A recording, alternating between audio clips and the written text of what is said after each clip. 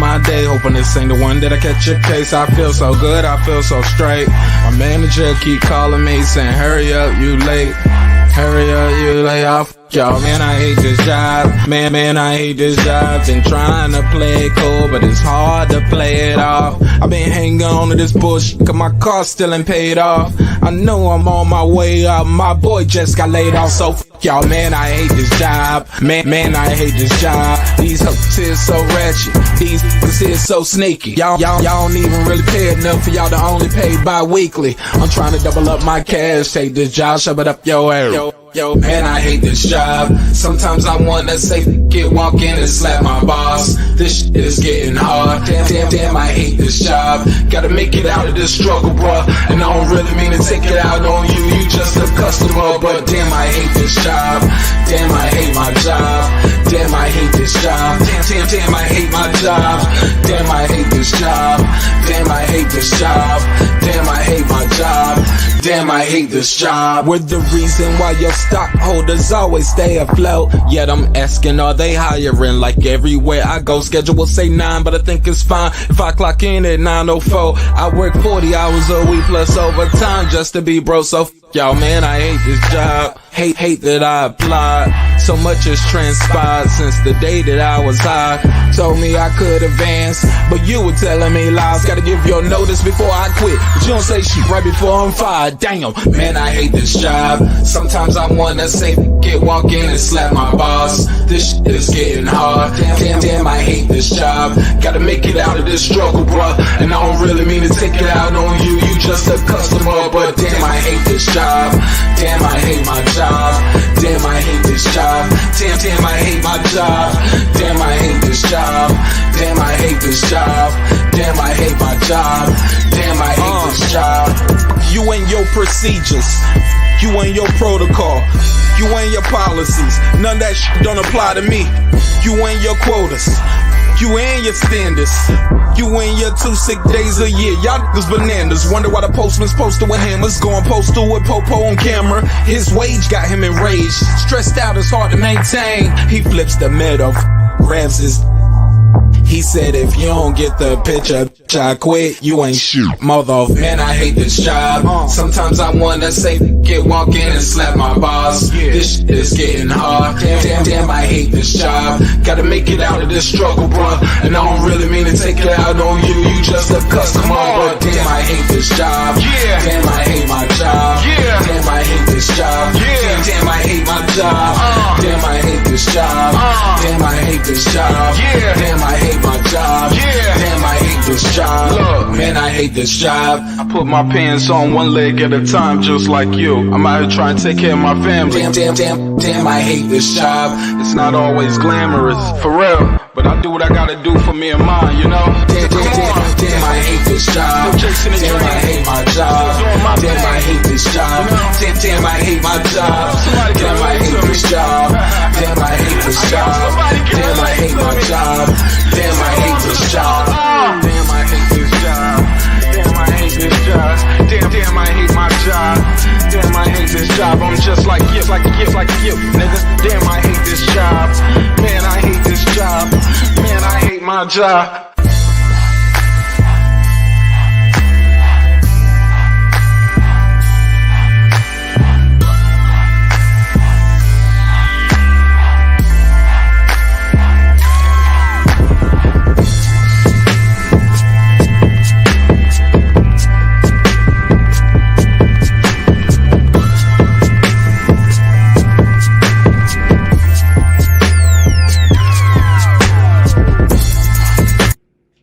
The views and opinions expressed in this program are those of the speakers, commentators, experts, and/or the host. They do not explicitly nor necessarily reflect nor represent the channel's policy or the views held by the channel or broadcaster. The broadcaster or its channel cannot be held accountable for all or any views expressed during the program. Basically, if I didn't say it, don't come for me. You come for the person who said it. And please don't sue me for somebody else's words. With that said, let's start the show, motherfucker. This that squad sound.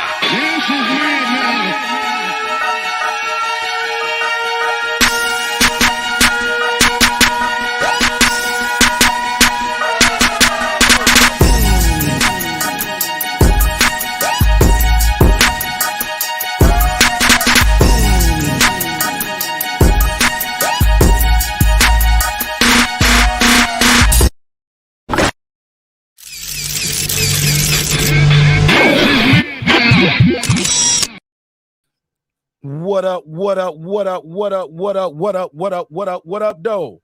What's popping? What's happening? What's going on? You're back in the lab with your favorite neighbor, your man Mark Nash. He is I am he. Another great episode of Breaking Beats. How y'all feel? What's the deal? Make some noise for yourself in the neighborhood. Let's get it. Make some noise.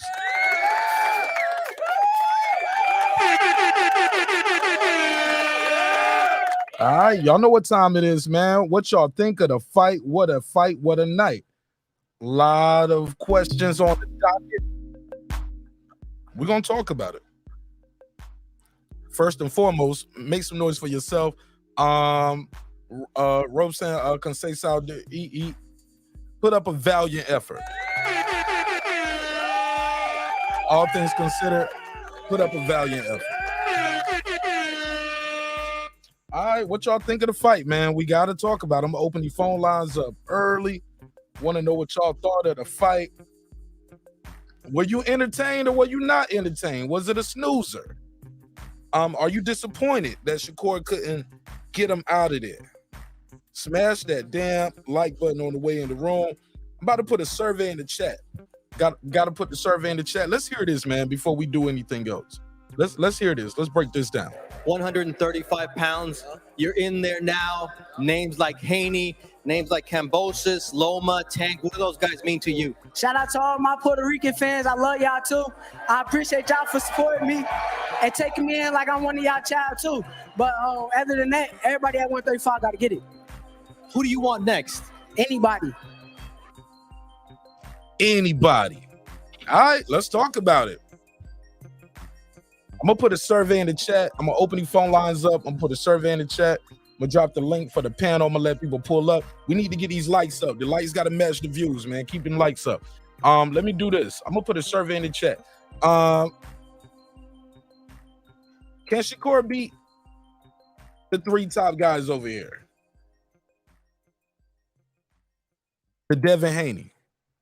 Can he beat Lomachenko? Can he beat Tank Davis? I don't even know why they mentioned Kambosos, maybe because he's with Top Rank. But y'all know we want to see him mix it up. He got a lot of food over here on Top Rank, though. He got a lot he can work with. But can SHAKUR, is SHAKUR ready for Devin Haney, Tank Davis, Lomachenko? Is he ready? Yes, he beats them all? No? He's not ready? Well, I'm typing this in while I'm doing this. No, he's not ready. Yes, he beats Loma.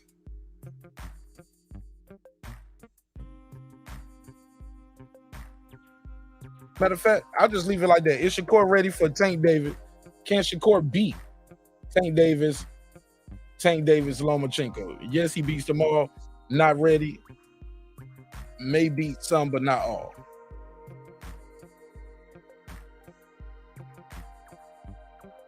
All right. Some, but not all. Y'all think he can beat all three of these dudes? Based off the performance y'all saw? Yes, he beats them all. No, he's not ready. Maybe can beat some, but not all the top guys.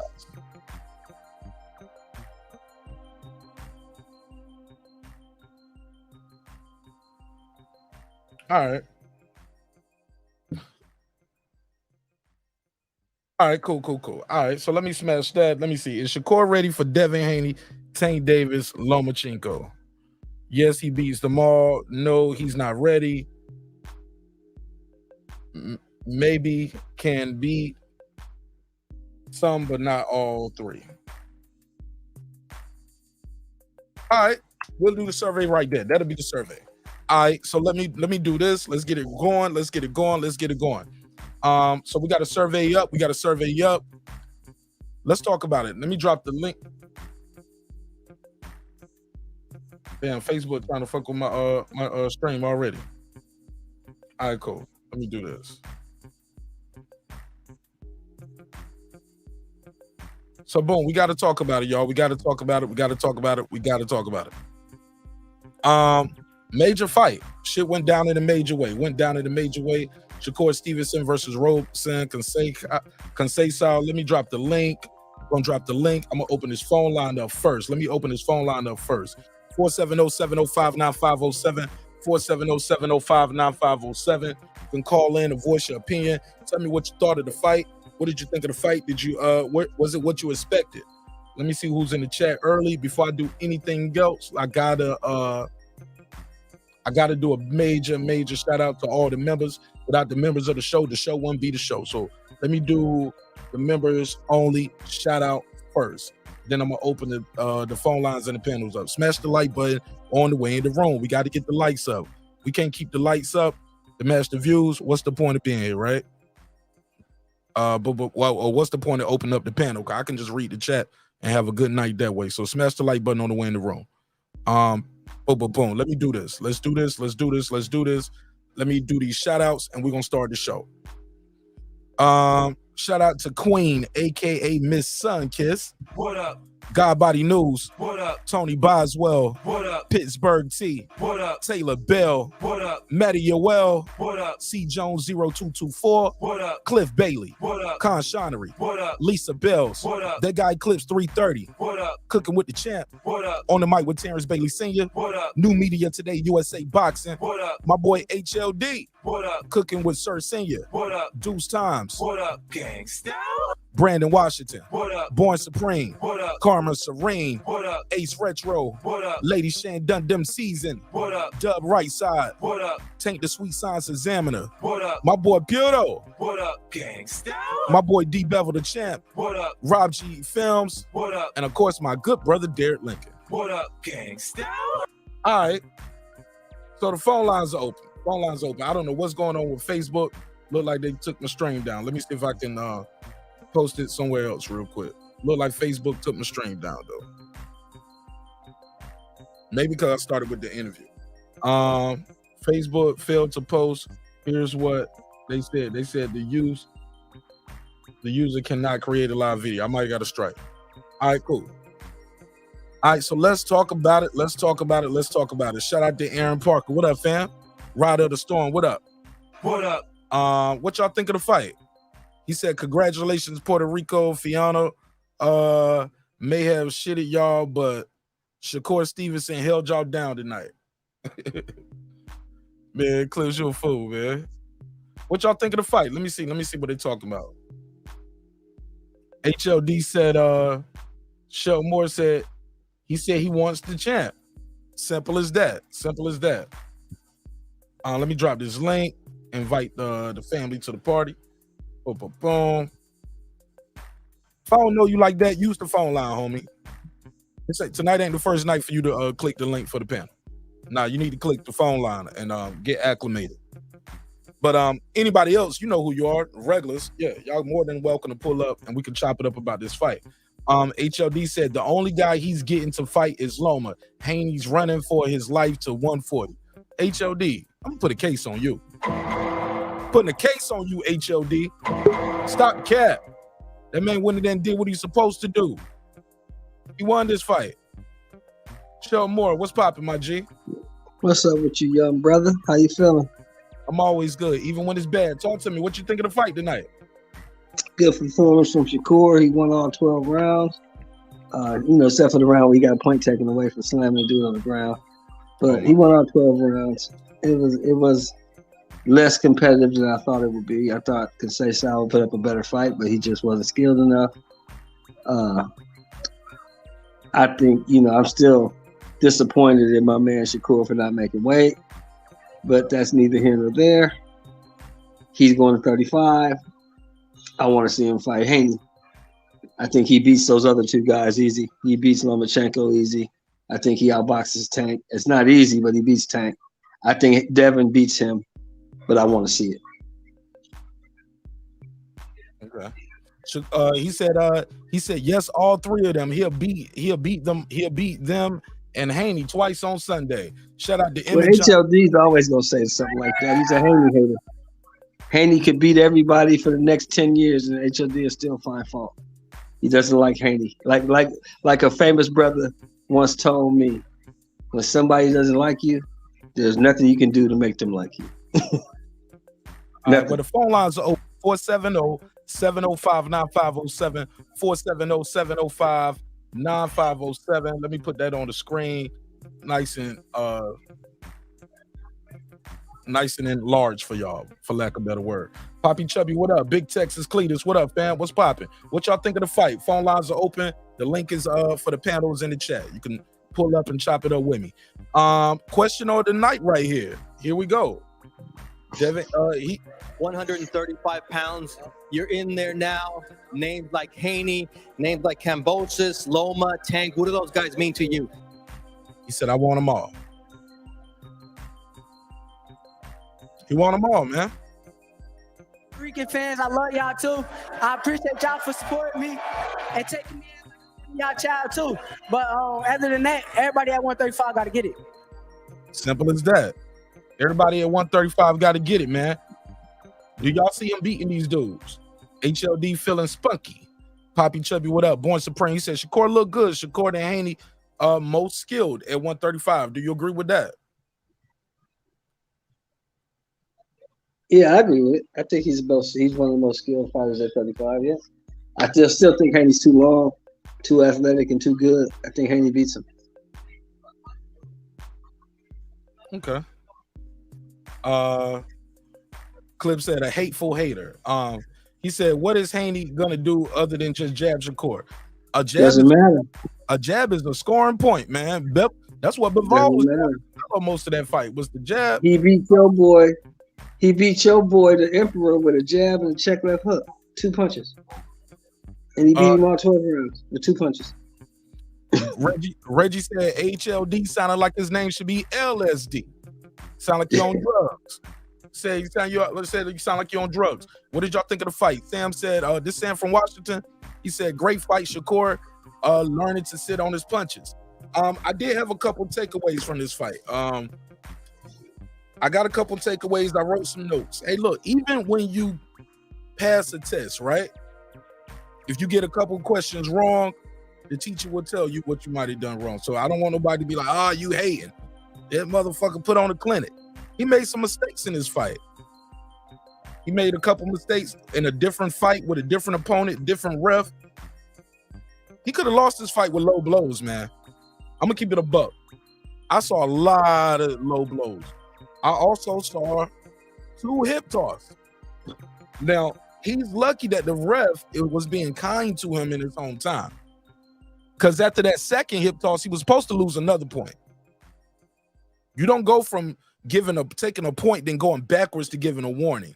Shakur got frustrated, winning damn near every round. Frustration was kicking in. What happens when he's not winning every round?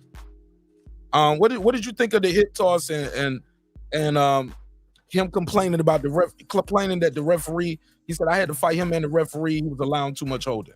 What's your take on that? Think the ref allowed too much? Because they Sal was holding a lot. He was throwing elbows down his head, but I saw all that too. So people are human, especially young emotional kids, especially fighters who's their adrenaline's pumping and they in fight mode. So Haney retaliated. That's what you're supposed to do. That's what you talk in boxing. Motherfucker hit you low, you hit him low. Motherfucker elbow you, you elbow him. He want to play dirty, you play dirty. That's what you taught in boxing. I don't know why people think that this is supposed to be some gentleman sport. Boxing is not for gentlemen. Boxing is for savages. Okay, Sam said he learned wrestling moves in Omar. That shit ain't cool though. He got a point taken. If this was a closer fight, that would have cost him. But it wasn't a closer fight. You're missing my point. The point is you're getting frustrated in a fight you're winning every round. Yeah, I agree. I agree with what you said. Go ahead, Mark. I agree. That's lack of discipline, man. Lack of focus. Well, lack of discipline showed yesterday when he didn't make weight. So what are we talking about? You trying to take my talking points. Go ahead. I'll let you cook. No, I'm just saying. You said it was a lack of discipline. That's a lack of discipline showed yesterday when he didn't make weight. So what are we talking about? What you think we talking about? Show more. I mean, we already know he's not disciplined. He didn't make weight. He's not disciplined. All those old school fighters that we know and love and we talk about, what's the one thing they all had in common? They all made weight, right? Sugar Ray Leonard ever miss weight? What about Hearns? What about Duran? What about Hagler? Iran Barkley. Any of them dudes ever miss weight?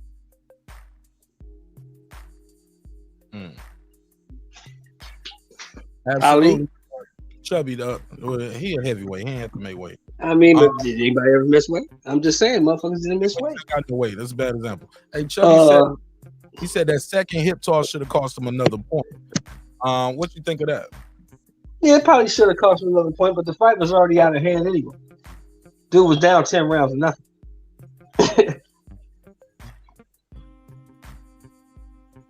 Okay.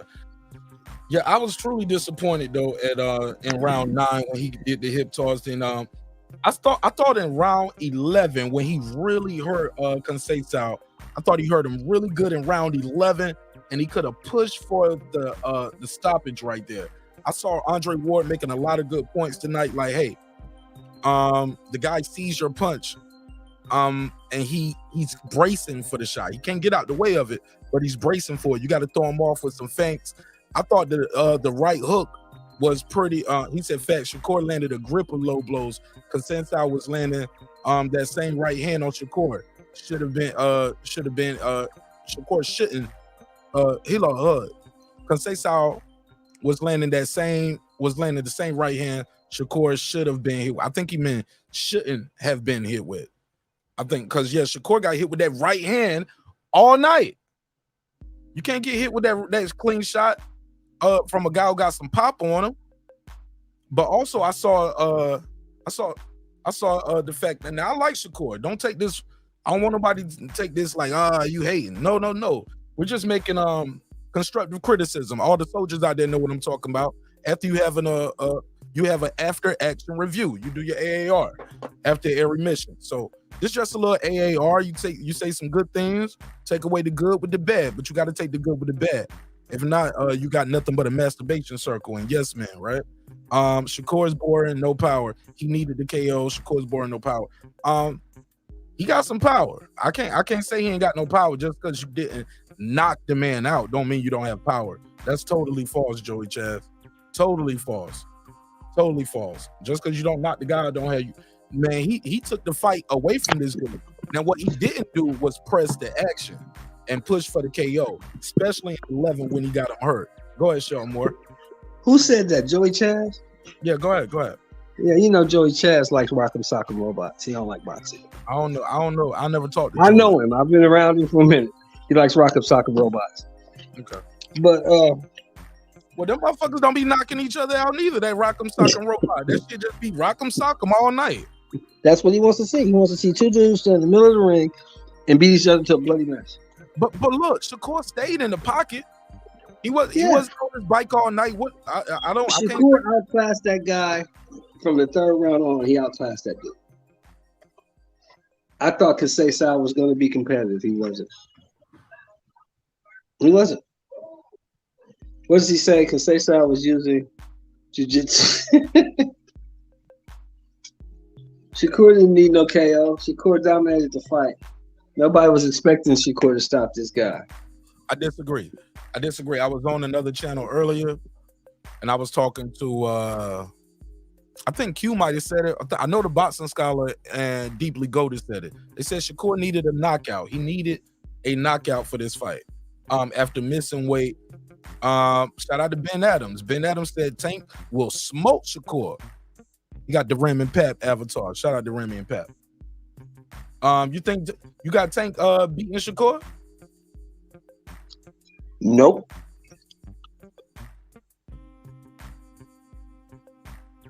Who do you see anybody in this?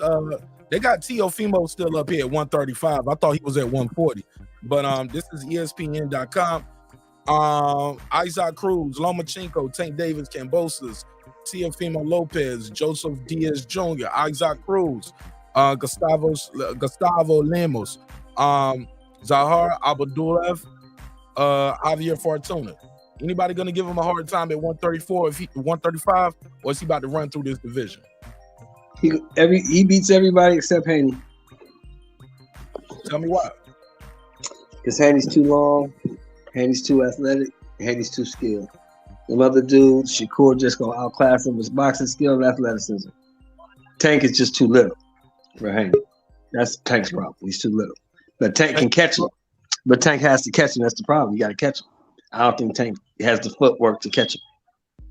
And by the time they fight, shit, Tank gonna be a little older. Exactly. But also, Tank is more has that frame for 135. Shakur is gonna be. Haney's growing out of that weight. Right. Got to keep the phone still, show more. I don't know what that is, or is that HOD? Talk to me, HOD. What's up? Or you can mute it, Sheldon, or I'm muted. What's good, HOD? Talk to me. Welcome home. Welcome home. Welcome home. What up, though? What's going on, big brother? Oh man, it was what it was. I thought it was gonna be a little bit more competitive, like Shelton was saying, but yeah. I mean, it's no surprise he was gonna win. To me, I mean, the guy's just phenomenal. He's a great talent. I kind of started about the same thing Shelton said. After the third round, it was starting to be evident. You know, the writing is on the wall. As far as, knocking him out and all that, I mean, the kid is not a knockout artist. I mean, if it comes, it comes. But Conceicao is a vet. He's a two-time Olympian, a gold medalist. He knows how to survive. And he did what he had to do to do so. So you got to give him credit for that in itself. But surviving. Yeah, I mean, hey, he took punishment, man. That guy took punishment tonight. I don't see anybody else, walking around taking that punishment just like that. A lot of guys would quit on the stool, all them body shots, and the low blows. Bro, Shakur was complaining about the ref. He said, "I felt like I was fighting him and the ref all night. I thought he was getting a pass from the ref all night." Well, the thing is, Shakur is the one who started off with the dirty low blows from the very beginning.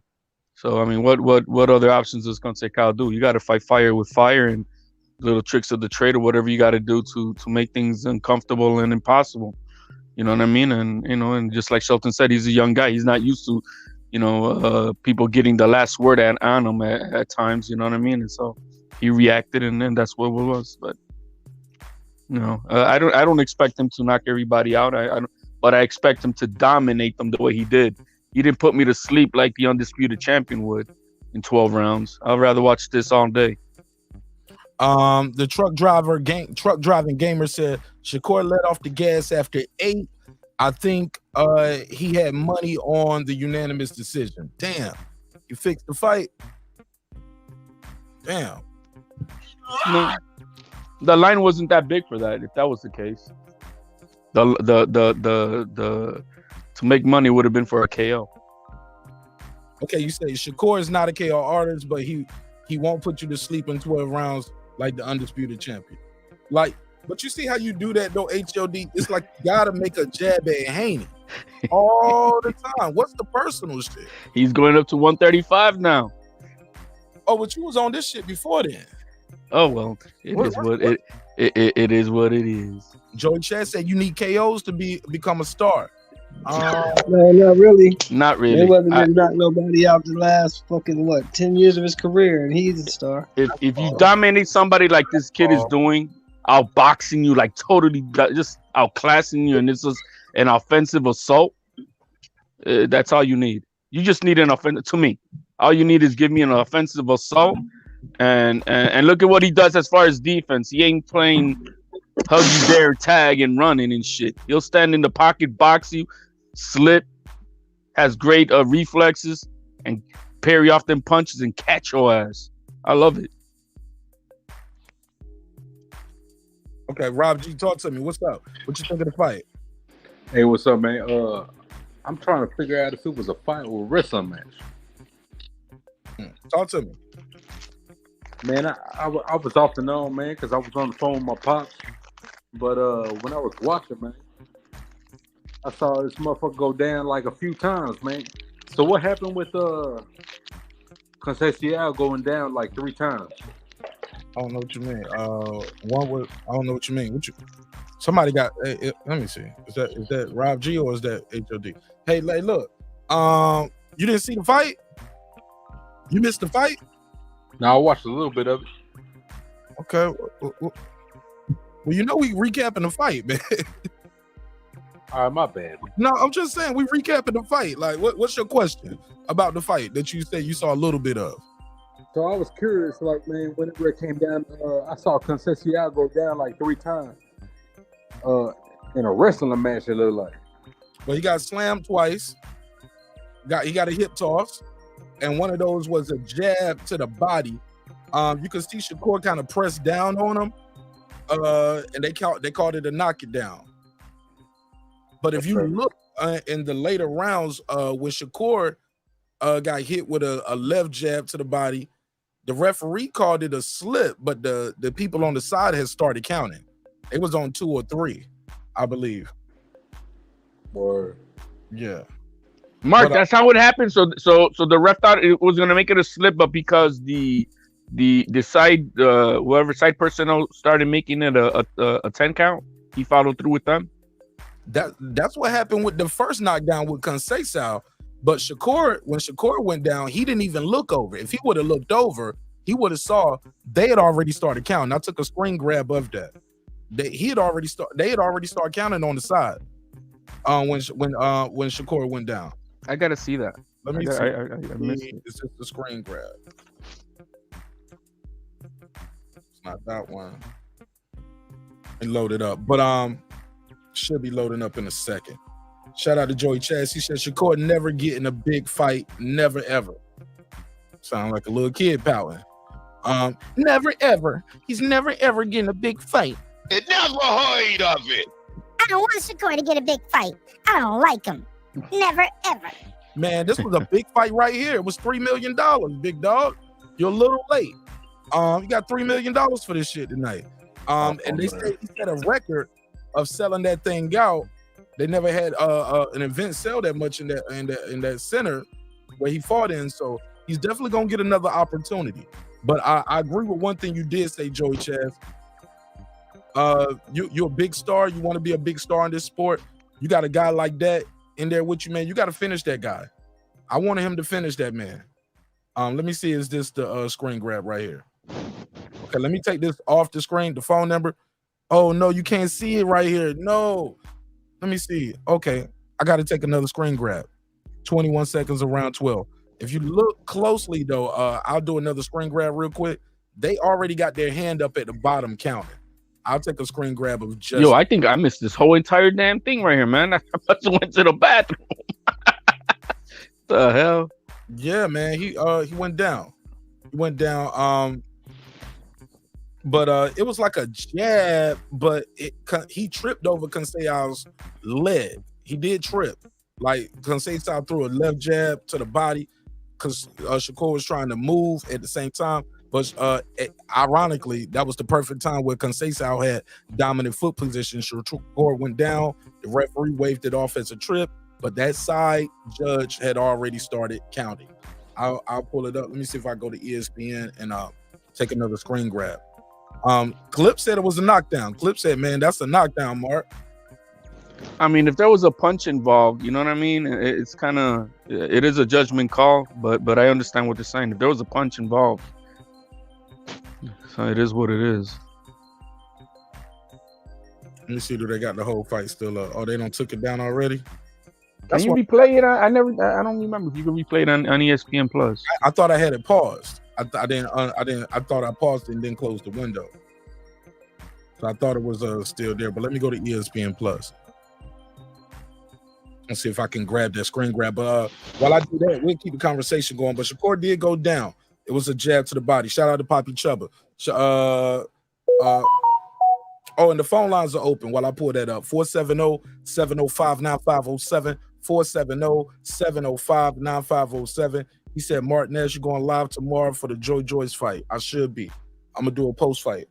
I'm going to watch the fight, but I probably, members only, they can watch it with me backstage. But other than that, I'll be doing a post fight immediately after. Absolutely. Shout out to Al Simmons. He says, Shakur need to stop fighting lesser skill fighters and move up to 135 where the heat is at. Didn't impress me at Conceicao could barely box. Conceicao, only reason, let me say something to Al Simmons. I don't know if you behind on what's going on, but he is moved up to 135. He did move up to 135. This guy right here, arguably, some people thought he beat Valdez. He only lost one fight, and that was to Valdez. He's a gold medalist. This guy can box. Shakur arguably. He survived Shakur. to Al Simmons. He survived all night because he could box and got a beard on him and was in incredible shape. If not, his ass would have been out here. But Shakur, just to let you know, Al Simmons has officially moved up to 135. He called out the big names at the end. This how it sounded. 135 pounds. You're in there now. Names like Haney, names like Kambosos, Loma, Tank. What do those guys mean to you? Shout out to all my Puerto Rican fans. I love y'all too. And taking me in like I'm one of y'all child too. But other than that, everybody at 135 got to get it. There you Who have you it. want next? Anybody. There you have it. So it's official, Al. He did call him out. Go ahead, HLD. No, I'm saying I'm just to this comment. Fighting less comp. He's arguably fought the top 3 guys at 130 in a row. He fought the top 3 guys at 130 in a row, which was Hearing champion, Valdez champion, and Conceicao. I mean, come on now. That's better than I think anybody else has done in many divisions as of late. What you think of him with the Puerto Rican flag behind him and donning the Puerto Rican flag? My thing is he is Puerto Rican. His father's Puerto Rican. He has that right. It's not for me to say that he doesn't have a right to rep it. I hope he embraces the culture. I hope he visits the island and it's just more than just a flag waving for the fans. You know what I mean? But he has every right to. I mean, he is what he is. What can I say? He's half Puerto Rican. You don't look at it as pandering? Well, I consider Berlanga pandering, and he's Puerto Rican. He about the bloodline. It's about where you're born. No, it's just that he's using it for the fanfare in itself, and not that really he is. You know what I mean? So I do see him pandering. Hector Macho Camacho, he's from New York, but he wasn't pandering. You know what I mean? He wasn't looking for that. He was what he was. This guy, so I mean, it all depends on how you go about it. That it could be, whatever. But do they have every right to? Of course, they're Puerto Ricans. Did you know Cotto was born in Rhode Island? I just found that out. Yeah, you told me that not too long ago. Yeah, exactly. Cotto's another example, right? I just found it out this year, bro. Mm-hmm. It's like Cotto from Rhode Island. All right. Did he make a statement tonight, or did he just get by? Look, I wasn't rooting for Shakur tonight. I knew he was gonna win, but I wasn't rooting for him. I think everything from yesterday throughout today was a scheme and a strategy. Missing weight was on purpose. If you saw the interviews, did you see the interviews beforehand? He didn't even try to cut weight.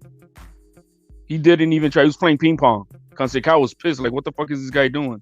So I saw, like I was saying before, that I always said this is a form of cheating. It happens all the time, and the penalty should be a lot more than what they're doing. But because I mean, right now I would like to know, okay, does he have to pay the sanctioning fee since he was stripped for this fight? I did ask that same question, but he paid a fee. Yeah, he paid a $50,000 fee. He paid Conceicao $150,000. I looked at it was 20 and 20. 20 and 20. What was 20? 20 and 20. I thought it was 20 for the WBO, 20 for the WBC. That was the fee for missing weight. Okay, yeah, the penalty. But I'm saying as far as sanctioning fees for the belts. Yeah, that's what I'm saying. It wasn't $50,000 that he had to pay. It was No, okay, that's the penalty for missing weight. But I'm saying when you're gonna fight with the belts, each sanctioning body gets, I think it's 3 or 4% of your purse. Yeah, so 6%.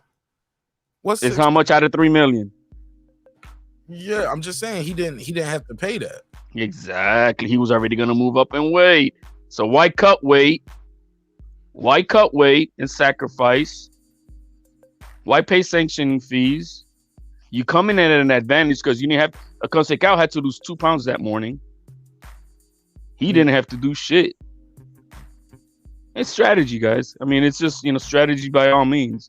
By the way, who told Conceicao to start wrapping your gloves 2 hours before the fight? Somebody told him some fucked up hours too.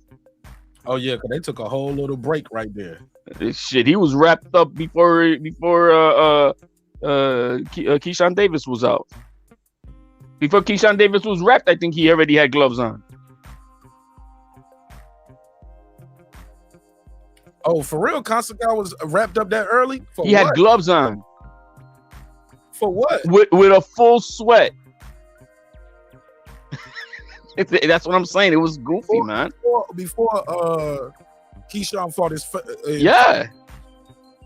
In a full sweat. When they interviewed him, he had a full sweat. And then they show a picture of Shakur. He's like taking a little. He's resting on the couch with a mini nap. Be relaxing. I would have told him take these damn gloves back off. But he already had a full sweat and everything, bro. I wouldn't. Oh my God, he thought the fight was earlier, didn't he? I'm saying, bro, these are in-house games. Oh shit. Well, I got you. What you think of Keyshawn Davis' performance as well? I love this kid. I think he's ready. He's ready. Bring it. I know they're bringing him along because he's only got 5 fights, but he's ready. This kid is ready. Like I said, man, Haney ain't gonna be at 135, bro. He's gonna have to now pounce around and see if he could get one of these belts from one of these other guys at 140, like maybe LeBron, the Puerto Rican guy who won the belt today from the WBA or something. Who? He was on the undercard. LeBron. Who you said need to fight him? Haney. He'll probably pick that guy to fight to get the belt at 140. Man, stop your hate, HLD. He's not gonna stay at 135 after if he doesn't fight Lomachenko, and that's it. He's running. So he's got to. Who's he gonna fight at 140? Champion. He's undisputed. He's next in line. He gonna fight a damn champ. What you mean? Who he gonna fight? He ain't gonna. If Taylor's there, he ain't gonna fight Taylor. I know that. Why? You think he's scared of Taylor? He ain't gonna take Taylor. You think he's scared of Josh Taylor, bro? His team ain't gonna put him in there with Taylor. He's scared of Josh Taylor. They ain't gonna put him with Taylor. They ain't gonna put him in with Regis Prograis. Why not? You think he going to 140 just to get a check? You don't think he want to be a champ at 140? HLD, stop playing with me. Nope. I'm putting a case on you. Nope. Put the case. Let's talk about it. Case. What happened to the $10 million that Tio was overpricing himself to fight Haney? Who got the $10 million? Oh yeah, it was Camboso. So it wasn't being overpriced. Oh, what happened to the meeting with Bob? Tio knew he wanted that. Tio, come on, man. I was on the line with his. I know you were on the line, so I'm throwing it out there. Come on, man. Stop the cap. No, the cap is you got caught with that. Now, who got the $10 million? What did Daddy tell me? Camboso's got the $10 million. Daddy tell me when I said, so what does Haney have to do? Because he kept saying he ain't fought nobody. What does Daddy tell me? I said, what he got to do? When would y'all fight him depending on how? Never, motherfucker. That's what he told me. Because he knows you're picking the thing. You know how a junior is, bro. He knows that you're trying to fuck with him. He's like, man, he's gonna say whatever opposite it is. Y'all didn't know nothing about me. I was a YouTube baby at that point. I knew you, Mark, back then. I mean, I knew you back when you were a bit over there with Punch and shit. I still rock with Punch. Yeah, but I'm saying, back then it was, before you had your full blown channel, man. Yeah. I still rock with him though. Still rock with Punch. Salute the Punch Drum Boxer, man. Absolutely, it's my brother. Yeah, smash the like button on the way in the room. I'll say this though. You tripping, homie? He ain't running from these dudes. You think he going to 130? You think this guy's going to 135 and don't want the champions? But you think Haney's gonna run to 140 and he don't want no champions? You think he's gonna go up there and fight guys like Kemper? Like your boy? Yep, he is. He fought a Linares. He fought a Jojo Diaz. He fought a Gamboa. Another one more accomplished than Kemper. Look what Shakur did right now in 3 fights in a row. That's all I gotta say. Look what Shakur did in 3 fights in a row. Where does Haney stand on that? What you mean? I thought what you mean? I don't even get the point of the question. Those guys look at the level of competition, man. At 130. At 130. It's some dogs at 135 and 140. HLD, you tripping. 470-705-9507. If y'all think my boy HLD tripping, call in now. 470-705-9507. Shout out to Puerto Rico. Puerto Rico. Yo, man, you tripping, HLD. He said, y'all sleeping on my Puerto Rican sub-red. Matias at Matias. How you say it? Is it Matias or Matias? Matias at 140. I ain't sleeping on nobody, Rubski. I promise. I ain't sleeping on nobody. I think everybody. Man, DB3 would hurt Haney at 135. That's I got DB3 putting the pain on Haney at 135. Gotta hit him. Oh, he's gonna smash him, bro. That kid is special, man. He's got an ugly mean streak in him, bro. I love it. He's a puncher boxer. I think I heard somebody compare him earlier. I think it was a G-Funk was saying he reminds me of Sugar Shane Mosley. He's just a boxer puncher, but everything he throws is with bad intentions. So man, it's gonna be good, man. We'll see what happens, man. Yeah. I'm gonna say this. My boy A Sneeze said HLD big tripping. Okay. Reggie pull up. He said HLD became a super Shakur fan because Shakur is claiming Puerto Rico. I'm claiming him. You damn right. Nah, man. I always said when his fight he had with Nakatali, that was bullshit. And he promised he was gonna fix that shit. And when he came in and he fought Herring and the way he did, like okay. And then when he did to Valdez, he earned my respect and following after Valdez. Was this fight more exciting than than the Canelo Triple G fight? Were you more excited about this fight? It was about the same, I think. I'll be honest with you. I mean, people said that fight was boring. Was this fight boring? I think it was about the same. If you wanted to compare no, you know what? I mean, it was probably a little bit less. It became less compared because he broke him down more. He definitely broke down Conceicao more than Canelo did to Triple G. But I mean, both of them went 12 rounds. So I mean, it's about the same. It didn't put me to sleep. I know I've seen other 12 rounders that put me to sleep. Same question for the chat. Was this fight more entertaining for you guys than Canelo versus Triple G? Want to know what y'all think about that. Reg said give him 10 minutes. All right, cool. He said, who's the top dog at 140 right now? That's still Josh Taylor until somebody beats him. Yeah, Josh Taylor was undisputed, man. Even though he dropped some of those belts, he's still that guy. Because he beat Regis. I'm really trying to find out the details with Taylor because can he fight in the U.S. or can he not fight in the U.S. because of all that MTK bullshit? You know what I mean? That's why I'm hearing that's why he's dropping the belts because he cannot fight the mandatories over here. And so that's why he has to drop the belts. And so that's where he's at.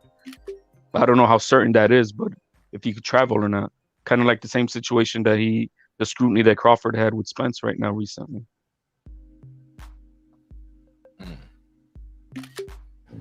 Let me put this on the screen. Somebody asked me about that. I'm gonna put a graphic on the screen so you guys can see the top dogs at 140.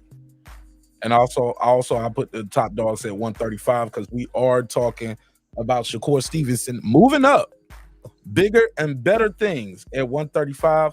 Massive paydays ahead for this young man against these hell of a talent pool. One of the best divisions in boxing, right? Is that fair to say? Oh, it is talent-wise. Unfortunately, everybody's segregated by who they're fighting for. You know what I mean? Under what banner? And so when I say Shakur's going to go to 135, the only two possible fights that he really has is going to be Loma and Haney if he sticks around. That's it. All these other guys, they're not coming over here. Maybe Kambosos, you know what I mean? If he decides, if he's still fighting, or who knows? I mean, we don't know what's going to happen in what, 3 weeks or whatever. But that's about it. That's all Top Rank has got. They got some. No, that's all Top Rank has got, I think. Oh, and Keyshawn Davis. I forgot Keyshawn Davis. All right, what's up, Puro? How you feel? What's the deal, homie? Welcome home. Welcome home. Welcome home.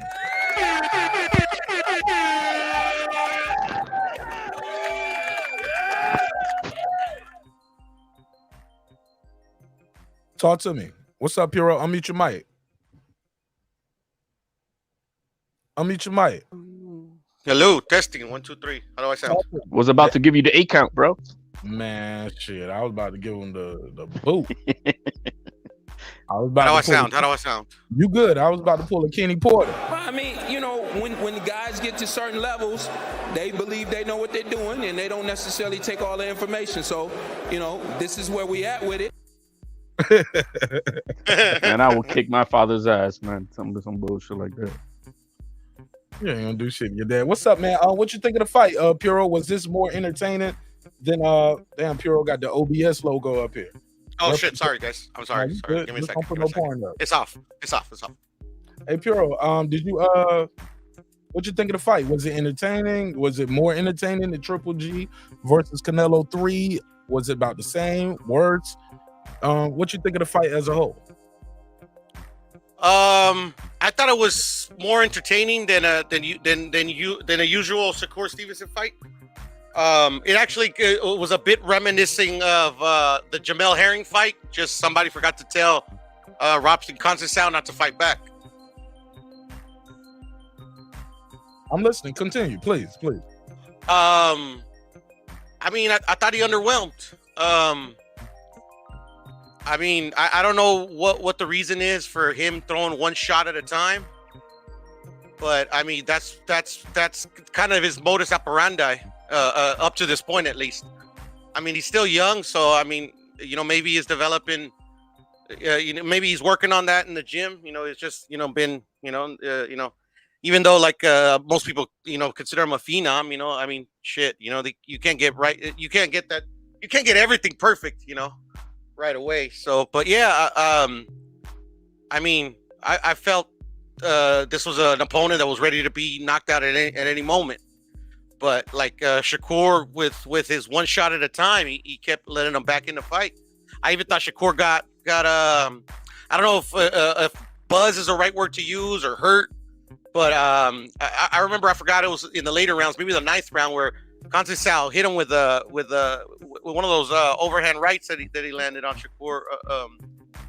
I think it's safe to say quite a bit, or maybe with some frequency. And I remember, because I actually watched the fight with Scholar and Goated, and I was like, is Shakur hurt? Is Shakur hurt? And then like literally Shakur didn't throw no punches in, and that was like the best sequence that Robson Conceicao had. And I think he did have him hurt, but I think Conceicao doesn't have the power, to capitalize where he did capitalize on the moment. It just didn't have enough power to kind of like, really hurt Shakur. His legs were gone. Yeah, right. Like I think his legs were gone very early. Yeah. But I mean, I think this just kind of proves that, one, he didn't press him when he had him hurt, and when he truly had him where he had him multiple times where he could have put him away. But it's just one shot at a time, and it just wasn't enough. And also, like I think I said it yesterday or on an earlier live, Mark, that Shakur has no power. And unfortunately, I know he's moving up to 135 now. I think I did watch the what do they call it? The playback about how you went live after the what was it? You went live, and HLD gave the little theory, the weigh-in, and then HLD was saying about like I think Shakur probably did this like to get an advantage. Advantage. Yeah, and well, if that is the case, it didn't work. Well, he's not a knockout artist. That's a fact. But to say that he doesn't, he has what I consider a cumulative power. That's what he does have. He has respectable power. Is he a knockout artist? No, but he does definitely have respectable power. I mean, he'll stop you in your tracks. You're not just walking through him. He's not pillow fisted. I wouldn't call him pillow fisted by no means. He's got respectable power. He's just not a knockout guy. He's not a one punch knockout guy. He's not a Tank. He's not a Ryan Garcia type of guy. Man, but he fights like a one punch. Oh, sorry. No, I was just saying, shout out to my boy B Mac and the whole Mac Mob, Rebel Life, E Thriller, all the homies over there, man. Appreciate y'all, man, for what y'all doing, man. Love what y'all doing over there. Keep doing it in a major way. Mac, you can pull up too if you want to. The link is pinned at the top. Nothing but respect for the Mac Mob, baby. Shout out to Mac. Go ahead, though. Yeah, sure, where did I leave off? Yeah, but he fights like he's a fucking knockout artist. He fights like he has one punch knockout power. Because after you accumulate so many punches, and he just like steps back and he doesn't punch in combination. And unfortunately, in my opinion, Robson is not elite level. That's not going to work at the elite level. It's not going to work. He's not elite. Not elite. I got to put a case on you. Yeah, no, Robson. He's elite, bro. He's not a scrub. Y'all know Shakur. No, I don't think he's not a scrub. But when you saying he didn't land a lot of combination, you know he had a career high landed tonight, right? Yeah, no, he hit him. He hit him a lot and often, but not in combination. Like one of these, thank you, baby. One of these punches that like literally like that he hit Conceição with, he hit him flush, and I even thought he buzzed him or hurt him. He didn't follow up. I mean, if he has respectable power, you have to know. And I think it's like a basic. It's like a basic in boxing. If you don't have the type of power where you can truly hurt a guy with one punch, you follow up in combination. You make the ref do his job. You get what I'm saying? So you didn't see him throwing no combinations tonight? There were few and far between, Mark, and not at the most ideal or opportune moment. If you get what I'm saying. Putting the case on your Mexican ass, and your Puerto Rican friend up here. Brown and proud, homie. Brown and proud, bro. What's up? On this young king right here. He went in there and did his thing. He did what he's supposed to do. Andrew Tucker World in the building. Lisa Bell's Brick City all day. Brick City all day, ain't it right, Lisa Bell's? Let them know what's popping. They in here hating. I'm fucking with you. I already know that. That's cool. Shakur, you forget what type of fight. Shakur is an offensive, defensive fighter. So he's not reckless, and he doesn't want to do that reckless thing. So he is who he is. He knows who the fuck he is. He ain't gonna be something that he's not. That I can say. He's not trying to figure out it and asking people if I got power. He ain't doing that shit. He knows who he is. That dude would have walked through him. People will be walking through him, y'all. Power is relative. Nobody's walking through this kid. Just like anybody walking through Devin Haney, HLD. Hey, look, he landed a career high body shot, 75. Yeah. He landed a career high of punches, 199. So he was letting his hands go, but I agree with you guys, especially I wrote this in my notes, round 11. We was backstage watching together. Clips was like Shakur playing with his food. Well, this is one thing that his corner was telling him, and it's probably a thing. The kid is so good, he gets bored in there, man.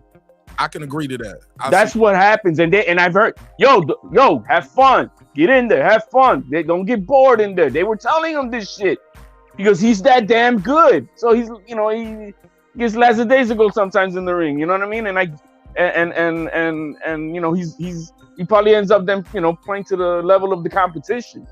But he is. So he's lazy. Is what you're saying. He can be, maybe. Yeah. But at the same time, he is a defensive, offensive type of kid. He's not a straight up just machine. I'm going to get hit in the head 10 times and I'm going to knock you out with my one, like AKA Tank Davis. That's not his style. His style is, I'm going to stay in the pocket. We're going to bob and weave. I'm going to catch you, parry, Pam. I'm going to make you eat this shit. And that's that. But is he a killer? Is he Keyshawn Davis? Like when Keyshawn Davis hurt that dude and wanted to just kill him? No, that's not his style. And so I acknowledge that and I respect that. That's who he is. At least he knows his fucking identity. He ain't trying to figure out who he is. He knows who he is. And so that's what it is. That's what you see is what if he can get you out, he'll get you out. And if he can't, he's okay with still popping and papping you all night. But he's hitting you. He's making you suffer. He'll make you suffer. So you think he'll never add little wrinkles? You think this is how it's No, of course there's always improvements. No, we're not saying that this is the finished product. The kid is only 25 years old. But he knows who he is and he'll get better. But I mean, Jesus, look what he's doing and we're talking about, and he will get better. Shit. It's gonna be scary. Man, I see him changing though. I don't see him fighting the same way he fought. I agree with I forgot who the first person was to say it earlier. I think it was Shelton Moore, one of the first people to bring in. Who was it? Somebody was like he was sitting down on his punches more. I do like that. Was that you, HOD? No, I think Shelton may have said that, but yeah, he has been. I mean, he has been. Look what he did with Herring. Look at what he did with Shakur. And look what he did to him. He's sitting down on his punches. He's not playing tag. That would be him like slapping himself and punching himself. I know what you meant though. You meant Valdez. I mean, yeah, Valdez. I'm sorry. You know what I mean? And so, yeah. He's still punching off the back foot though. Man, he's coming forward with the straight jabs to the body, or lead lefts to the body. What I didn't see that much tonight, I didn't see the right hook that much. And I thought it was times in there, and I saw clips. I was like, maybe he's saving that for later. And sure enough, he did unleash the right hook more as the fight progressed. But I was like, where's the right hook at? It was his rights. He was using it all to the body, man. He was killing that dude. Straight left into the body. He landed some right hooks to the body, but that lead right hook was there for him. Or like, cause the guy was expecting the jab, the high guard. Like, I was like, man, why he don't arc that shit around the high guard? He started doing it round 10, 11, and 12. But I was like, that shit was there early. I know it's easier for me to say that watching on TV. But let me do this quick drop real quick. Shout out to the Mac, my baby. My boy said, damn, B-Mac said he can't pull up. Damn, I really enjoyed chopping it up with B-Mac, hearing his conversation, man. So I wanted to share the panel with him. But he said, my apologies, my brother. I wanted to support the channel. He said, I have some other obligations, my brother. One love to Mark Nash. Hey, I ain't mad at you, man. It's all good, my G. I got 5 on it. The Mac Bob, aka is saying other obligations. It's Friday night, baby. Right. Hey, look, I ain't mad at him. Shit, I'm gonna end this one probably a little earlier than we normally end these. I want to do. We gotta have that other conversation, man. I want to do a members only live, and chop it up, man. Probably talk about that. Some other shit. You already know it. Oh yeah, the situation. Yeah, man. We got to talk about the situation. We got to get some straightening on that shit.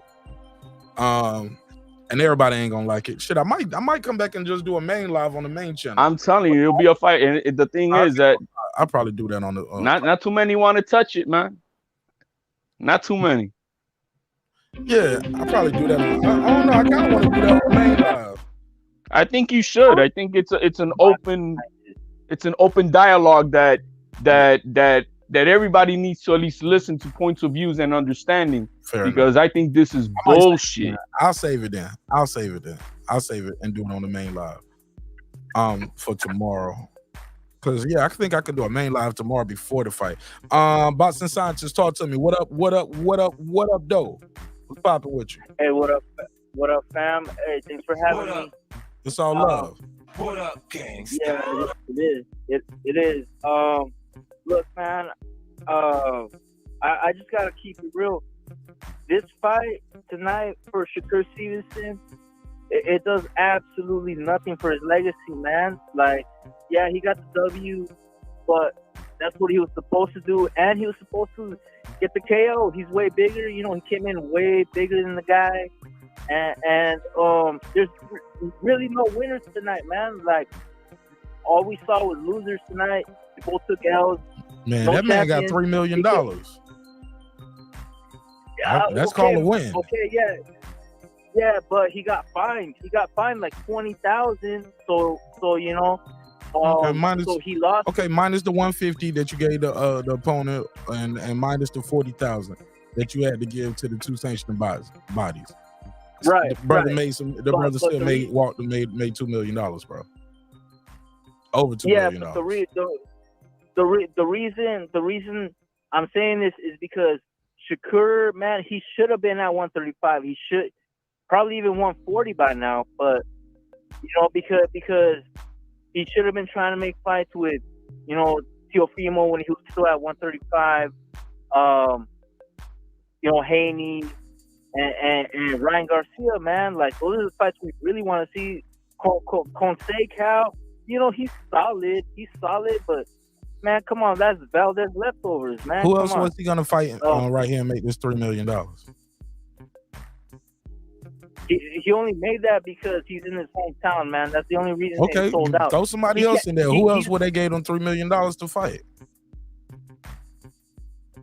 That's what I'm saying. At 130, nobody, man. At 130, nobody. He's got to move up, man. And hold up, that's what he's doing now. He's moving up. I don't know if you heard the news. He's at 135 now. This was the last fight. But you got to fight right now. You got to make some money. This is what you do for a living. This is probably one of the biggest purses he has so far. He does know why he fought Conceicao, right? He fought him because everybody thought Conceicao whooped on Valdez. So to make it clear, loud and clear, crystal clear, he beat Valdez and he beat Conceicao. Period. Leftovers or not, but I think he fought Valdez, who was actually Conceicao's probably leftover. And to be fair, homie, everybody is somebody's and my G, boxing scientist. The scientist. Everybody's somebody's leftovers unless they undefeated. You know that, right? You know Loma is a couple people's leftovers. You talking about fight Tio's Cambosa's leftovers. Everybody somebody's leftovers unless they undefeated, bro. Facts. You got a point there. But and when it's a win, I would just like and let's not be clear, like let's be clear, like HOD says, some people thought he won that Valdez fight. Who Conceicao? Yeah, Conceicao. Some people think he won that fight. You didn't know that? You never heard of that? Never heard of it? I heard of it, but come on, man. It is what it is. At the end of the day, the record books show that Valdez won. You know, so we can sit here and argue about who really won. But but the people who know boxing, like the boxing scientists, wouldn't consider that the leftovers because we actually saw that fight. That was a close competitive fight. Who's his horse in the race? I like to know. Facts. Fought him versus the way Valdez beat him, totally different, night and day. It won't even close, and the Valdez fight won't even close. So he's going up to 135 now. So do you see him beating any of these guys at 135? That's what I'm trying to tell you is, you know, all the top dogs, by the time he moves up to one, he waited too long. Like that's what I'm trying to say is this was a waste of time. No, man. sir. Let's think about it. Even in this spot right here, he couldn't have fought none of those guys at 135. We already know who's Haney about to fight next. Haney got a fight size, so he couldn't have fought Haney tonight. He couldn't have fought Tank Davis. He couldn't have fought Ryan because Ryan's at 140. Tio's at 140. He couldn't have fought Loma because Loma got a fight already signed for this. Like, who was he gonna fight? He collected 2 belts in a year's time. What is he talking about? They took forever to do what? He was collecting belts. Who's his horse in the race? I'd like to know who's his horse in the race. Who's your horse, my man? Who's your horse at 135 that you think they're doing so much, and he's waste whatever? Who's your horse at 135? At 135, man, right now, probably Lomachenko.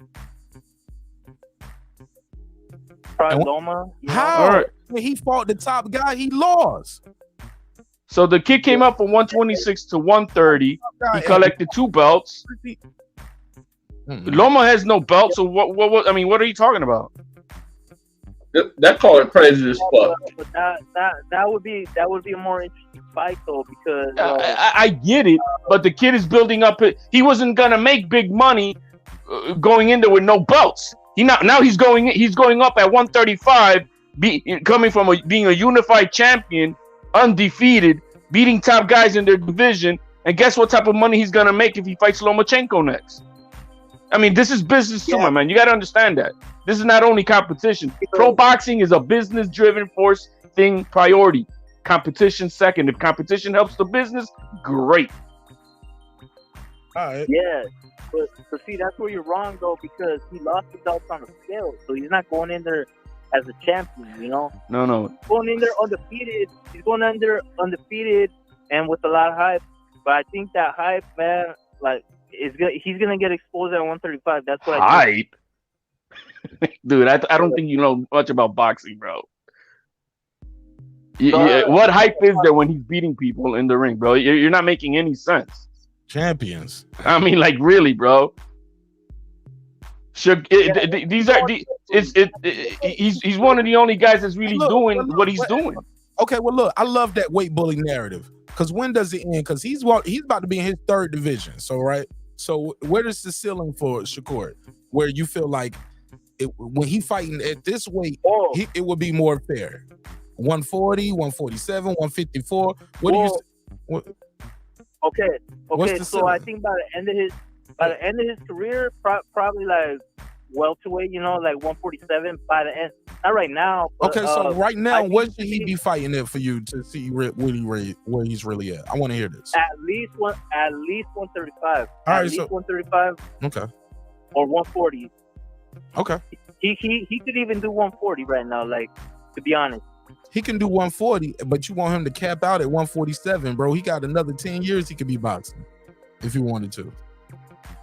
If he took his time. Well, how old is he? He's in his 20s. He's in his 20s. He's 25, right? I think he's like 25, 26. Let me type his name in. Shakur Stevenson. Let me see. He's 25, guys. Bro, 25. And you want him to spend what, 10 years at 140 and 147? You ain't never heard of growing into the weight? I think he maxes out 154 maximum. I don't think he goes. Man, you don't know much about boxing, bro. You think he's gonna max out at 154? Yeah, I don't think he goes past 154, man. That means you think highly of his skills, because that's not a skill to be motherfuckers at 5'8" at 154. So that means you do think highly of the kid. All right, well, I appreciate your call, man. You got anything else, or anybody got anything they want to say to the caller? You need to learn more boxing, my man. He's the science. Stay off the drugs. Thank you guys. Yeah, I'm the only scientist here, though. All right. Okay. We got the crazy scientists. I'll smoke your own supply, scientist. All right, man. It's all fun, man. Hey, come back anytime. Boxing scientist. You got a channel? No, I don't, man. I don't. You guys are doing a good job, so I don't have to. How they gonna get the science from you? Maybe one day, man. I don't know. Man, drop that science on it. Man, you should do that shit. I'll think about it. Man, when you do, I'm gonna be your first subscriber. I'm gonna be right there. I believe his science is in the pipe right now. In the words of Nino Brown, don't get high off your own supply, man. God bless y'all, man. Y'all have a good weekend. Man, see, he don't brought God in it. Y'all can't say nothing bad to him. Just say God bless him too and good night. Y'all leave him alone. Shout out to my brother, the Boxing Scientist. Blessings. Always pulling up and supporting the show. Thank you, my brother. God bless. All right, man. Yeah, man. Man, y'all just so mean to people. Y'all know we live, right? Everybody can hear y'all. I just said blessings, Damn. man. Damn, where'd you say that nigga was on the pipe? Already. Was he cooking? Man, y'all smash the lights, man. The lights ain't matching the views, man. Smash the lights, yo. What you think of the view? What you think?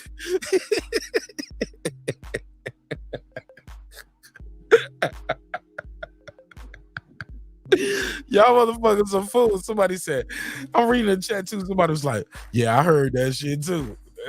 y'all, I thought that was somebody on the panel. I thought it was Puro smoking. That nigga, the boxing scientist, was hitting the pipe. Yeah, that's a boxing scientist working on his experiment. Rez, you a fucking fool. What you think of the fight, man? Damn. What you think of the fight, bro? Was it better than Triple G versus Canelo last week? Yes, no? Yeah, I thought it was a good fight, man. I don't think Conceicao was a lay down opponent. He came in here to fight, and Shakur was really showing that he was a better fighter. I seen by like round 3 he started to separate himself from Conceicao. Those body shots start to take an impact on Conceicao, because the first 2 rounds I gave to Conceicao, and then it was Shakur just opening them up on him from there. He was able to hurt him as well, but Conceicao with the experience, he's a good talent. He was able to find a way to stay in this fight, to remain competitive, to try to get a second win, because going into like 8, that's the round I ended up giving Conceicao back. I think it's the same round with Shakur ended up slamming him. He ended up hurting Shakur. He hurt Shakur with a big shot. Shakur played that shit off well. He poker face well. He can take a punch, but he shouldn't be taking punches like that. There's no way that dude with Shakur's talent level and skills, he shouldn't be getting hit with those punches. But I think Shakur putting the right punch placements to really take a lot of steam up off of Conceição, because I thought it was going to be super competitive just the way the first 2 rounds shaped out. But those piercing body shots really start to turn the tide of it. But Conceição found a way to get himself back. And even when Shakur scored that knockdown, I didn't even know he hit him with that significant of a punch. But Shakur also has to learn to deal with fighters that are going to frustrate him, so he don't do shit like put himself in a situation if it is close on judges' scorecards and he slams someone, causing himself a fight. So he got to learn from that. Thank you, bro, because I was trying to explain that to Show more, and he just threw me all the way off. He was like, well, we already know he undisciplined because he missed weight yesterday. I was like, oh, man, we passed that. I'm past that at this point. I'm talking about in a fight, you're winning. You're getting frustrated to the point where you're getting points taken away. Did a hip toss. He could have got disqualified with that second one because that shit is so deliberate. Man, Reggie's absolutely right. He can't do that with Lomachenko. He can't do that with Lomachenko getting all stupid like that. No, he can't. You got to be, and that's what I think. I just think he gets bored, man. I really do, and maybe that's part of that hyperness that he's got. And if there's nothing, he just gets bored in a fight. So I mean, hopefully it's something that could get corrected, and you know, Big Brother Crawford will dial him in on that stuff. He takes pride in those young guns. So we'll see. Yeah. Hey, Reg, what you think? Yeah. What you think of Shakur leaning into his Puerto Rican side? What you think of that? Man, these super Negroes gonna attack him. All these niggas never love to represent their blackness and this and that. Always calling out for the other people, man. The hell with these old fake Negroes, man. I ain't buying this fights no more. I hope we lose. But if he Puerto Rican, then that's what he is. I was tripping off of him saying that shit too. I'm like, what about the black folks, motherfucker? That's who up in the damn arena. He said, thank y'all too for taking me in like I'm y'all child too. Like he said, like I'm y'all child too. That's no different from him saying. That means I'm not. Well, I mean, he understands. He understands that he's just barely embracing it and stuff. He's aware of where he's at. That's all. To you, embrace that black shit. Man, I love y'all too. I appreciate y'all for supporting me and taking me in like I'm one of y'all child too. But other than that, everybody at 135 got to get it. That was respectful, man. I didn't have a problem with it. Of course, your ass ain't have a problem with it. No, because he's not claiming to be Boricua and he, salsa, merengue, reggaeton, and all that shit, and arroz con habichuela and pork chops. He ain't doing that. He's just embracing. Yeah, right. I mean, I know I'm half Puerto Rican. I'm not gonna be denied of what my father is, and okay. I mean, he has every right to. Who am I even to say that he's not?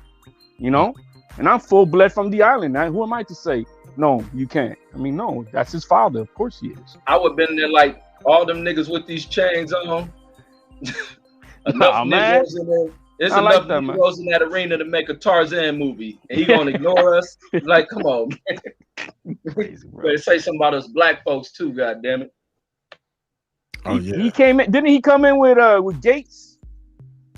Who was it that he came in with? Kevin Gates. Tell me, man. The Indian Muslim, Kevin Gates. Oh Lord, that was the song he came out to. First and foremost, I'm a Muslim, or something like that. The first song. Hey, look, he stopped. He was looking for Kevin Gates. Kevin Gates, music still playing. He just gave him a hug. I was like, this nigga just holding the mic. He ain't rapping shit. The whole song just playing. They ain't never cut Kevin Gates' song. They ain't know what he was gonna do. It was like, don't cut his mic on. Just let the song play. I wonder if they really pay rappers just to do that shit. Man, I'll be like, fuck that. Nigga, you lip singing? Oh, hell no, man. Cut this. Nigga, I'm fining you for that shit. You gonna get a fine. Reggie, you ain't never been to no rap concert and seen them niggas lip sync? At a concert people paying for?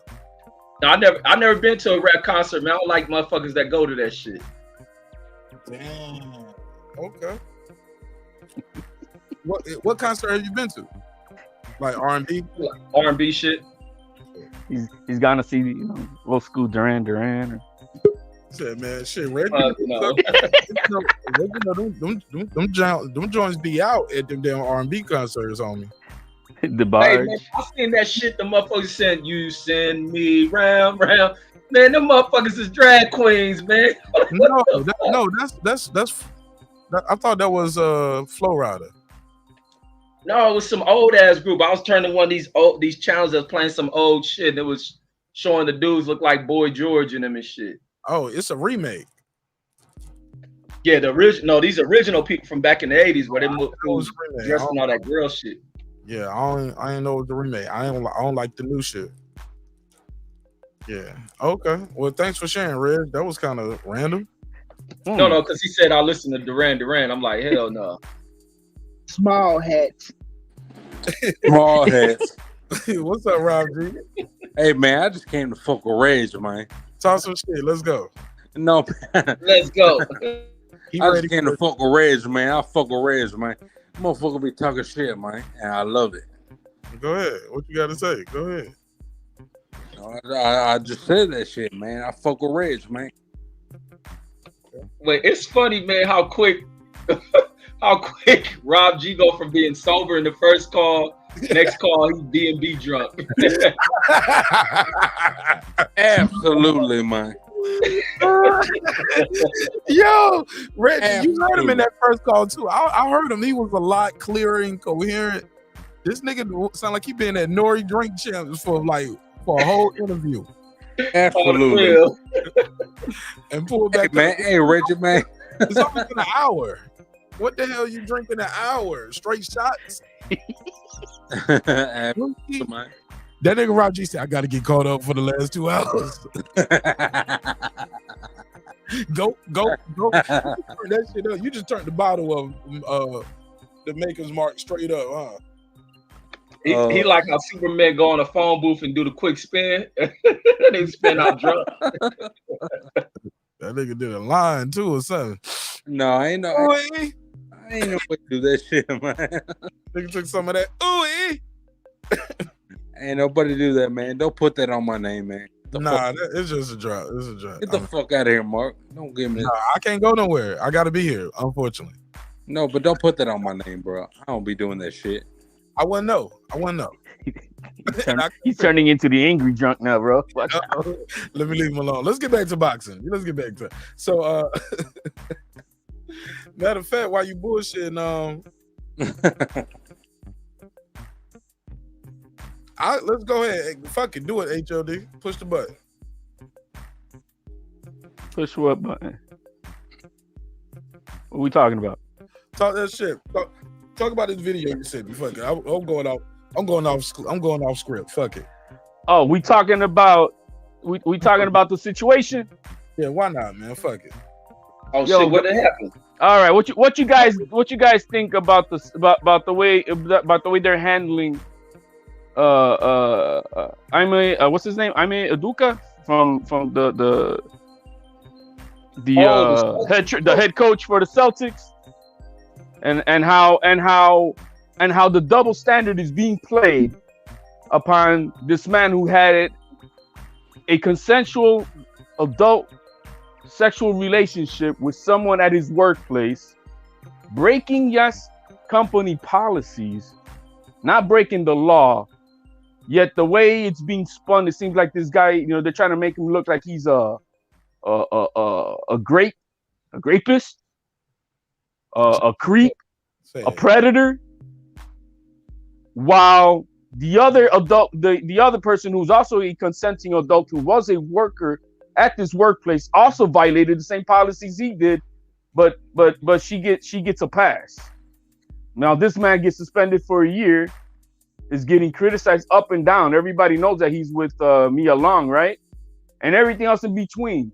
And then you go on the media on ESPN, and you got Malika Andrews acting like this guy is like scum who's been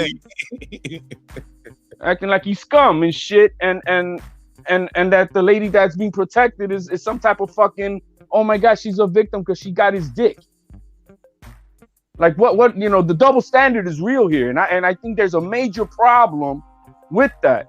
I believe that both broke company policy rules, both deserve equal punishment, and that's that. But to make a man like if he's some type of predator and she's like a damsel in distress when she was on his bob consensually, I mean, like, what the fuck?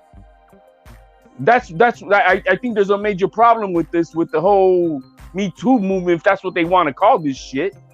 But that's not what it was supposed to be about. It's supposed to be about real people who are in, you know, being abused at work because of power tripping motherfuckers. That's not what happened here.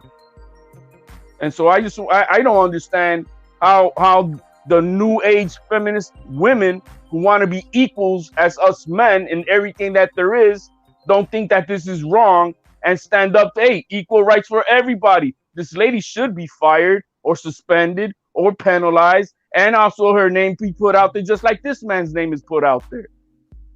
That's what I see that's wrong, that's going on here. And that shit is happening.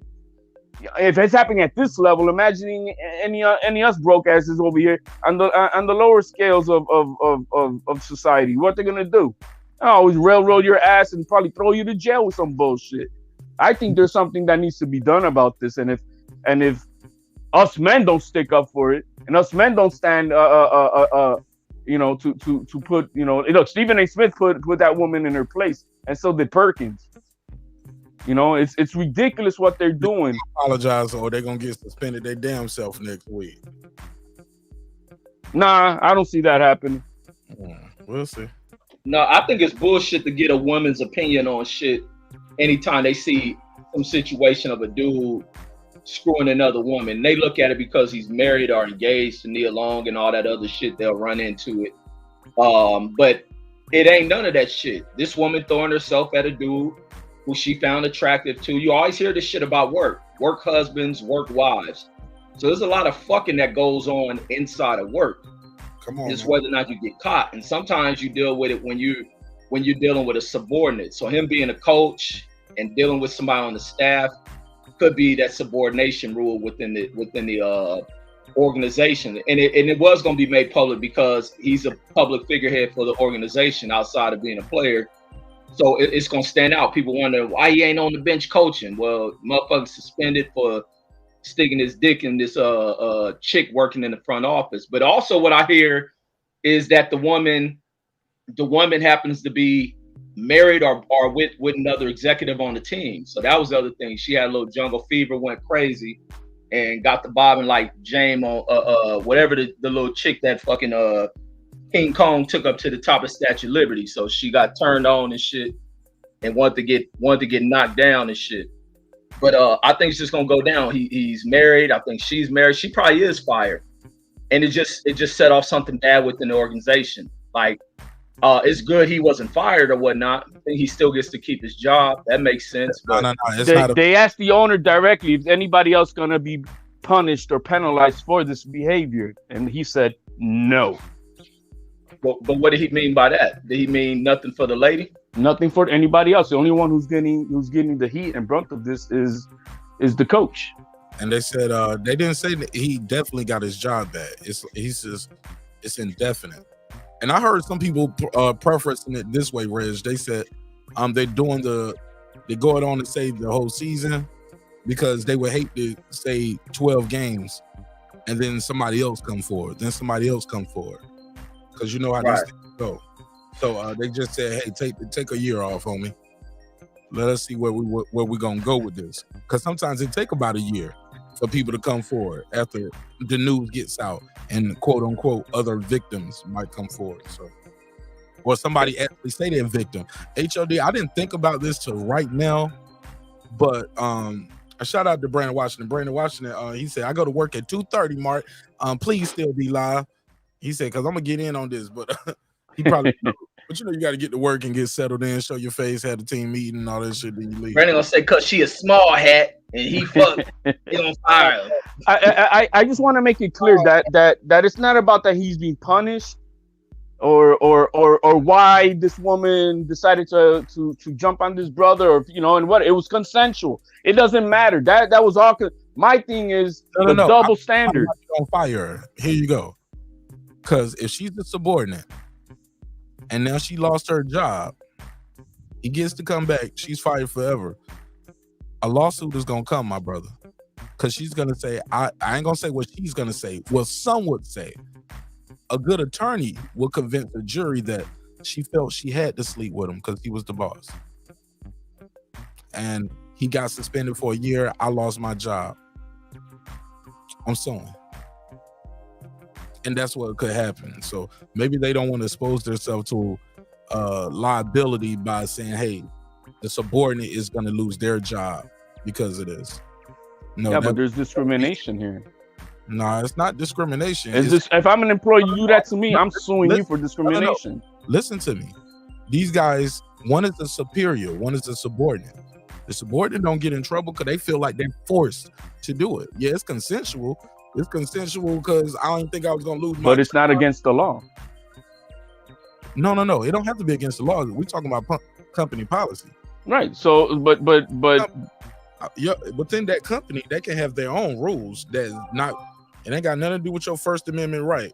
And here at this job, you got to have a haircut. You can't have dreads. You can, I mean, they're just part of their rules. Or you got to wear a suit every day. Yeah, you got the First Amendment. I could wear what I want to wear. At this job, you got to wear a suit. Matter of fact, at this job, you got to wear a hairnet, nigga. I have never seen a work policy, and trust me, I've been in them, I've written them, I've helped. I've never seen in any human resources where it says that only a superior cannot have sex with a subordinate. It will strictly say no sexual type relations with co-workers, period. I get where you coming from, HOD. No different from in the Army. Like, you have basic training, and they tell you that in basic training. But you know what happens once you become a non-commissioned officer? You got to go to something called BNOC, Basic Non-Commissioned Officer School, right? And knowledge. You got to go and get a refresher, and they teaching you other things about being a leader. Once you move up again, you go to ANOC. You know what I'm saying? That's advanced non-commissioned officer training. So it's levels to it, and at that level, trust me, like that's to protect from using. I watch a lot of NCOs. I watched a lot of NCOs lose their career Mark, over fucking lower ranking girls. That is to protect a superior, overpowering a subordinate. That's what that's for. That's so that you're not forcing. Oh, you better do this, or I'll get you fired, man. No, it's not about the force, my brother. Even it adds conflict to the interest of the company too. Yeah, it's not even about being forceful. Take that out of it. That's just wrong. But we're talking about it's the implication, the impropriety, my brother. It's bigger than just. It's the optics. The optics matter, and it's just not cool. And people don't allow that. But I'm telling you, these people can open themselves up to a lot of legal liability if they fire the subordinate. Even when they say, hey, well, you said it was consensual. I felt I had to say that shit. You know what I'm saying? Once you fire somebody, oh yeah, everybody. But I'm not saying fire her because the coach didn't get fired. It's suspend her just like he was. That's all. Maybe they kept that private. But it can also be to where she can be like, shit, I ain't hear that was no policy for me. But with his position, he's taught that shit. You don't go mess with these women over here. You don't mess with this and that. Like, a lot of that shit can't happen in companies, period. Otherwise, somebody got to leave the damn company. Like, you can't be doing that. So, I mean, I see where we like, man, this shit ain't that big of a deal. But from a company standpoint, it's like, you know the deal, what you shouldn't be doing. And somehow they got caught. And from what I hear, like I said, and the thing that makes it bad internally, if it is true, is that she's married to somebody within that organization's upper chain and shit. Which means she's not a subordinate to this coach. She is in her job position, yeah, but her husband isn't. That's possible too. Her husband is over him, but she works under him. It's very possible, bro. Couldn't that be argued as nepotism as well? Well, no, people always hire. It can be in a different department of the company. Nepotism is like something okay. People or more or less qualified, but people we already know that exists. Well, within government jobs, nepotism is not allowed, but I think private companies one is kind of different. I can see that. Okay. Well, they have nepotism shit. Even at certain jobs, like you get priority hiring. Shit, the Trump administration was nepotism. Yeah, you get priority hiring or some jobs. Was that nepotism or incest? I don't know which one of the two it is. Oh man. Both. What's up, Bug 50? Yo, What's up, homie? How you feel? What's the deal? Welcome up. Welcome back. what's good, man? Yo, salute, man. Salute to everybody in the chat. And the panel as well. What's good, Piero? Yo, I just wanted to talk about Shakur Stevenson, man, and the fight tonight and stuff like that. He ain't even been watching the show. He just saw the link and clicked it. He ain't even been listening to what we talking about. Yeah, I wasn't even listening to what y'all was talking about, man. I ain't gonna lie. Go ahead. Bars on. What you think of the fight? All right, man. Nah, man. So I'm a fan of Shakur Stevenson tonight. Well, not even tonight, but I'm a fan overall. But like tonight, man, I just feel like, man, I mean, the fight was exciting. You know, it was a good little scrap. But I feel like Shakur Stevenson needs some work, man. You know what I'm saying? I feel like a lot of the fandom just overhype him. You know, tonight he was getting touched up a lot, in my opinion. I feel like his defense wasn't as flawless as people say. You know, he was getting hit by just some shots by basically a one-dimensional fighter, man. You know, I feel like Shakur Stevenson, he was a little frustrated as well. Pushing Robson and stuff like that. I know he was holding and stuff, but he was just trying to survive, man. He's just a savvy-ass veteran, crafty veteran. He knows how to survive, so very awkward style as well. Very weird punching technique, man. So, my brother, do you see these punch stats on the screen?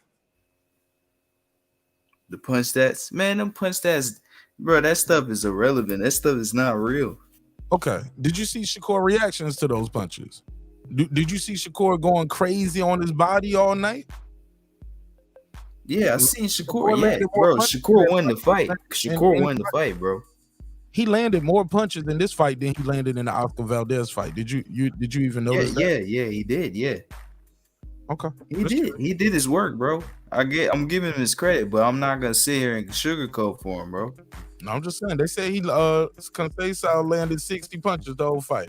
That's an average of 5. Yeah, I don't believe that, bro. Okay, that's 5 punches per round, and I believe that because he probably caught Shakur with 5 good punches per round, and I mean he caught him clean when he caught him, but it was about 5, maybe less per round, but that's the average, about 5 per round.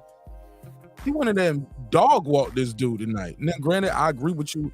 He got hit more than you probably want to see, but he still got hit less than his average. His average is about 13% of what he normally gets hit with. He got hit with about 12% today. Yeah, bro. I'm a fan of this fighter, And man. I'm just being honest. No. No. I'm just giving you the numbers. I'm giving you the X's and O's, and we just judging it square down the middle. No fandom involved. 12%. Normally he averages 13%. So when you say he got hit by a lot, let me just tell you this. Take the numbers out of it. Early on, I saw he knew this guy had nothing for him. He felt his power and was walking him down all night. My brother, when you're trying to get somebody out of there, you're going to get hit. When you're just walking a dude down, you take 1 or you might take 2 to land like bang, bang. You know what I mean? So I thought he did his job, but that's my opinion, though. Yeah, man. But I'm not even done. As I was saying, like, Shakur Stevenson, I feel like we having a conversation. Go ahead. Yeah. I understand, man. Yeah, we having a conversation. But no, I was also saying, like, Shakur, I feel like, yeah, he was frustrated this fight, and I feel like he wasn't focused, man. You know what I'm saying? Him missing the weight. I just feel like he wasn't really focused. He was just trying to put on a show, you know, maybe trying to over-impress a lot of fans out there. You know, that shit was packed, man. He had that shit packed. I believe he broke some records out there. You know what I'm saying? So, you know, he's out there distracted, doing what he's doing, stuff like that. So, but man, he put up a good fight, man. I feel like he could have got Robson out of there. You know, this is one thing I feel like Shakur Stevenson should learn from Terrence Crawford. Like, he's just not a finisher, man. He doesn't really know how to set up his shots, man. You know what I'm saying? I feel like at some points in the fight, he got a little predictable as well. You know what I'm saying, with his shots. And I feel like he just could have got Robson out of there. In the 7th, man, he could have got him out of there. You know what I'm saying? In the 11, he caught him with some good shots too, stunned Robson. You know what I'm saying? But he just doesn't have that killer instinct. That's the difference between him and Keyshawn Davis. You see, when Keyshawn hurt his man, he's going right after him. He's going for the kill. Shakur just doesn't have that killer instinct. And that's my take on Shakur, man. It's no hate. I like the fighter much better than him. He can go very far, but he just needs some work, man. All I'm saying is we gotta stop fucking hyping up all these fighters, man. We have to see it in the ring, and we have to see him prove Or that shit. what? You doing a whole monologue, G's? Like, gotta pass the mic, man. Like, are you kidding me? Reggie, please react to this. Puro, HOD.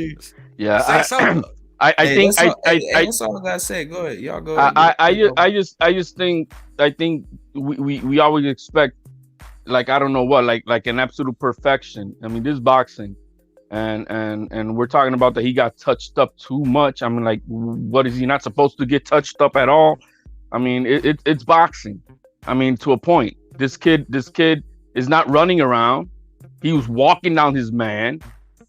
I mean, I just don't understand how can we say and then hyping him up? The guy just beat 2 champions in a row and beat the guy who arguably was the guy who beat the last champion. So he took care of him to make sure that there is no doubt. You know, I mean, there's no hype in this man. He's not a Boots Ennis that we're trying to make him something that he's not when he hasn't fought nobody. You know, that's hype. This kid is beaten. He's a 2 division champion. So no, there's no hype with what he's doing. And is he a knockout artist? No. Was down more on his punches? That's not his style. This kid is a defensive-minded, offensive type fighter, which means he's not gonna just go at it to try. No, he's always minding his cues. You know, he's making sure that he is not gonna try to get caught. That's who he is. I know he doesn't have an identity problem. I know that for a fact. If it's there, he'll take it, and if not, then it's okay. He's okay with it. Now, did he get frustrated and stuff like that? Yeah, I think you know, hey, it's his homecoming. You know, all the fans are there, and he, you know, yeah, I could see how that plays a game mentally in the fight. Him missing weight had nothing to do with anything of that. That was strategy. That's business side of boxing, and that has nothing to do with it. Actually, that was an advantage for him to have to cut weight. Conspiracy shit again. That's not a conspiracy, man. At all. At all. Go ahead, it's a fact. You can't say that's a fact. You don't know that's for a fact. Yeah, he didn't try to cut weight after he made Conceicao wait 45 minutes for weigh-ins. This kid was playing ping pong. 1.6 HOD. And he was playing ping pong. Guess how many pounds Conceicao was out? 2 pounds, and he did what he had to do. No, he made weight on the first time when but that morning before weigh-ins, he was 2 pounds off. Yeah. And then after weigh-ins, after they said you got 2 hours, he didn't do shit. Okay. Also, I wanted to add, let's assume that HOD is right, and he did it for as to try to give himself a competitive advantage in the fight. I would argue that it failed. It blew up in his face and melded miserably. I didn't see anything that not having to worry about the weight cut or coming in a bit heavier than he normally does added to his added something to him that would have made, like, if he would have came in on weight, I think this fight would have still played out the same way. My man, he didn't pay sanctioning fees. There's business side of strategy of this.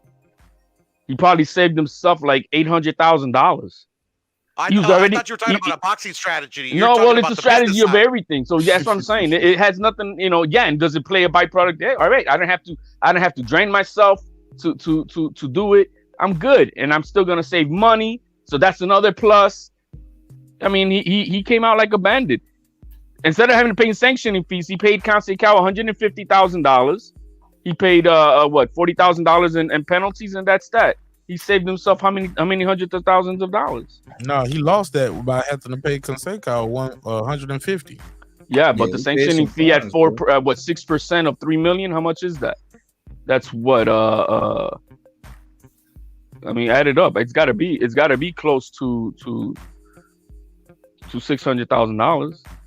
Mm-hmm.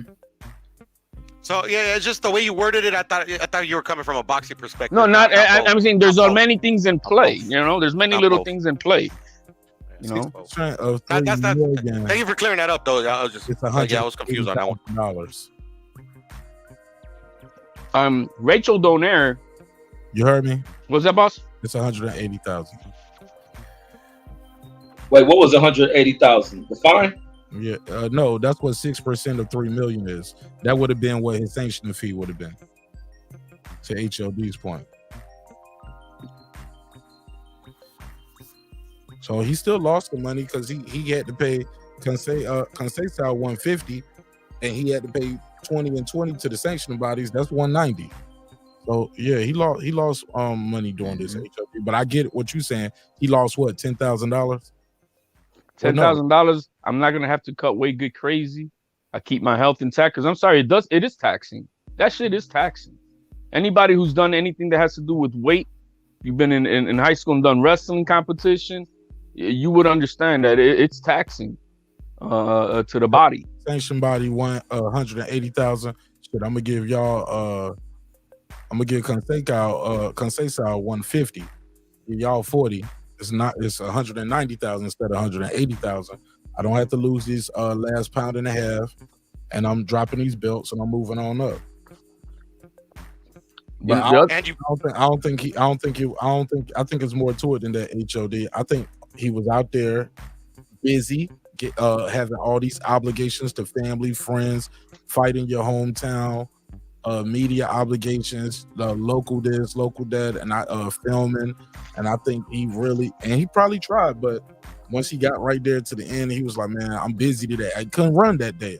The shit you normally would do up to a fight, like, okay, I run. You know, when you timing your weight and you're putting the sauna suit on and the shit you used to do, you can't always do it once you get to these top levels. All you need is an hour to drop that 1.6 pounds that he had to do. You don't know his body, man. It's an hour. You put Epsom salt on a hot tub, rubbing alcohol, and give me an hour. You done. All right. Man, add a damn weigh in. Man. I'm telling you, it happens, bro. That's the way it's done. We'll say, man, tell them bring a portable tub. But it's no, they have it over there. They're just going there at the hotel. That's how they do it. I mean, if you never done it, it's a pain in the ass. Yeah, you're basically sweating underwater. The salt is pulling the water out of your body in the tub. It sucks. Okay. All right, HOD. Mark and panel, do you guys think if Conceição was afforded the same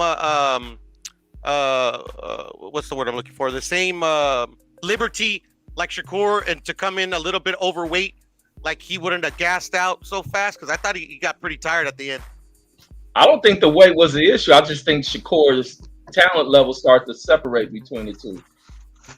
Because Cal started warming up like an hour and a half before the fight, man. They fucked him up with the time, bro. He was gloved up. He was gloved up in full sweat before Keyshawn Davis was fighting. I think the fight would have played the same. I think it would have. Style, man. He just has the amateur style, man. He always gasses. He even gassed. He kind of tended off. He just let off the gas in the Valdez fight in the second half of the fight. He just has the amateur style, man. Shakur Stevenson is a better inside fighter. He did pick him apart, man. I understand that, but I'm just speaking from the point I'm speaking. I understand what you were saying, HOD, like saying he beat Heron. Yeah, he beat the longest reigning champion, 130. He beat an undefeated champion, Valdez. I understand that. We all know that. Everyone knows that. I'm just saying from the fandom standpoint, all the fans be like, oh yeah, he's a flawless defense. Next Floyd Mayweather, this and that. Man, he's Shakur Stevenson. He's his own man. He's not Floyd Mayweather. Stop comparing to these other guys. That's what I'm saying. Like, but that's boxing. That's gonna happen. That's the young guns that be doing that shit. Good point. 150. Nah, that's never would I hear you comparing me to him. That's all the points I'm standing. That's all I'm trying to. Yeah, it's the same thing with the Four Kings bullshit. That I don't know who created that shit when they were shit like that. That's what I'm saying. Yeah, like, that's all bullshit. That stuff is irrelevant, bro. It's bullshit. Look, my top contender, my number one top contender in all of boxing is Xander Zayas. But you'll never hear me saying he's the next whatever the Felix Trinidad or Miguel Cotto or he's gonna go and beat Charlo at 154. Like no. I don't do that shit. Exactly. You know, that's ridiculous. My man is gonna earn his stripes in the motherfucking ring, and that's the only way he's gonna get my respect. You know, to this point, he's doing what he is. He's the number one top contender. That's it. Or prospect. I'm sorry, prospect. I think it's safe to say that him losing the titles on the scales kind of hurts his legacy, right? Nah. No, because like he robbed. It's he- already he- it's already I'm sorry, forgotten, man. Nobody remembers mean, that. But he robbed He wanted himself to of a fight. title I feel like it's a defense, bad right? He Nah. he robbed himself of a title defense. He's not gonna be like Benavidez dicking around for 5 years trying to earn another belt. That's not what's gonna happen with this young man. This man is gonna be a 135 champion, and then it's not gonna take him 5 years.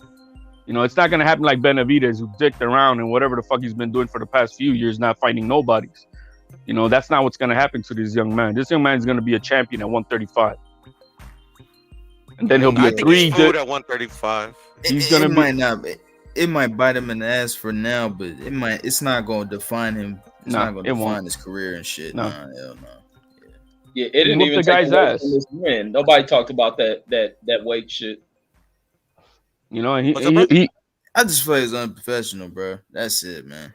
It is unprofessional. Absolutely. It would have been nice out there to have the fans see the belts and him actually hold the belts and have another title defense. But I mean, if he can't make the weight, fuck it, man. I mean, Because right now he only has one title defense in his whole career, and he doesn't have a lot of fights, albeit, but That's not what a I'm lot. saying. He's got a long career, man.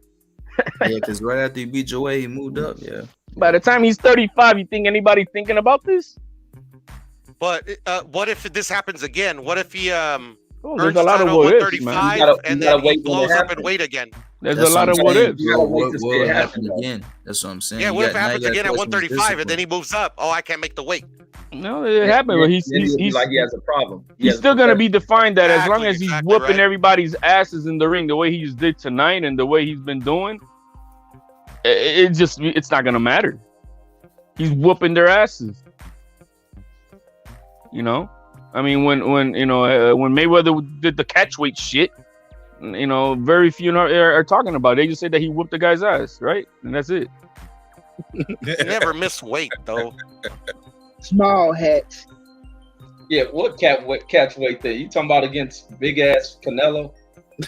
No, man. When he did catch weight at what was it, 152 or something like that? That he fought when he fought De La Hoya, was that a catch weight, wasn't it? I believe it was. I'm not sure. No, I think it was not. No, he had to go up, right? He had to go up. Yeah, there was a catch weight for one of his fights. No, it wasn't. The No, Canelo. he fought big head ass Canelo probably at a catch weight, or he didn't make the that was 154. He fought Canelo at the catchweight. Yeah, That he was did. 152, but he had to come up to Oscar at 154, but he didn't weigh in at 154. No, he did Yeah, not. he weighed in like 151 or Yeah, something. he always light for the weights he weighed fights in at. about 152. Nobody talks about the IVs and rehydration and shit. Let's talk Yeah, about that shit That is is true. minimal. That is true. That shit is so minimal. That's some minimal shit. You know, what's in the using clenbuterol in that IV, but nobody say nothing. A masking agent, Mark probably. Pop. He did pop Man, once, they would- but they they would kind of never buried it let a little Floyd bit. Oh yeah, black he did get cut. Pop. You could look find it. They He would did never get let popped Floyd once. ass get away with cheating on no drug test. And on the IV, he paid I don't know how much so that he didn't have to weigh I himself thought he again. missed weight. He missed weight for the Marquez fight. That wasn't a catch weight. Oh, you're right. He did miss weight. You're He missed weight. Damn, look at that. We don't. You guys are hardcores on it. Look at it. And nobody really thinks about it. No. And I think it was a catch weight too, and he missed that. I don't know about That's that. because that's his fight. That was his first fight out of that jail shit. Nah, but whatever. No. Whatever the excuse is, he still did it. No, the jail fight was when he came back and he had his first fight out of jail was Robert Guerrero. He fought Was it Guerrero? He fought Cotto, went to jail. They had this series called 90 Days in May. And then he came out of jail and he fought Robert Guerrero, and that's when he was on the Showtime station. Oh yeah, that crazy the Mexican dude, right? Hardcore. Mark, this is where the Yeah, understanding. he ran from me, man. This is where the misunderstanding comes from. He fought Marquez after his first retirement, if I'm not mistaken. The 2-year retirement after the De La Hoya fight. I think that might have been his I second. thought the retirement was due to jail. Also, he just walked away from it. Well, he had 3 retirements, Reg. He had 3 retirements. Yeah, he was retired for 2 years. So that was a catch weight. During their official weigh-in for that 144, it was a catch weight. Marquez weighed in at 142, Mayweather weighed 146, thereby incurring a penalty. It was $300,000 for every pound over 144. So he paid Marquez $600,000 because he was 2 pounds over the catch weight. But that was after he came out. He came out looking like Mike Tyson, all swole when he came out. Checkers, baby. Even me, I'm nobody's beyond reproach. We're gonna get it right. Shout out to my brother, the Mac Man, baby. Good catch right there. Yeah, that's why a lot of fans try to slander Mayweather for that fight because they say, "Oh, he brought up a smaller Marquez." But it wasn't like he used his size against Marquez. Marquez couldn't touch his ass. So, but peep the shit though. Peep the ill shit. How he too big for Marquez but not Pacquiao? And they was trying to get him to fight Pacquiao around at the same time. That was a common opponent. Hey, that's what the fans were saying. I mean, he knocked out Manny Pacquiao, so you know what I'm saying, at welterweight. So you know what I'm saying. Shit, Marquez. Why Marquez just didn't come all the way up to 147? Shit, Like, I don't even know. I can't tell you. I mean, Marquez Floyd really wanted that fight. He's a smaller fighter. I mean, the dude's fighting at, the dude started at featherweight. Man, let me do no, this. he didn't even. I think he started lower than that. Go ahead, brother. Shout out to my boy DJ. Just became a member. Welcome to the neighborhood, DJ. What up? Appreciate y'all. Thanks for supporting the show in a major way.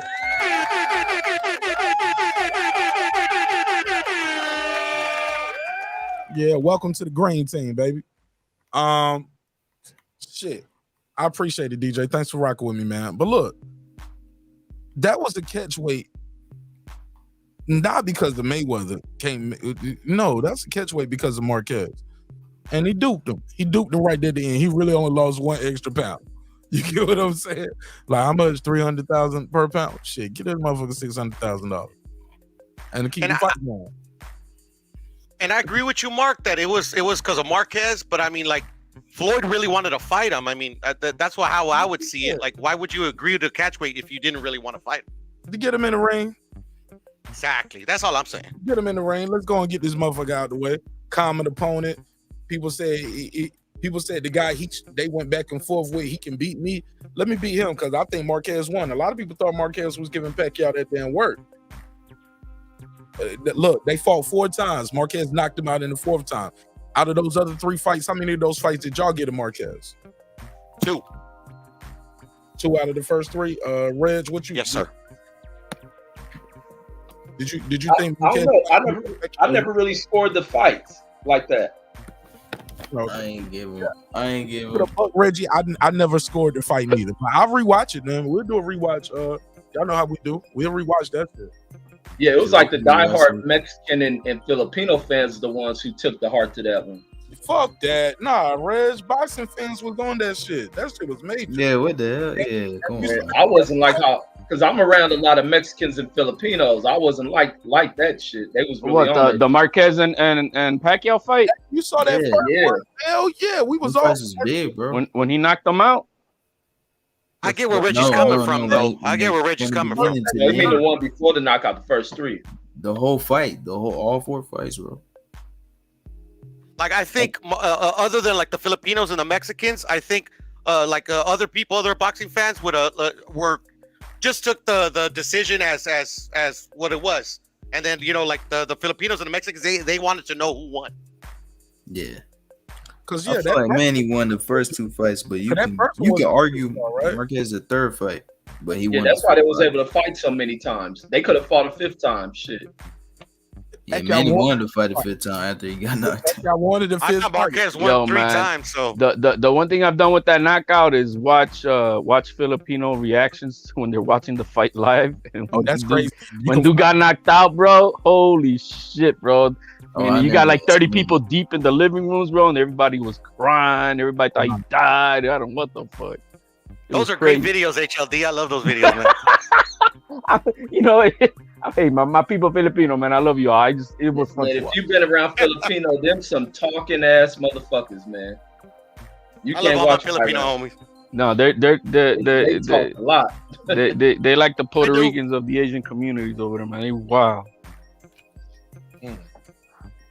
What's up, Dub?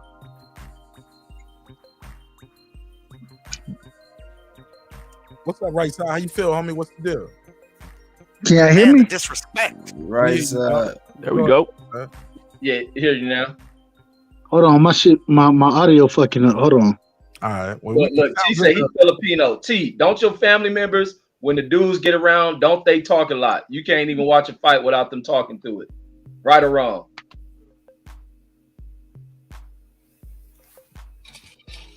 Can y'all hear me? Yes, sir. Yes, sir. My bad, man. My audio was fucking up, man. It was fucking up. Salute to you, Martin Ash. Salute to the panel chat, man. Much love to everybody, man. So go ahead, dog. I don't want to stop. I don't want to stop the flow. No, you are the flow, man. We all flowing. Let me ask you this: what you think of the fight, my brother? How'd you feel? Do you, and based off your performance, not your performance, based off Shakur's performance, do you think he's ready? Can he beat Haney? Can he beat Loma? Can he beat Tank? Is he ready for the big dogs at 135? Did he make a statement today?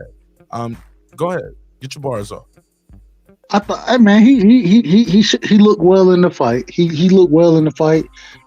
My problem is that if you're gonna be fighting at 30, you feel me? Make the weight, bro.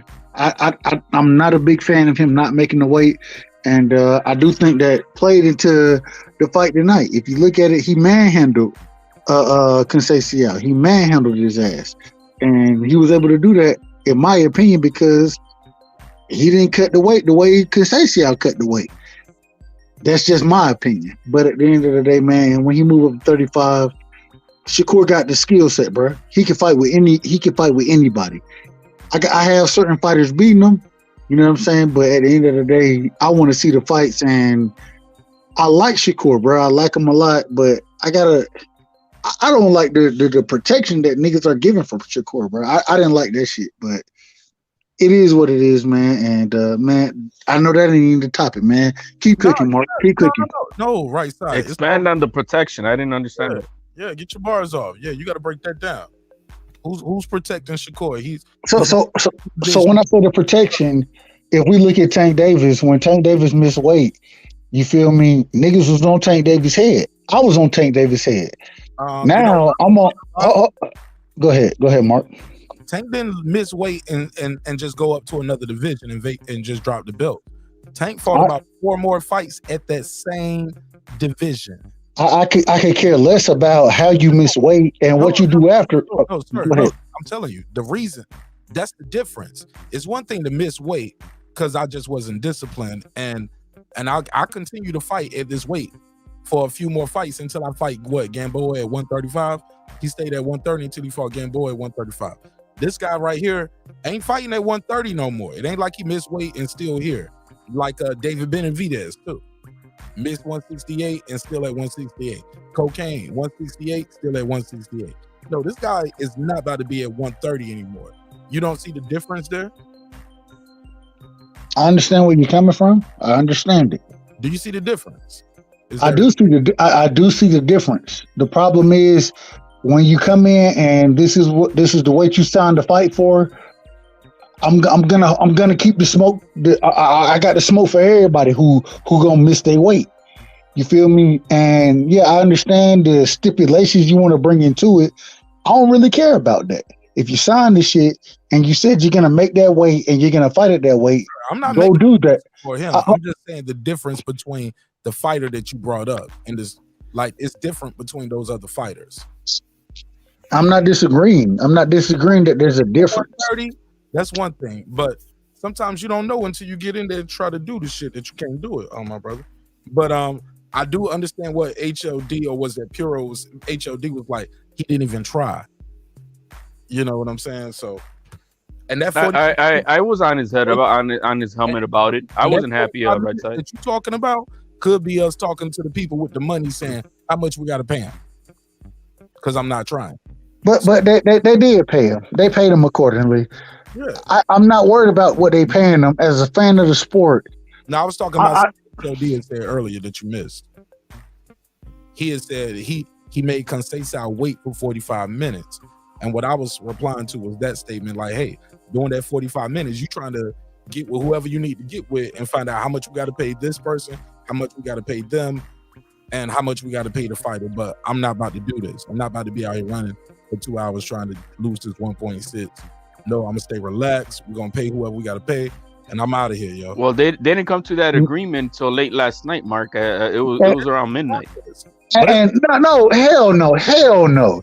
Ain't no way. Yeah, if you want to sit here and say that you're going to sit here and come into a fight that you done signed contractually, and now it's about, how much can I pay you to fight at the weight I want to fight at? No, nigga, hell no. I still got, he paid $90,000 to Conceição. I understand it. I heard it was $150 now, right? So I heard it's even more. Even whatever it is, it doesn't matter. The problem is that when I watch this fight, I don't know about y'all. When I watch this fight, I can clearly see a difference in somebody who tried their best to make the weight, especially being older, bigger than Shakur is. I'm a Shakur fan, bro. Shakur is my second favorite fighter behind Devin Haney. He's my second favorite fighter. I got smoked with Shakur because I watched Robinson Conceicao make the weight, struggle to make the weight, being a bigger fighter than Shakur is, being an older fighter than Shakur is, and Shakur didn't give a fuck about making the weight. He didn't even try to make the weight. And if he would have went and tried, my response may be a little different. But you didn't even motherfucking try to do it. You got 2 hours to make that 30 weight. It's a pound. It's 1.6 pounds that you got to drop, and you're not gonna try to do it. Nah, I don't have respect for that shit, bro, because it's denigrating the sport of boxing. You came in, and when you watched the fight tonight, I seen Shakur looking like the stronger fighter. He looked like the stronger fighter. Why? Because he didn't drop the weight the same way a older, larger, or older, I ain't gonna say larger, older, taller fighter dropped the weight. Shakur didn't do that, and I don't have respect for that. Fair enough. Let me say this. Can y'all see the screen? Everybody, y'all let me know. This is at the weigh-in. Shakur cheeks look very sunken in, skeletal already when I'm looking at him. The other guy looks full, framed out. He looks chiseled. When you look at their backs, and I'm looking at their face too. But right, look at Shakur wingspan. Shakur got some crazy wings, but look at old boy back too. But I see what HLD was talking about. He said, but look at Shakur's our right, his left side, the side closer to Conceição. You'll see a little pudge right there. Is what. And you look at Conceição on his left and his right, you don't really see no pudge right there. And if you were to look at their back views, you're gonna see that Conceição is ripped, bro, like all shredded. And Shakur, it had no definition, meaning he could have done this, bro. Why are we trying to give Shakur a pass, bro? No, I'm not gonna give him a pass. I'm not saying you H. I ain't saying you HLD. I'm saying that we sit here trying to break it. Why the fuck do we be giving this dude a pass? We need to be on his neck. We should be on his neck. The same way when Tank missed weight, we was on Tank neck. Go ahead, my bad, Mark. I know. You got to take that part out of it. Like I said, that guy kept campaigning at that weight. This guy is done at his weight. I'm not giving him no bail on it, but we're past that. The guy took the money. That was yesterday. They fought today. We seen guys miss weight and still get their ass kicked. We seen several guys miss weight and get their ass kicked. It's usually the writing on the wall that things probably didn't go the way they should have went in camp for whatever reason. You didn't get the job done on the scale. This guy got the job done in the ring. He's vacated the belts anyway. We're just on to the next. We're talking about the performance tonight, the fight tonight, and we're talking about what's next at 135. We got to get past the scale part. Now, if he missed weight at his first fight at 135, we got to have some Adrian Broner conversations. You get what I'm saying? But we can't. How long did we talk about him missing weight yesterday on a fight that he vacated the division? It's not the same as Benavidez, still at the division. It's not the same as Tank. Granted, the only thing the same is they missed weight, got stripped, undisciplined, unprofessional, whatever you want to call it. I got you on that. But we got to move forward. We got some big fights at 135. Right side, I'll give you a chance to rebuttal that, and then let's go to hear my boy DJ. The DJ is a new member to the neighborhood. Go ahead, right side. You got the floor. Go ahead, DJ. I knew you was gonna do that shit. I knew it. I was like, right side go. I should have typed it or something. Right side ain't go. Go ahead, right side. He yielded his time. Yeah, he always do that, man. I be wanting to hear people, man. I want him to rebuttal before we go. All right. Okay, fine. What you're saying, it makes to some degree, it does make sense. The problem is this. Yeah, we do want to see those big fights at 35. I don't disagree with that. The problem is we got to be on Shakur neck, bro. You ain't being responsible to your craft. And then when you have a fighter like Robson Conceicao, who's an older fighter, a larger fighter, who makes the weight, and you want to tell me your body can't make the weight? No, nigga, you didn't put the work in, and you didn't even try to make the weight, bro. You had 2 hours to make it, and I got to be on your head for that. Yeah, I understand where you coming from. It's bigger fights. I got that. I understand it. Right now, with Shakur coming up to 35, he ain't getting none of the big fights. The big, he's not, unless some type of way Ortiz beats Lomachenko, which I don't see happening. He ain't gonna fight Lomachenko. He's not gonna fight Devin. And so, what big fights are he gonna get at 35 with Top Rank, bro? Who are the big fights for him? It's nonsense what y'all talking about, and y'all giving the brother a pass, bro. You're giving him a pass, and we need to be on his neck. We need to keep that shit a buck all the way around, and that's not what y'all are doing. What are we doing? We can't. You giving him a pass by saying that, oh, well, hey, we got to move on. Well, he missed the weight. Now we got to move. No, nigga. No, we don't have to move on. Yeah, he fight Conceicao, but in the fight, even when we watched the fight, we watched him look to be the stronger, bigger dude, throwing Conceicao around the motherfucking ring. Why? Because he didn't cut the weight the same way Conceicao cut the weight and did what champions do. Okay. He didn't bring that champion spirit, and I gotta be on his neck about it. I'm not saying he ain't a good fighter, and I love Shakur, and I think he goes and beats a lot of these fighters, but I got smoke for the nigga, bro. I got a lot of smoke for him. Let me ask you one last question, because I think Lisa Bell got some smoke for you. How long is too long, or how long do we do that? That stay on his neck. How long? Because he's not at 130 no more, so it ain't gonna. Until his next fight. It's all in the sport of boxing. It's always about what you've done for me lately, and so you stay on his neck until the next fight. The same thing that niggas did with Tank when he missed weight. They stayed on his neck to his next fight. You stay on his neck until his next fight. If he make the weight, hey, go out and beat whoever you fight at 35. I ain't got no problem with it, but I gotta have the same smoke for you that I had for any other person who missed weight. I gotta have it. Okay, fair enough. Lisa Bell, before I pass to you, I want to say this, Lisa Bell. Oh shit, I got to bring DJ in because DJ's a new member. DJ, before I pass to you, I hate when people say boxing is what have you done for me lately. I hate that. You know why? I think that's something somebody said one time and it sounded good and it's a catchphrase. And I get it, but you ain't in the Hall of Fame off of your last 2 fights or what you done lately. You're in the Hall of Fame off the span of your career. You don't put asses in the seats and pack out the arenas off of what you just did. You just only had 1 fight. You know, sometimes it's a multitude of things, because you got a guy like AJ who just lost his last fight. He's still putting asses in the seat. Deontay Wilder lost his last 2 fights by knockout. What have you done for me lately? Get knocked the fuck out. But you know what? He gonna pack out that damn arena with Helena's. And Helena's ain't no big star, but you know what? You know what he's been doing? Been beating guys. He beat Adam Konowski when he was the underdog. Stopped his then beat him again. Worse the second time. You get what I'm saying? So I hate when people say, "What have you done?" Like, no, it's a whole span of career. Floyd's retired. You got to put on an exhibition fight tomorrow, and gonna pack out a damn arena in Japan, and then go over to the UK and pack out an arena in there. And he ain't did shit lately. Last thing he did big was what? Beat Pacquiao? Not Conor McGregor. He sold a lot of tickets. Not Berto. I'm just saying, like, it's not really what have you done for me lately. It sounds good, but I really believe in my heart of hearts, y'all motherfuckers see what's going on. Y'all still buying these shits. Y'all still buying these fights. Somebody buying these shit. Boxing ain't ended yet. But go ahead, DJ. That was just my little rebuttal though.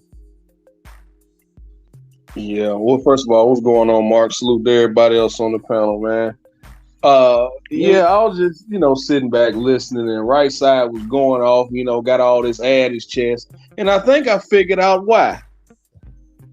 He thinks Shakur Stevenson got Devin Haney in his crosshair. That's why. I'm gonna say this, right? I sincerely hope Devin Haney does not struggle with his weight cut. Getting in that hot bath, maybe the reason why you saw Shakur be the bigger, stronger fighter tonight, even though Conceição was bigger than him, was because Conceição got in that hot salt bath. That don't do nothing but kill your legs and drain any water that you have left in your body. It drains it out and kills your legs. You hear a lot of fighters that's their last resort. Their absolute last resort during weight cutting is getting in that hot bath. Go and look at Chris Cyborg's video and how she's in tears trying to cut weight in that hot bath.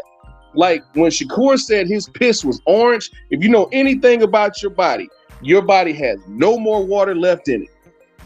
After that, at that point, you're risking serious health issues like kidney failure, which happened to Khabib when he was weight cutting.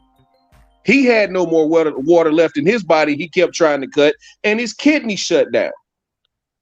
So that 1.6 pounds, and you're saying that he didn't try to make it. No, if I know all the water's already gone out of my body, why go back and put myself at a serious health risk? Trying to make weight for a fight that I know I can't make this weight. All I'm going to do is just mess my body up even more. That's one thing. But saying he didn't try to make it, what's not trying to make it? If Shakur had came in at 138 yesterday, if he had came in at 138, that's not trying to make it. But once you get down to them last 3 pounds, those are the hardest to make. And if that water's not coming out your body, if that weight's not coming off, it's not coming off. DJ, people stop capping, bro. You capping. You capping, bro. He told us 4 months ago, I got 1, maybe 2 fights left at 130. And then I'm moving up. Well, what if such and such is, he was like, I'm moving up. He told us months ago he was ready to move up.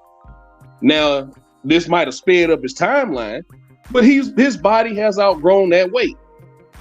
It happens, man. He can't make 130 no more. And for you to sit here and say he didn't try because he didn't take the extra 2 hours that Conceição did, that's BS, man. Maybe Conceição gassed out because he got his dumb ass in that hot bath them last 2 hours of the weight cut. Maybe that's why he gassed out. Or maybe just his skills ain't up to par with Shakur.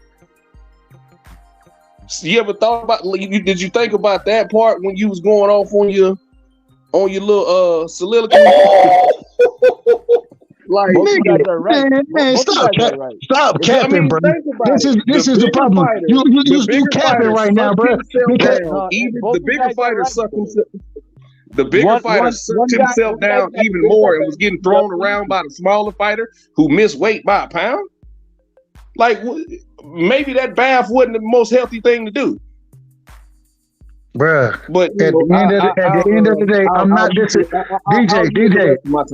But it's different circumstances because one guy is going to drop the belt anyways, and the other guy is fighting for the opportunity to become a champion. Now, what I do think that should happen is that the penalty should be a lot more. It should be 50% of the purse, and that goes then to the opponent to eliminate this shit and stop trying to do a money grab at a weight that you cannot do. That's what should happen.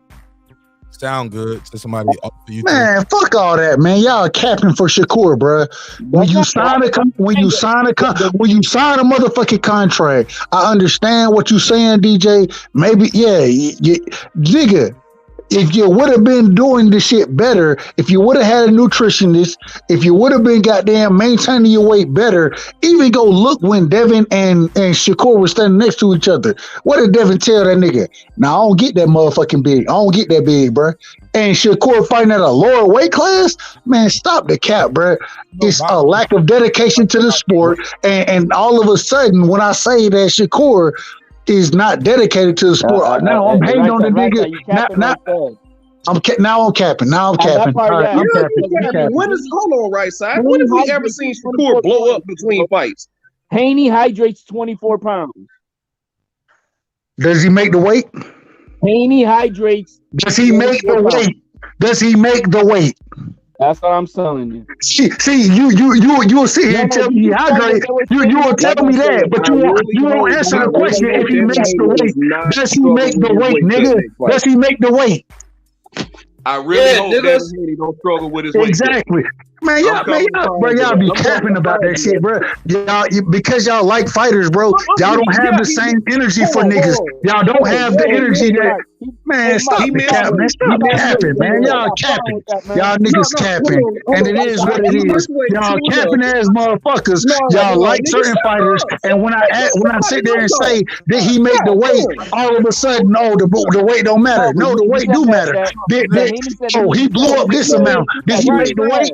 You didn't even answer the motherfucking question, man. Shut the fuck up. We get it. Shakur's the biggest asshole on the planet because he missed by 1.6 pounds. We capping for Shakur. That's what it is, bro. We ain't got nothing to do with Shakur being the biggest asshole, bro. Because he missed weight one time. But he got everything to do. And that's why everything. He said it ain't got shit to do with Devin, bro. It ain't got shit to do with Devin. It got everything to do with the smoke that y'all gave Tank. Y'all be capping. Y'all be capping for niggas y'all like, bro. Who is we? Who is we? Who is we? What's this? Right side. We understand there was a clear skill difference in that ring tonight. It didn't matter if Shakur made weight or not. We understand that was a clear difference. And he's not a fucking scumbag because he missed weight. He coming up in weight. He told us he was coming up in weight. Before a scumbag, bro. Ain't nobody called this man a scumbag. He unprofessional. We need to stay on his head. Man, come on, cuz.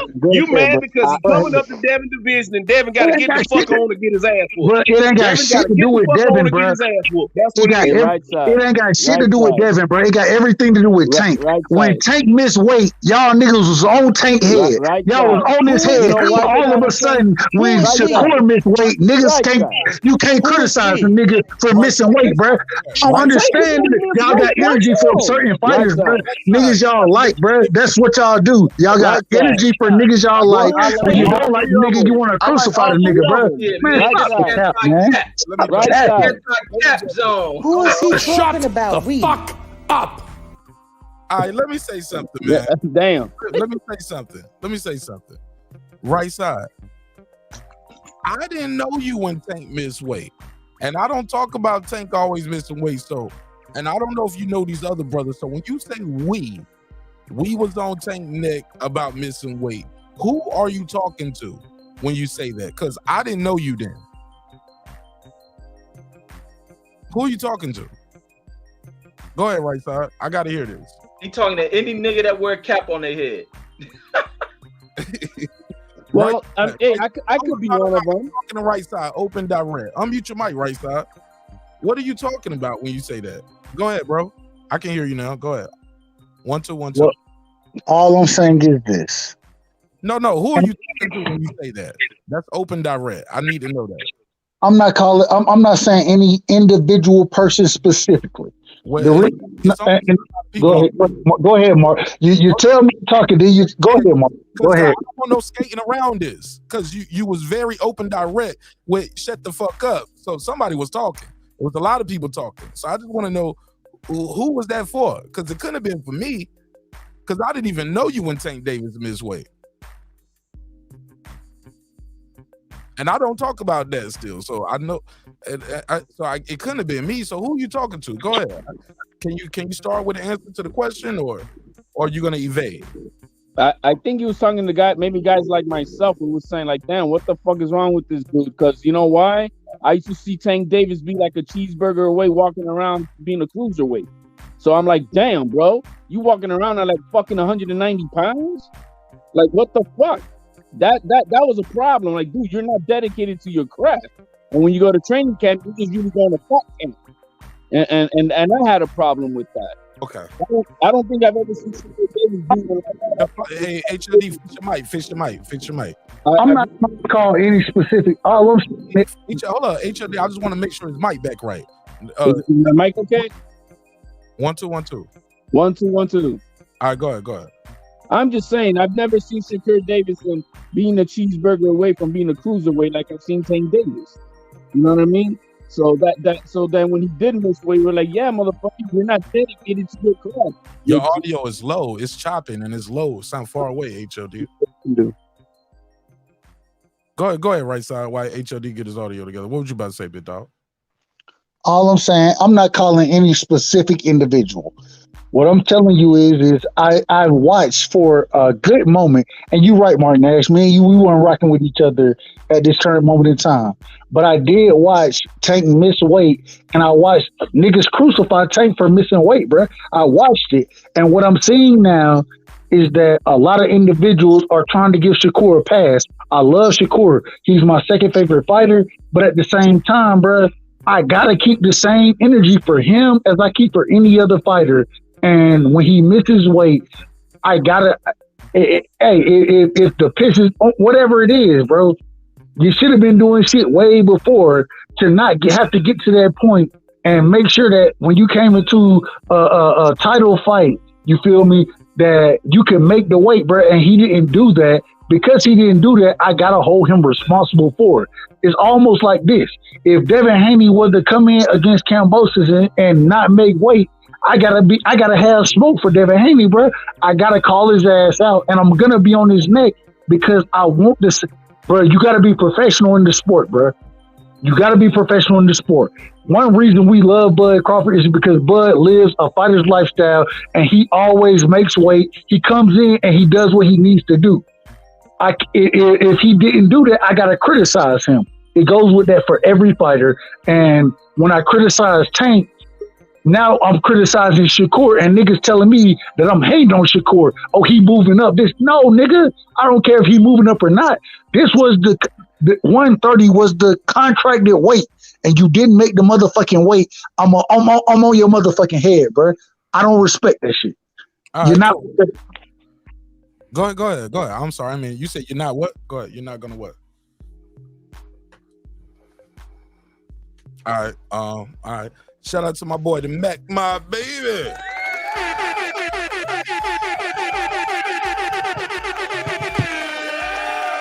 It's a pleasure and an honor. Peace to you, my brother. How you feel? What's the deal, homie? Hey, man, it's an honor to be on your show, my brother. What it do, Mark Nash? What's going on, fam? What's going on, Mac Mom?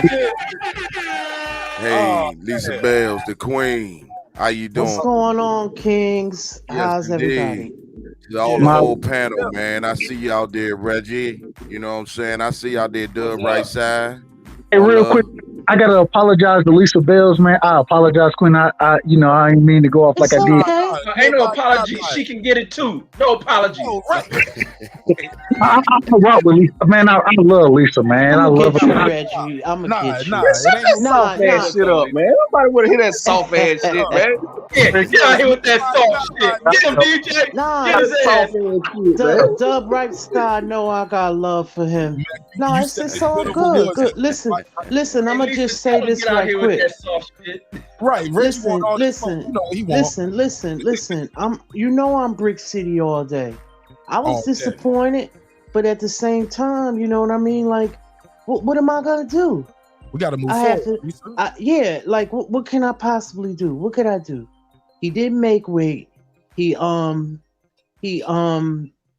took full responsibility for it, and then he said he was gonna move up. What am I to do? Yes, I would have had for him to go in there and attempt to try to lose the weight, but he didn't. So what am I gonna do? I gotta move on. But am I gonna go like hold that again? No, I'm not, because I'm a human being and I make mistakes like the next person. I'm not gonna. You got some people that will hold your feet to the fire. They'll never let you forget that, and they'll be on Twitter trolling you. And they'll be on this troll. You know, I'm not that type of person. Right. You know. For sure. So, and that's why we love you too, because you ain't that type of person. Say one thing. Let me my man the Mac mob. I want to say something to Mac. I apologize for cutting you off, bro. Do your thing. My apologies, man. No, man, you ain't gotta stop all this. Say it again, DJ. It's all good, man. I just want to salute the whole panel, man. Whoever I didn't salute, DJ HLD, man. We Mike going Boss. over there. These niggas don't get my no salutes over here, dog. They don't play the salute game. Hey, well, you know, I really don't even, man. My thing is always one love to everybody. You know what I'm saying? So, one love to everybody, man. I just wanted to chop in, man, because I was a little busy a little earlier with some back end money that I had. So, I came in, the back door and y'all Not the back end money, man. Mom, not the back end money. Yeah, man. I was trying to get on early, but I had some business to handle, man. Hey, man, on y'all topic that y'all talking about. Yeah, on the topic y'all was talking about, man. The right side want us to hang Shakur upside down. Oh man, don't do this. You do. Energy, bro. We got to keep the same energy for Tank. Bro, why I can't be on Shakur neck? I got to be on both their neck, bro. You know what? Right side, I'll be right there with you. Like, okay, he missed weight. He knew what, no excuses. You missed weight. He didn't make no excuse. Like Lisa Bell said, he didn't make no excuses for it. He took full accountability. Now, if he'd have been like Adrian Broner when he missed weight, Adrian's like, shit, I guess I can't make the weight no more. I guess it's time to move up. If he would have been like that during the situation, I'm like, God damn, so you just really don't care. He had 2 hours to lose a pound, 1.6 pounds. My bad. But yeah, look, I still ain't heard the man speak yet. Or I heard Lisa finally get some bars off. I don't want him to have to wait that long. I respect it's all good, man. I'm enjoying the show, my brother. I know how it is, my brother. I know how it is. Look, I fuck with y'all heavy. Hey, look, Matt, what did you think of the fight? Man, I thought it was a good fight, man. Shakur did some different things, man. He went to the body a lot. He didn't use his legs as much. I don't know if the weight played a thing into that. Maybe he was a little sluggish. Who knows? He just felt like he was just a much stronger fighter than Conceicao last night. But he went in, he did his thing. I think he should have boxed a little bit more, man, because he just stood in front of him and let Conceicao get off that overhand right, man. A lot of times, he missed him for the most part, but Shakur did take a nice, shot here and there when I think he didn't need to. But ultimately, he did his thing, man. He worked that body really hard, warmed down, took him out. But he just couldn't get it, get the knockout. But he took care of business. So I think Shakur did his thing, man. And some more things he need to work on. Huh? It was beautiful body work. Beautiful body work. Matt, beautiful. Did he make a statement? I'm sorry? Did he make a statement? Also, what was your take on him with the Puerto Rican flag? Did you have a take on that? Did that bother you as a black guy? Did you he pandering to the Puerto Rican side? What's your take on that? I didn't mind it when he said he was Puerto Rican or he had part Puerto Rican in him, and I was just, at that point I just said, okay, cool. I didn't know what it was for at first, to be honest with you, until they came out and said he was, part Puerto Rican or whatever. Man, I don't really get into that personal stuff, man. No, Matt, I'm telling you. Watch some of these YouTube daddies. That's gonna be their storyline for the next week. Yeah, man, I already know, I don't even get into that, man. These niggas gonna do. I'm telling you, man. He even got it on his trunks. You know what I'm saying? He got the Puerto Rican flag right there on the side of his trunks, man. It's not even a big thing to me, man. It's like, look, man, he identifies as a black man or whatever, and he want to go ahead and pay homage to his Puerto Rican roots or whatever. That's cool with him, man. It ain't, we all got something mixed up with us, man, from time to time or whatever the case may be. So it really never didn't play the a part to me, man. I don't even care about that. Can he beat these top guys at 135? He said, I want the champ. So that's Devin Haney. Based off the performance you saw, can he beat Devin Haney? Can he beat a Lomachenko? Can he beat a Tank Davis? Yes. I know one thing when he fighting Devin Haney, though. The thing about it is I don't think he fight the same fight that he fought tonight, kind of standing in front of him, because Devin Haney's going to use that jab on him. And one thing Conceicao did not have, man. And another thing, man, getting in close like that, Devin Haney know how to tie up. So, I don't think that he, need to implement that fighting style against a Devin Haney. I still think I would favor a Shakur over Haney. It's just my opinion, man. But you know, everybody got their thing, man. Because I think Shakur's the ultimate boxer, man. Softball stance and using defense. He didn't use a lot of it tonight. Like I said, I don't know what it was. Sometimes boxers get they off nights. I don't know if the weight thing played a part in it. Maybe he's a little sluggish. Who knows? You know, maybe that's just the style that he fought tonight, man. He just felt like he was the bigger guy and he just wanted to walk him down. We don't know. We'll just have to see the next fight. I got you. Know? Go ahead, Rich. Or Dub. Mac, nah, the only thing you said wrong is that you apologize for saying that Shakur will beat Haney. No apology. No apology needed. You will beat Haney, period. Yeah. The shit out of Shakur, bro. Yeah. Hey, but one thing I will say though, man, I do agree with the right side on one thing. I'm a big Shakur Stevenson fan.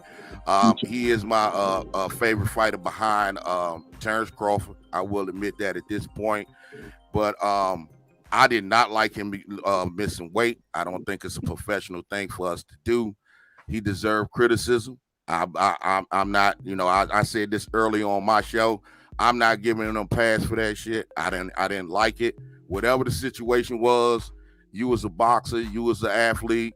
You know your body. If you knew you had problems and you only needed 2 fights, don't do the shit like T.O. did.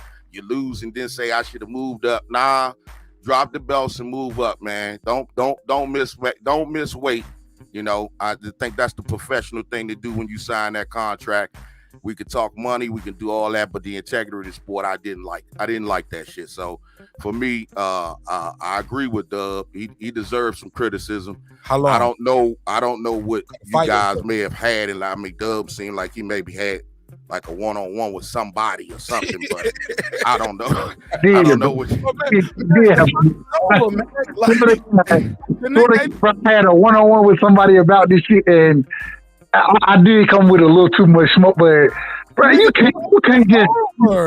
He ain't at the division no more. Tank missed weight, stayed at division. Devin missed weight, stayed at division. Mark, you making excuses for people though, bro. You can't stop making excuses, bro. Like you making excuses for niggas. Right side, don't do that. I criticized him yesterday when he missed weight. When it happened, I called him a cheat. That shit is over. Hey, look, HLD called him a cheat. But the fight is over now. That's fair. Like, we criticized him on Friday when he missed weight. I mean, Thursday when he missed weight. Today's Friday. Guess what? Tomorrow we're going to be talking about another fight tomorrow. I'm not going to be bringing up Shakur weight loss during the Joey George fight. It was a cheat for this one fight, and I get it. It's over. And that's it. Who pissed you off, Dub? Like, no, good, bro. Haney called out? Shakur called out Haney immediately after the fight. You know what I mean? Oh yeah. Hey, this is the thing, bro. I want to see that fight. I want to see the fight all of them, bro. I want. Loma, Tank, what do those guys mean to you? Shout out to all my Puerto Rican fans. I love y'all too. Wepa. Y'all for supporting me and taking me in like I'm one of y'all child too. But other than that, everybody at 135 got to get it. Who do you want next? Anybody. Talk about it, right side. If it's me, you feel me? Especially with him being over with top rank, I want to see him and Devin fight next, bro. That's the fight I want to see. I don't think that's going to be the fight made. I think Loma is going to get the fight with Devin first, but damn it, I want to see Devin and Shakur in the ring together, bro. I want to see that fight. And I think it's the best fighting the best. If he can't get that fight, man, I want to see him fight Tank. The best at 35, bro. I want to see him fight those guys. And I want the same way I've been saying Devin, Tank, Lomachenko, bro, fight the best. That's all I want to see. And so I understand what he's saying, and I want him to fight him, but I don't think he's gonna get the big fights at 35 because, well, he may later, and the big fights for him may be Frank Martin. It may be possibly Tank Davis. I don't think that'll fight. I don't think Floyd gonna let that fight happen. Lomachenko, that may be a fight that could be made, but man, Devin, he gonna beat he gonna beat Kambosos. He gonna beat Lomachenko. He gonna drop the belts and move up. I think, man, Shakur, goddamn it, go be undisputed, bro. I need to see Shakur undisputed now at 35. So that's how I look at it. To fight who though, Dub? That's what I'm saying. Because ain't nobody gonna be there. The only fight that's really realistic for Shakur to fight eventually would be Loma. By that time, Haney would get 140. That's my one pet peeve. Good audio. It sounds like you're outside or something, or the wind whipping around. If you're on speakerphone, click the button and tell StreamYard you're on speakerphone so it'll switch the audio. But it's hard to hear you good. And you normally have loud audio. We got to make HLD mad so his audio sound good, because his audio is real good when he's angry. Try it again, HLD. I'm you. Matter of fact, we got Mike from Boston here too. What up, Mike? Yo, what's going on, guys? I just wanted to say one thing about. I just was listening to your conversation about, whole situation with the dude missing weight. I think it's not so much about do we need to give him criticism or all that? Like, it's more like, look, we see that this kid has got a special talent. Okay, in my opinion, he's got something that none of the other guys have. I don't see it.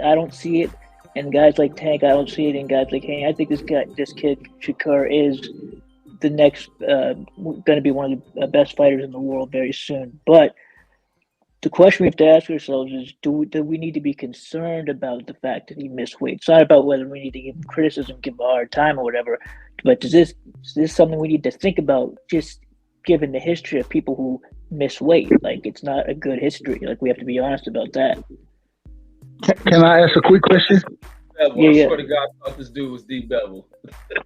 What? So what do you see? What is? All right. Never mind. No, I just said I'm replying to Reg. Right side, chill. It's a group conversation. You don't got. All right, never mind then. Chill, B. No, Reggie is not D Bevel, and he don't sound nothing like D Bevel. But go ahead, right side. Damn, B. It's all love. Go ahead, right side. I was just asking, what do you see that he has that the other fighters don't have? What do you see, bro? I think this kid. I don't know. I see a level of talent in him that I don't see with some of the other fighters. I don't see very much competition between him and if he fights a guy like Tank, he fights a guy like Devin Haney, I think this guy wins. I don't see the same level of talent. I'm sorry. This guy has impressed me in ways that those other two guys have not. I'm sorry. Maybe Devin Haney has won his fights, but he doesn't do it in the same fashion that this kid does. This kid goes in there and he dominates. He impresses every single time. This kid's a real deal. So, I think he's a threat to everyone at 135. I think he could beat every single person up there.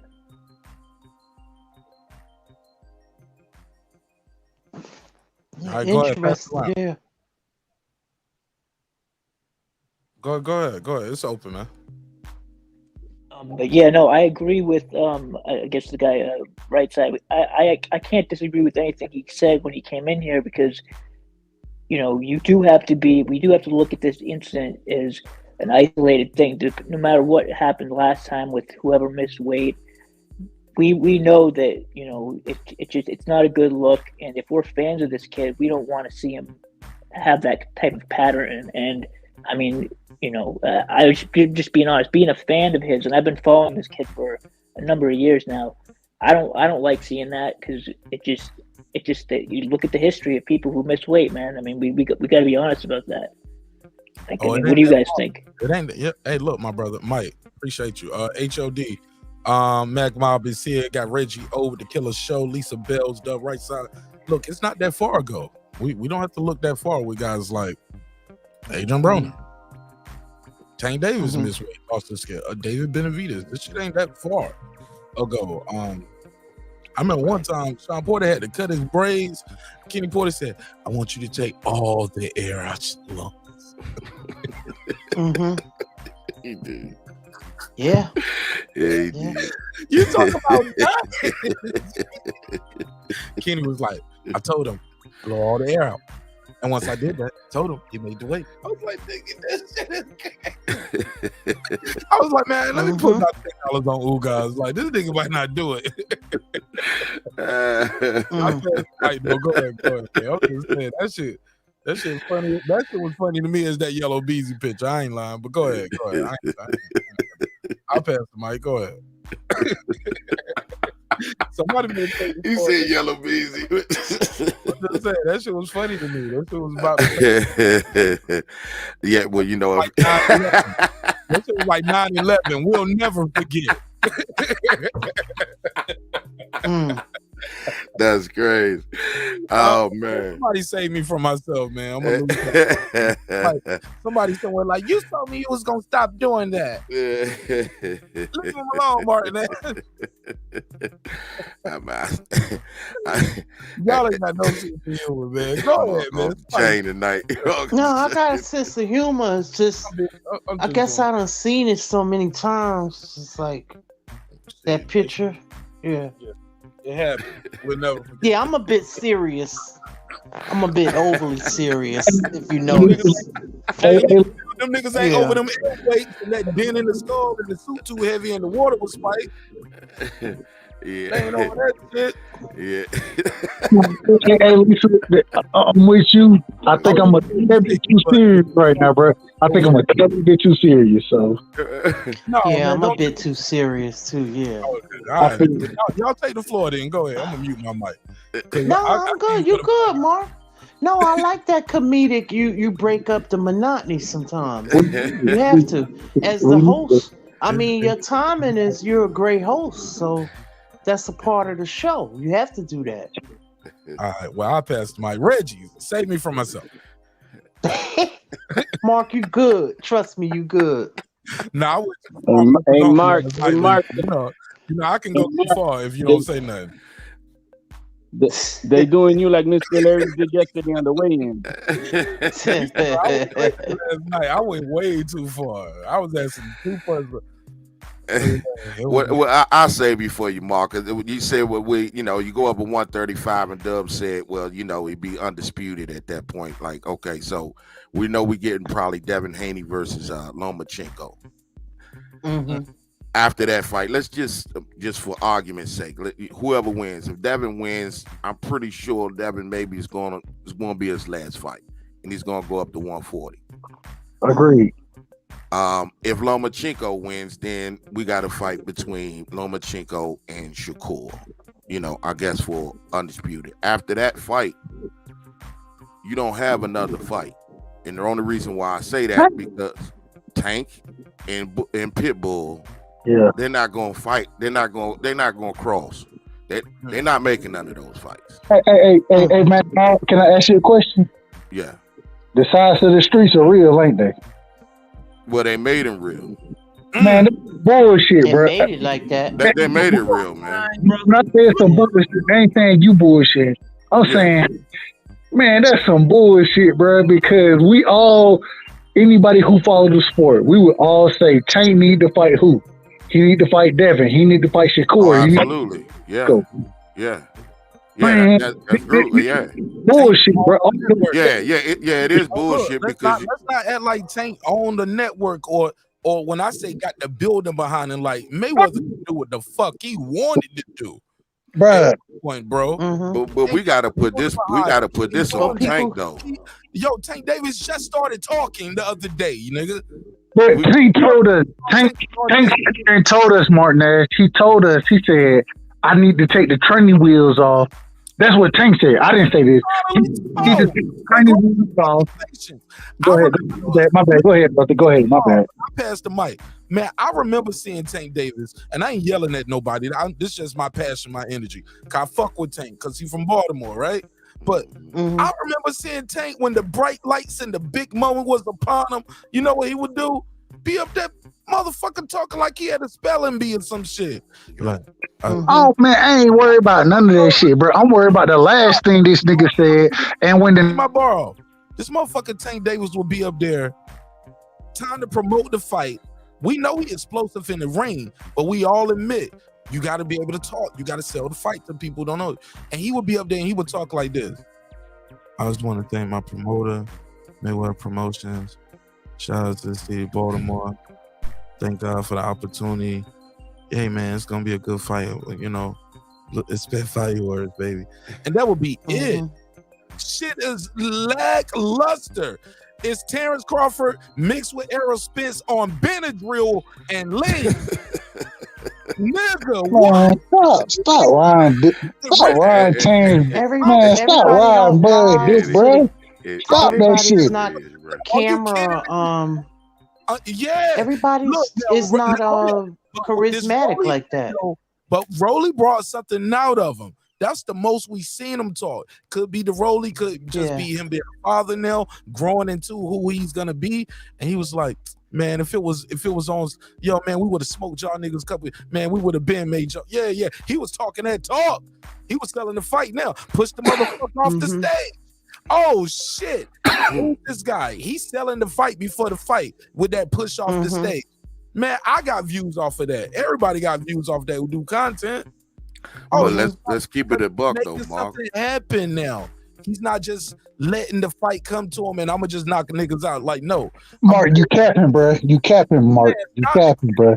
No, look. I have a I'm looking. My perspective, bro. I'm telling you. Prior to that, right side, I beg you, other than just give me anecdotes like you're capping, give me the moments when Tank Davis was selling the fight and talking some shit before the fight and like really hyping the fight up prior to this shit.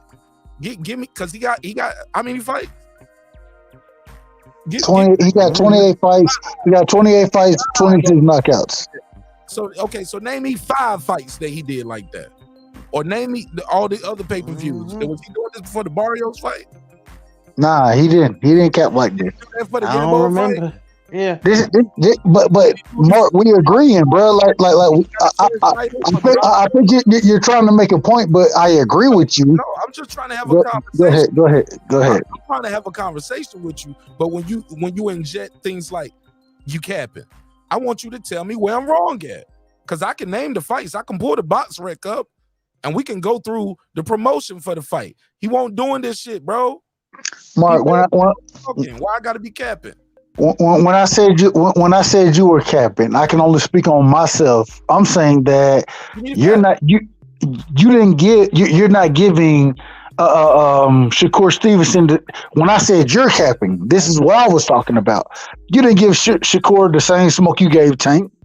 It didn't happen that way. And so when I'm saying you go ahead, brother. Go ahead. No, elaborate. See, you're just using euphemisms and colloquial expressions like you didn't have the same smoke. Nigga, about what? Be specific. Just to say you didn't have the same. I thought we went past I'll be specific. Go ahead, Lisa. Go ahead. My bad. Go ahead. Go ahead, Mark. Go ahead. I thought we had gotten past that. Yeah, I did too. Listen, Mark, we didn't agree on this shit, bro, and this is my problem. We didn't already agree, and now you still got smoke for shit that you don't need to have smoke for. I'm not even talking about Shakur and the weight right now. Go ahead, bro. Go ahead. What somebody else and what we were talking about, as far as Tank Davis was barely talking until recently with the Rolly. You said I was capping, and now when I say what am I capping about, you still going back to Shakur missing weight. Am I insane? Am I hearing this shit right? No, you're right, man. You're right. You're hearing it absolutely right, bro. You're hearing it absolutely right. And if anybody is wrong, bro, it's me. I'm missing the point right now. So that's why I'm listening. Go ahead, Martin Nash. Okay. Because I ain't missed a beat, homie. I'm very clear-minded with what I'm saying right here. But I passed the mic. You just threw me off with those you capping. Like, no, Tank Davis won't talking, bro. He won't talking. Yeah, he wasn't. You're right, Mark. I remember when they did that Michael Jackson Beat It thing for him, and I was like, I just didn't like that. I just rather. It just didn't seem like him, you know what I mean? I know Michael Jackson's favorite artist or whatever, but remember that when he came out to Beat It? Is everybody there? Beat it. You said beat it, Lisa Bells. Yeah, remember when he came out years ago to Beat It? And he had on the Michael Jackson suit. You know what I'm saying? Like, we fought. Like, I remember that time, like, he still was kind of like a little more shy. But I just didn't like that whole get up when they did that. What's the topic in itself right now then? I mean, about Tank himself and how he promotes himself, or? Yeah. That's so left field. When my man said you capping, I was like, I'm not lying. I know I'm not lying. And then I started naming the Tank Davis fight. This nigga was not talking. I just want to say, bro, it had nothing to do with, bro. we was Stop talking it, about stop it, Mark. Stop it, Mark. Mark, you gotta stop the shit, bro. It ain't. I never said you was capping about that Tank. I never said that. All I said was that. Go ahead, go ahead, bro. Listen to what I can't even finish it without. Go ahead, Mark. Go ahead. Finish it now. Come on, right side. Come on, man. Don't be like that. Go ahead. Get your bars out. Go ahead, Mark. Now, bro, when I start talking, you start talking, bro. Go ahead, Mark. Go do your thing, bro. It's your shit. I know I'm at home. Go ahead. Get your shit off, Mike. That's cute. The sound effect. Yeah, exactly. See, that shit cute. And go ahead, Mark. When shit get cute, go ahead, Mark. Go ahead, Mark. I think we was at like a slight interruption, throw him off. Like, man, shut the fuck. All right, I'm out. I'm good. I'm gonna get out of. I'm good. Talk. Like, go ahead, man. Go ahead with that pouting shit, man. How old are you? 12? Like, a slight disruption fuck him up. Like, man, I don't do that shit. Nigga, I've been doing this shit for a minute, nigga. That's how we do it. We talk shit. You cut niggas off all night. You can't handle nobody cutting you off. Stop that shit, man. And like I said, if you rewind the tape, you did say I was capping. On the things that you said I won't capping about. Nigga, I ain't lying. I'm very reminded. I don't be in this bitch getting drunk doing this. You remember that movie, The Austin Powers, man? We like, zip it. Are you finished? Are you finished? Are you finished? Yeah, man. Entertainment too, man. Like, come on, B. Like, he just too emotional about the shit. And like, he come from that debate shit, I guess. Guess he gearing up, like, you know, for another one. But like, that nigga's like, y'all niggas like he was telling other people shut the fuck up earlier. That's why I was like, who are you talking to when you say that? Because we didn't know each other when that shit happened. He said, y'all niggas be on doing it's like he a character almost. Well, is that there? Look, the fact is that there is a sector out there that was going hard at Tank for missing weight and whatnot, and but it's really a you know, look, I went at him. I said Shakur was what he did was cheating. The weight cut. Right. I mean, I said it since yesterday. What he did was strategic. It was unfair. It's an advantage for himself. It's not like it was a total advantage for himself. Disadvantage for Conceicao. I mean, I knew that Shakur was going to win, but I was rooting for Conceicao to win tonight. I was hoping for an upset. You know what I mean? But what are we going to do? I mean, the kid is moving up. It's not the same thing like we were saying. Tank Davis stayed at the same weight, missing weight. You know, we see him walking around like a cheeseburger away from being a fucking heavyweight because he you know, dude is swole at 5'5", almost 200 pounds and shit. You know, not taking, you know, not dedicated to his craft.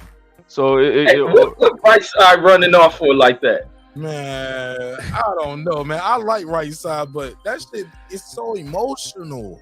That's my guy. You gotta stop that emotional, man. You too big for that emotional shit, right side. He's mad because we're not mad at, man, y'all ain't holding him accountable and y'all ain't got the same mention that y'all had for Tank. Nigga, I didn't know you when Tank missed weight. And we already agreed to that. Like, I never got on Tank for losing weight. It happens. What now? I'll say this about Tank since Mayweather started working with him more. Like, remember, he hasn't skipped a beat since. So he's been making weight. So he has. Tank has has done better in that area. He's done better in the past 2 years now Miss Lisa because he Bell. has to be on check. He's not drinking anymore because he's in legal trouble. So he's not drinking. He's now like he slowed his bullshit down, and now he's more dedicated to his craft. That's what the difference is, and good for him. He said himself he's not drinking anymore. I saw him in an interview like, I don't drink anymore. And I'm like, good for you. Who said that? Tank. Okay. Miss Lisa Bells, I want to let you know that I when I was snuckling, I was snickering when he was talking. I was not at you. I'm really laughing at the chat because the boxing science and Joey Chaz are saying some wild stuff in the chat, and I can imagine. I'm like, what? So I'm sorry. I apologize. I was listening to you though. I was listening. It's okay. Oh, that guy right side Matt probably too. I don't read the chat when I'm on these panels. I don't even. It just popped up right, and and I was like, yeah, it'll throw you off your game It big just time. had me out there. The Shakur hype was But no, the chat was rocking with right side on some of the shit you were saying earlier. I was reading the chat. I never read the chat. Listen. They was rocking with him when he was talking about about Shakur missing weight. A lot of people's like, yo, we rocking with it. I agree. No excuse, blah, blah, blah, blah, blah. But how long? Like, it ain't over. With man, Tank, there you go. Welcome back, man. What's up, right side? Bro, I was on my goddamn. I was going off and my shit fucked. I'm back. But hell no, Mark. Hey, Nigga, I'm back for the smoke, nigga. I'm back for the smoke. Right side. Look, the truth is the reason why Shakur gets a pass is, us Puerto Ricans, we look out for each other. You know what I'm saying? So we're not gonna throw a man under the bus. You know what I mean? I mean, hey man, he did the best he could. That's it, bro. HLD, you know what it is. Let me ask you. HLD, man, you know it. Hey, real quick, I want to apologize. Real quick, man, my shit fucked up, bro. Hey, I had. Go ahead, Queen Lisa. Go ahead. No, I just want to ask y'all a question, and then right side you go. Do y'all think Tank get more criticism because of his affiliation with Mayweather? I think he gets more criticism because of the lack of competition and eagerness to fight for legacy, with the amount of talent that we perceive him to have that is being wasted under the tutelage of Mayweather Promotions. And that's, I think that's the main reason of all his criticism. But I've let that go because I've understood loud and clear that Tank Davis is an attraction fighter. He's a spectacle for fans of fighting and who want to see the circus coming in town. And that's that. He's a globetrotter. He's not the NBA. He's not here for world titles. You know what I mean? And they've made that abundantly clear to everybody. It's whether you want to listen or not. Tank Davis is not set up to be a legacy fighter, period. He's about business, about making money, and that's that. And until the pugilists out there that don't think so understand and listen to it loud and clear, that's who he is. And so I don't mix him in the conversation of, is he gonna go against against Haney or Loma or Shakur? He's not part of this conversation with Shakur going up to 135 because that's not who he is. So until we realize that let that go, man. That he's not, and I get it. That's where his main criticism comes from. Is that, but I nothing more. I think my opinion. HLD done pissed me off from the longest, and the only reason he pissed me off because he honest with the shit. The nigga done told me from the beginning, respectfully. HLD told me, he was like, man, Tank ain't fighting them niggas, bruh, and he ain't fighting them. He done told you he ain't fighting them.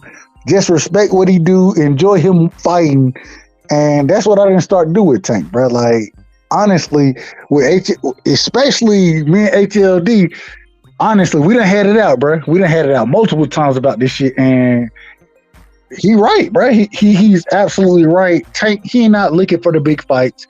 Him fighting Shakur, I don't think that shit is reasonable, bro. I don't see him fighting none of the top guys, and so it is what it is, man. It is what it is, but God damn. Hey, Dub, I got a question for you though.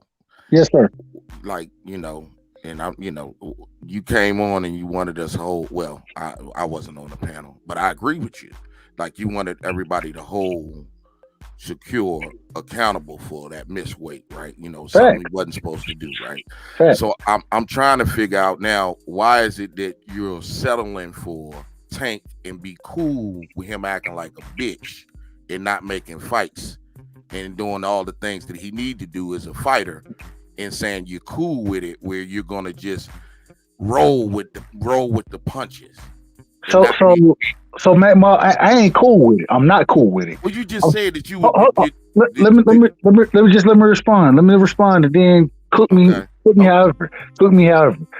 I'm not cool with it. The same thing I just said about HLD. He broke, and like I said, man, we done had debates about this shit, and he broke this shit down to me. And because of the way he broke it down, bro, Tank ain't trying to fight nobody. At the end of the day, if I can hope and wish and want for all the big fights that I want, right? But at the same time, I do have to understand how these fighters are moving. And when HLD, bro, he broke that shit down to me, and he told me, he was like, bro, the nigga told you he a company man, bro. He told you that shit. You want to hold him accountable. It don't do shit for you holding him accountable. Why? Because he gonna fight whoever he want to fight. HLD, am I lying about that? No, that's because that's not my opinion. That's coming out of Ellerby's mouth. Fact. You know what I mean? That's that. It's not me. No, I'm not saying it's you. All I'm saying is, me and you, we've had this conversation. Yes. And when he broke it down like that, bro, like what it really came down to for me, I still got to hold him accountable, and I still got to talk shit about him, bro. I still do, because I don't respect the shit. But at the same time, even though I don't respect it, I have to understand what's going to happen, and I got to be logical and see that, okay, this is the way he's moving, bro. This is what I don't agree with it, and I'm not going to agree with it. But at the same time, I do want to see him fight because I love him as a fighter. And so, although I don't agree, and I hope I'm answering your question, Mac Mob, I don't agree with the shit. It gets to a point where it's like, I don't have to agree with it. I just, as a fight fan, bro, I got to understand it and speak accordingly, if that makes sense.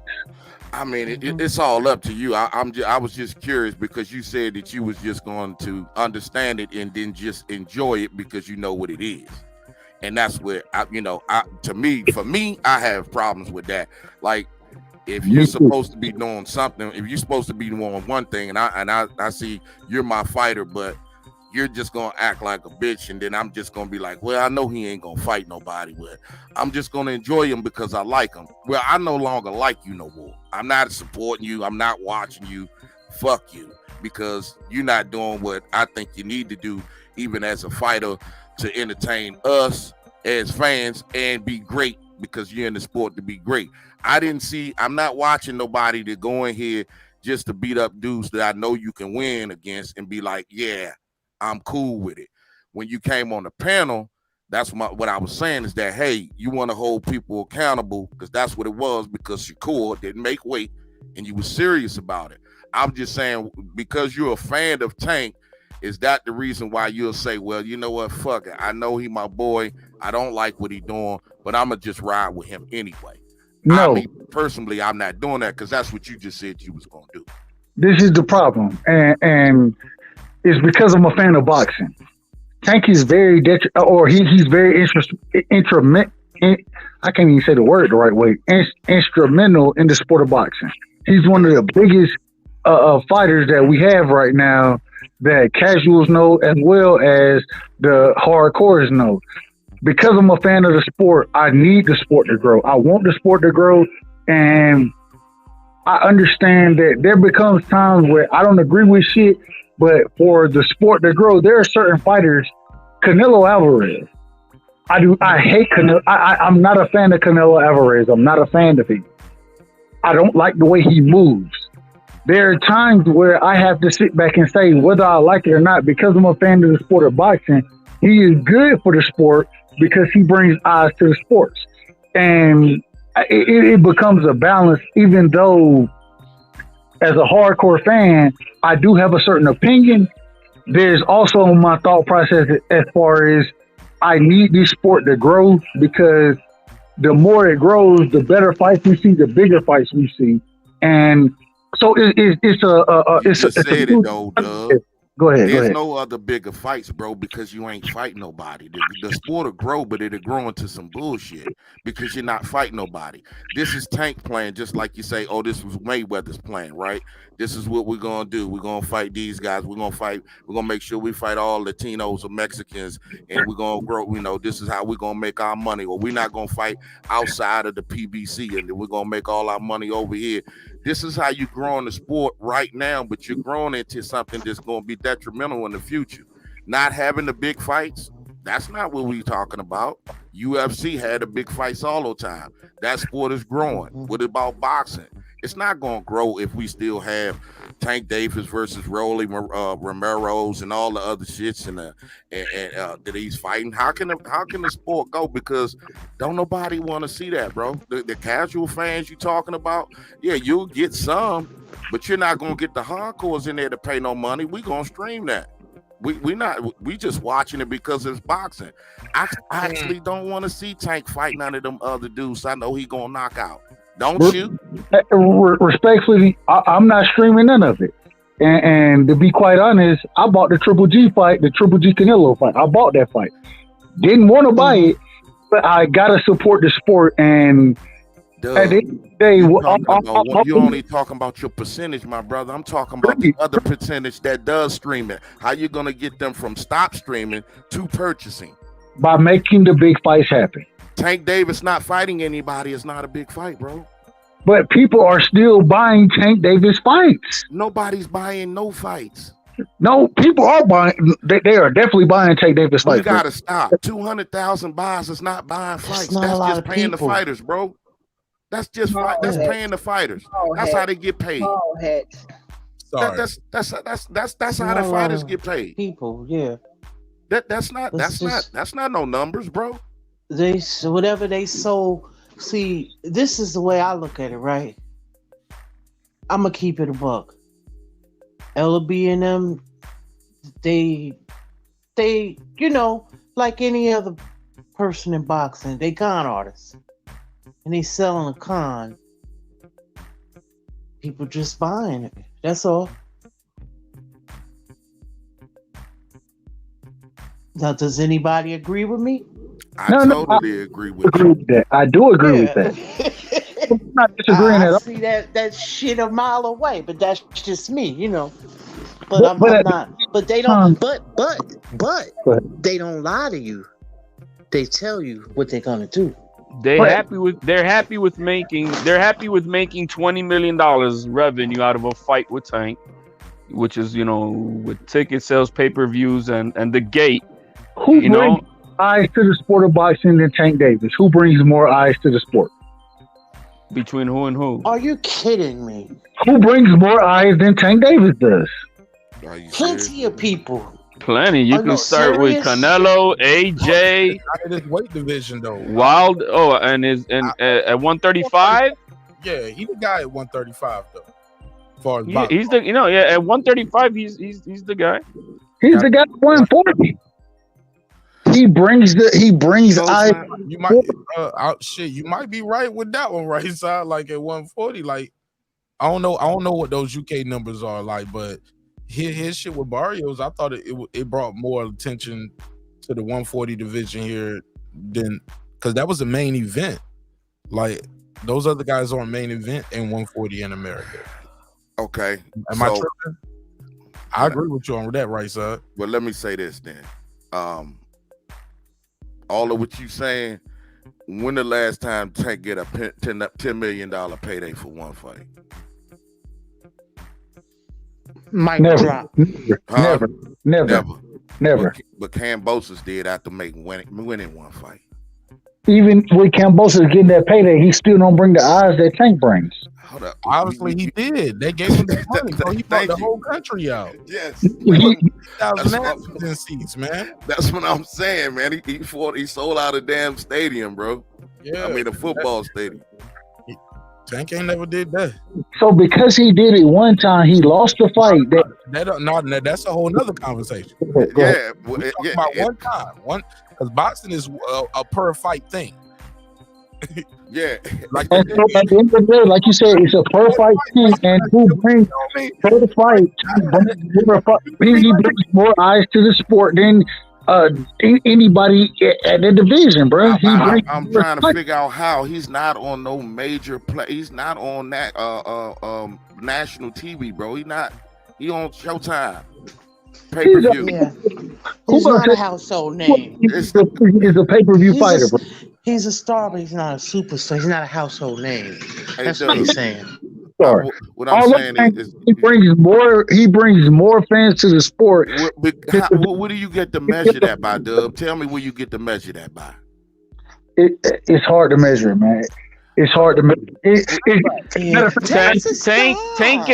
Tank is a famous regional fighter.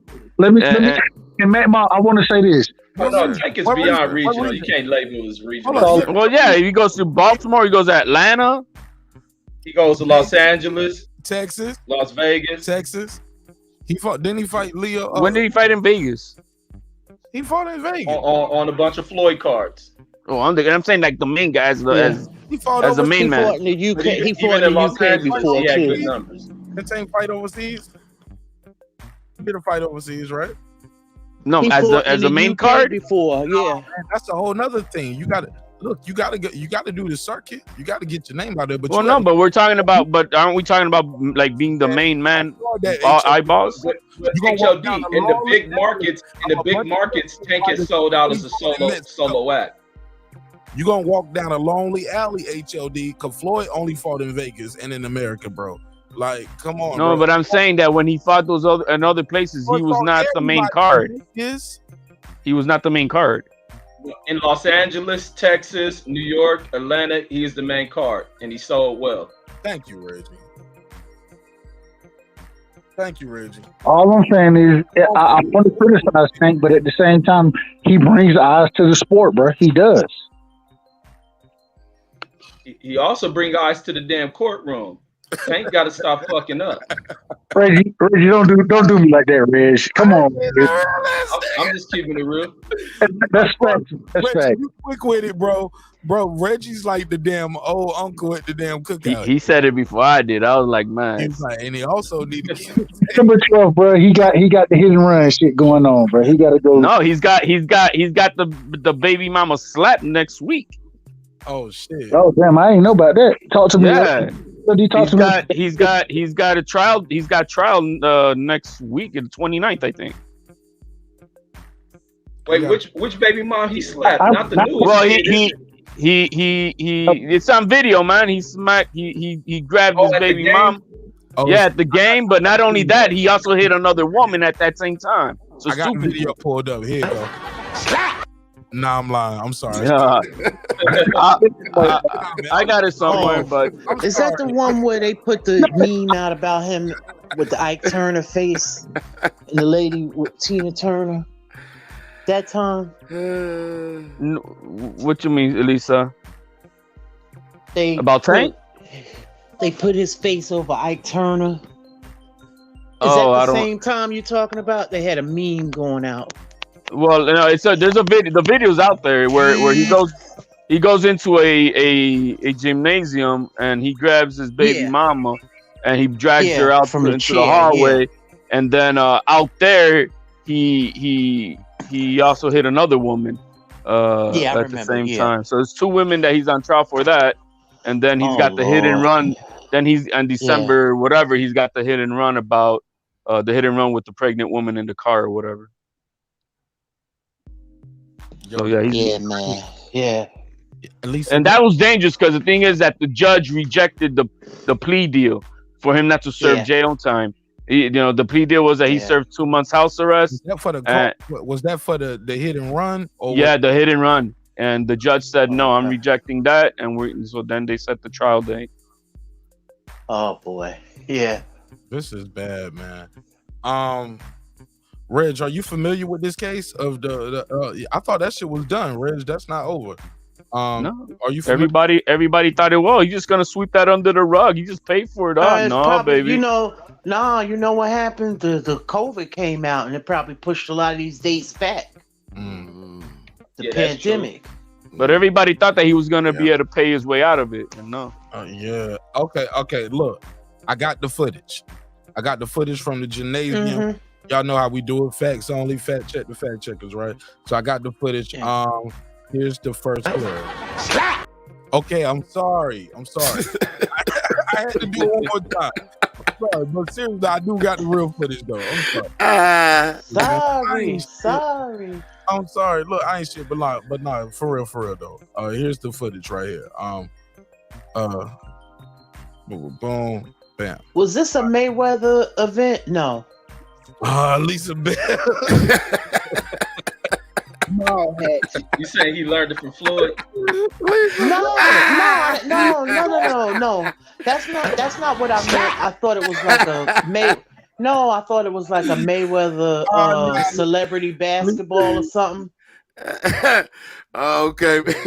I thought I didn't. the Queen slid in a little joke real quick. I thought movie before. No. I saw Karate Kid. I know what you're doing right here.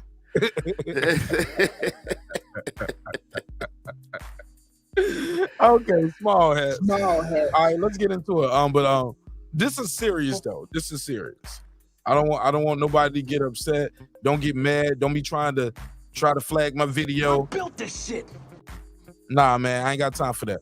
It's all love. We do not own rights to this video. I'm playing this video so I don't get sued for the commentary that we just gave. I don't want nobody to say, no, Tank Davis didn't do that. He didn't do that. And we lied on the man. We are not lying on nobody. What I say is the truth. I speak the truth. Shout out to my boy Taylor Bell. He never fails. He said, great job with Arrow One on the panel and Martinez. Okay. I guess Arrow One, that might have been probably put a emoji. Everyone. Yeah. Oh, everyone. That's what that is. Yeah. Everyone. Everyone. Oh yeah, he's from Texas. I forgot. I got to read the chats with an accent. But let me give him a $5 drop. Thank you so much, my brother, for supporting the show in a major way. I got 5 on it. One more time because it took me so long. I got 5 on it. Pause. All right, so let's play this clip right here. Just to add, I guess, add a visual to what was just vividly described to us. Again, we do not support any kind of violence against anybody in any kind of way outside of a ring or an octagon or a dojo. Like, other than that, we do not support violence in any way. But we have to play this video to give you social commentary on what we just described to you. So you see what is allegedly Tank Davis, where they're saying he's walks over across.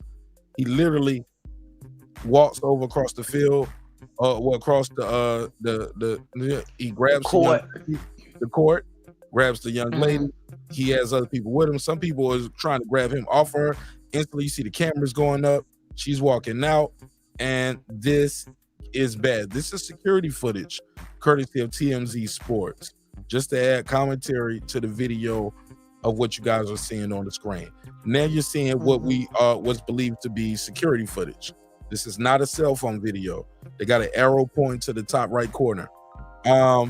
This is not good, y'all. Right? Can we all agree to that? This ain't good. That little nigga crazy. Anybody want to jump in with some commentary? Yeah. See, I didn't know he rushed across the court like that and grabbed her, like, in the presence of all these people. So imagine what he may do to a woman when ain't nobody looking. Like, I don't know if the girl got that much of good pussy or what drove him crazy enough to go after her like that, but he got to learn to control that shit. Like, it's kids out there, cameras everywhere. You just can't do that kind of shit. There was a guy, I think this part right here, he almost wanted to beat Tank's ass, a big dude, because he almost got in a scuffle with him.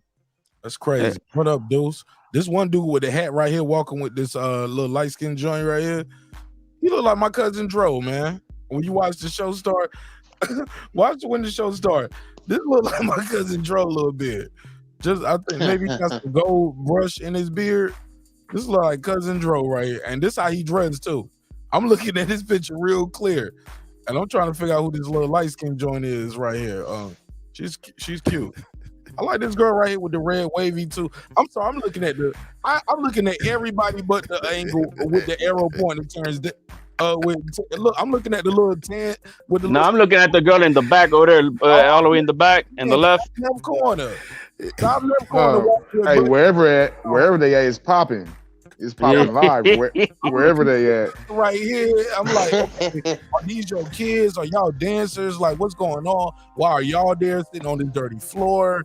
Like, no disrespect to white folks. White folks, do not sit on the floor like this with your ass cheeks on this. Why white folks do shit like this, man? And they be calling her ass to lay there. I'm like, get your naked ass off that damn floor in that uniform. Y'all better have some chairs or. Look, sisters would have had them a little carpet, little towels. They be like, look, we ain't got nowhere to go, but this where we gonna be at, y'all. These the dancers. Look, sisters gonna have them some towels with some mats. I'm sorry, but I'm looking at all the wrong. I'm looking at all these dudes in the white tees looking on the table. I'm like, what he got in the bag? Do we got something on him? Like, why he's there with the bag on him?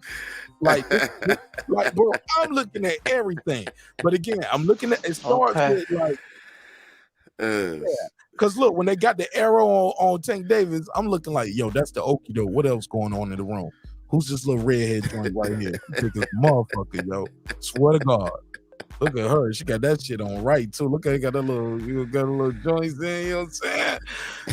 The little light skin joint right here. She looking at her like she don't look like she really want to be with Buddy right here. That's why I thought it was my cousin Dro. I was like, Dro, you made her pay. Dro made her pay for the trip tonight, and I spit all on her face. I know and I'm like, man, she a little thick, light skin joint. That's his type too. I know my cousin. And yo, man, my eye. You know what I'm saying? I'm all over the place. Like, pardon me, but that's just how I be. Okay. But it gets worse though. We're gonna see the focus of this arrow. Okay. Boom, rushing through the door. Look at my little light skin baby running. Look at he scared the kids. The kids are gone. The mother people gone. Hold up, homie with the bag though. What happened to homie with the bag? Oh, he's in the mix. He's in the mix. Oh no, he's out of the mix. He's getting the fuck up out the mix. All right, okay. Old boy put his hand in his pocket. Somebody got the phone now. I see purple shirt. Got his footage. Our niggas get their ass beat. Let's go back. Who runs up? Damn, look at Shorty Red though. I mean, y'all look at the wrong shit in this video. Golly. Look at homie looking at her. Look at homie. Homie, don't call me out. Look at him like he's looking at goddamn dog. Oh my God. Yo, Mac, you see what I see, right? Oh yeah, I seen it the first Mac, time. I'm on point, homie. I don't miss nothing. He like, God damn. She got a name badge on too. Like, oh, she working up in this motherfucker. What she got going on? And he like, all right, man. And then he did the fade away. And then he looked back. Oh shit. See, I looked at this whole video the whole time. Like, is this my cousin Dro? I know it ain't him. But my cousin Dro. And boom, all hell break out. He looking. Okay, what the fuck going on? Now he double checks for the bitch. He looking, now he don't lost the bitch. Now he looking for the bitch like, where you at? You supposed to be beside me. She's like, I'm trying to get the fuck out of here. Oh man, okay, man, we see little man walk back out. I'm clutching that bag because he got it on him. He got something on him in his bag, whether it's money, got the blade, but he holding his bag. And this nigga want war. My man right here want war. He look like my boy. He trying to fight Tank? Yeah, that's the guy who wanted to fight Tank. Yeah. Oh, yeah, my boy right here. My boy wanted. My boy right here holding the camera, and then Tank slapped the camera. Oh yeah, see, he got a couple cases one night. He like, what, little nigga? I'll beat your little ass. Security like, man, y'all better stop fucking me, nigga. Well, I'm from this shit for real, nigga. You know how I get down, nigga. I ain't scared of none of y'all hard ass nigga.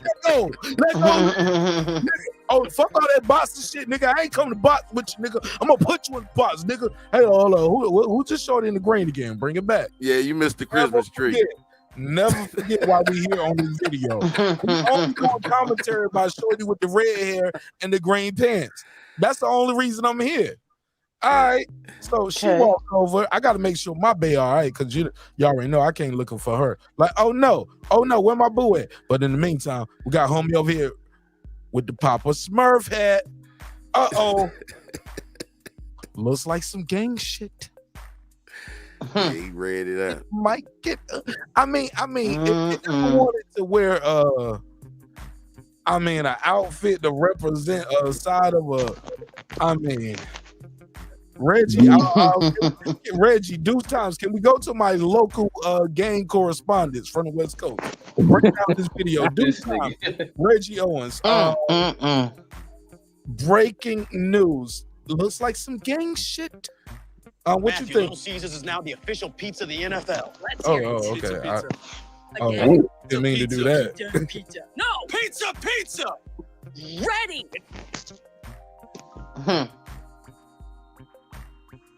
The serious consequences that the other lady that he hit is having a hearing problem. Think about all because he busted her eardrum. you consider close to a lineup block. Yeah, he definitely punched somebody. Yeah, he punched the girl. She's got problems now in the Okay, so he punched another girl, not his girl that he already snatched. Right, he kind of strangled and manhandled his girl or his baby mama, but then there was another girl and she got hit by him, and that's what allegedly that's what they're you snitching, nigga. And so that's what happened with that. You supposed to let the evidence speak for itself. I'm trying to add some comedy to the commentary, and your ass up here, you don't took the stand. I'm fucking with you, HOD. HOD said, I forgot Puerto Ricans kill each other for that shit too. My bad. Mira, bro. Let me tell you something, man. I'm sorry. I got 5 on it. I said, Rice, I said my apologies. Hope I didn't disrespect anyone. Love talking to this talking the story and passionate about it. Not man, Rice, you good, man. You good, bro. Right side, he's good people, man. Right, you just got to stop. Yeah, he's a good guy. He's so emotionally. I'm telling him, man. I love Right Side, and I know he's trying to get his thing popping. Pause. But my brother, that debate shit can be toxic though. Like doing those debates and shit, because you know what I'm saying, doing those debate type things, it'll get, or like certain types of YouTube environments can it'll grow on you, and you'll feel like, well, I gotta do that to be heard, and or you know what I'm saying, or like people won't take me seriously. Like that ain't the way you gotta do it. You know what I'm saying? To deliver your science. Shout out to my brother Roger's son. Like, but you ain't gotta do that to deliver your science, my brother. That's what Roger's son was telling Reggie. He was like, well, just deliver your science, nigga. So I forgot about that nigga. He was holding like because I've seen his videos. I follow him on YouTube. So I can tell he probably had like the toothpick or something in, or he was like, because he might be chewing a straw or something. Like I watch his channel, and he was like, just deliver your science, nigga. He was at your neck, Reggie, like you missed weight. He was at your neck like one side if you miss weight. Nigga, man, hey, look, man, I'm thank God I ain't had no drill sergeants like y'all when I was in the Army, nigga. I never would have made it. I would have been that bitch ready to fight. Like, well, fuck you too, nigga. You ain't all that. Nigga beat my ass and get me get kicked out. Hey, Mark, can I say something to Dub, man, real quick? Man, say anything as long as it's all love and respect, man. Oh, nah, yeah, man. Nah. The love and respect for the yeah, tell him get out of here with that soft shit. Go off on Hey, man, you know, because Dub been on my panel before, man. I just wanted to tell Dub that, you know, because he said, man, you know, you can cook me and you have you cook, and I'm like, bro, it's not I was just talking, bro. Conversation. Yeah, I wasn't trying to debate you, my brother. So we talk. I just wanted to know one thing from the next, man. That was it, my brother. So every time we talk, it don't have to be a debate. You know what I'm saying? Good dude, bro. I can tell, bro. That's why I can fuck with him, because I can tell his heart is in a good place. But yeah, he's cool. But I just think he's trying to deliver his message, and where he can deliver, and wherever he's allowed. I'm just being fair. I'm just keeping it. I'm talking that shit, man. I'm keeping it real. He's allowed to speak his message in certain places. Some people don't open a panel. Some people allow people on the panel. Some people, it's me and my crew only. Some people, matter of fact, we all in the same crew, but only these people are my panel whenever I do a live show. Some people email links, text links. Some people drop the link live. Some people just allow free smoke and bad mic, bad audio, whatever you want to do. Some people like, nah. Some people, we gonna go all night. Some people like, nah, we only gonna do 2 hours or an hour or whatever. You get what I'm saying? Big fact. It's a lot of different spaces here. The biggest thing I want the brother to know is we don't have to get to the fuck you and all of that part. Now, granted, I'm all for it too. If that's what's on your mind, get it off your chest. Your favorite fighter lost tonight, or your YouTube daddy was wrong again. Oh God, look, I love those. When niggas say the fight was going to be, it's going to be a free fight. Nigga, y'all still pay for this. He used the N-word. Boycotting the fight. When the fight happened, he's at the fight giving y'all commentary. Yeah, man. He's I'm right here. I'm like, nigga, you did. Like, so I pay attention to everything. But as far as the brother, man, I think he's super dope. And I think his heart is in a good place. And I'm gonna keep rocking with him. I'm gonna keep showing him love and support. As long as he keeps showing me love and support, like support is a two-way street. You get what I'm saying? Yeah, big fact. So, man, I think he's just, but man, that energy that comes from a certain space where it's a debate now. I was like, but we already agreed. Those guys that you're talking about kept campaigning at a weight. This guy is not fighting now. If his next fight is at 130. Oh, we gotta talk shit. No, you was just undisciplined, unprofessional, blah blah blah. Yeah, you was, but now it's more of a microscope on you. Like why you ain't moved up? If you moved up, you moved up. Now, cause some people get criticized for moving up and moving back down. Canelo. Some people criticize Roy Jones. We see it with Tank Davis. But if it was so easy, man, everybody would be doing it all the time. It's not that easy as people think. People think, well, it's only 5 pounds. I was like, nigga, you ain't made weight, and you didn't make weight for the wedding, nigga. Motherfuckers have a weight that they gonna make. Oh, for the wedding, I'm gonna look like this, and I'm gonna fit in the dress like this, or I'm gonna fit in the suit like this. You ain't make weight for the wedding, homie. Like, let's keep it above. So I just think sometimes, man, we got to take a step back and realize this is why the elite are the elite. The greats are the greats. People that you look at and you be like, oh, he a bum. That bum ain't never missed weight for a fight he agreed on. Hey, Mark, man. Hey, Deuce, you on the panel, man. Who you talking about, man? Oh man, go ahead. I'm on a rampage, man. Go ahead. Nah, I mean he talking in the. What I missed? What's going on? I mean he in the private chat talking about somebody tickling this nigga. He laughing at everything Mark say. I was just curious of who is he talking about. Deuce a hater. Deuce hate everything that sound like it's East Coast. He's my California informant. He's my informant. Hey, Deuce is a lover. Deuce is a lover. I'm Black Vlad and Deuce is Lil Boozy.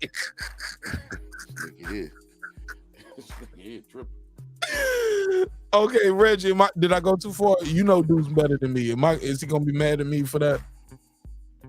Hell yeah. Come off mute, Deuce. I'm not mad, bro. What you mean? I don't get mad like that, homie.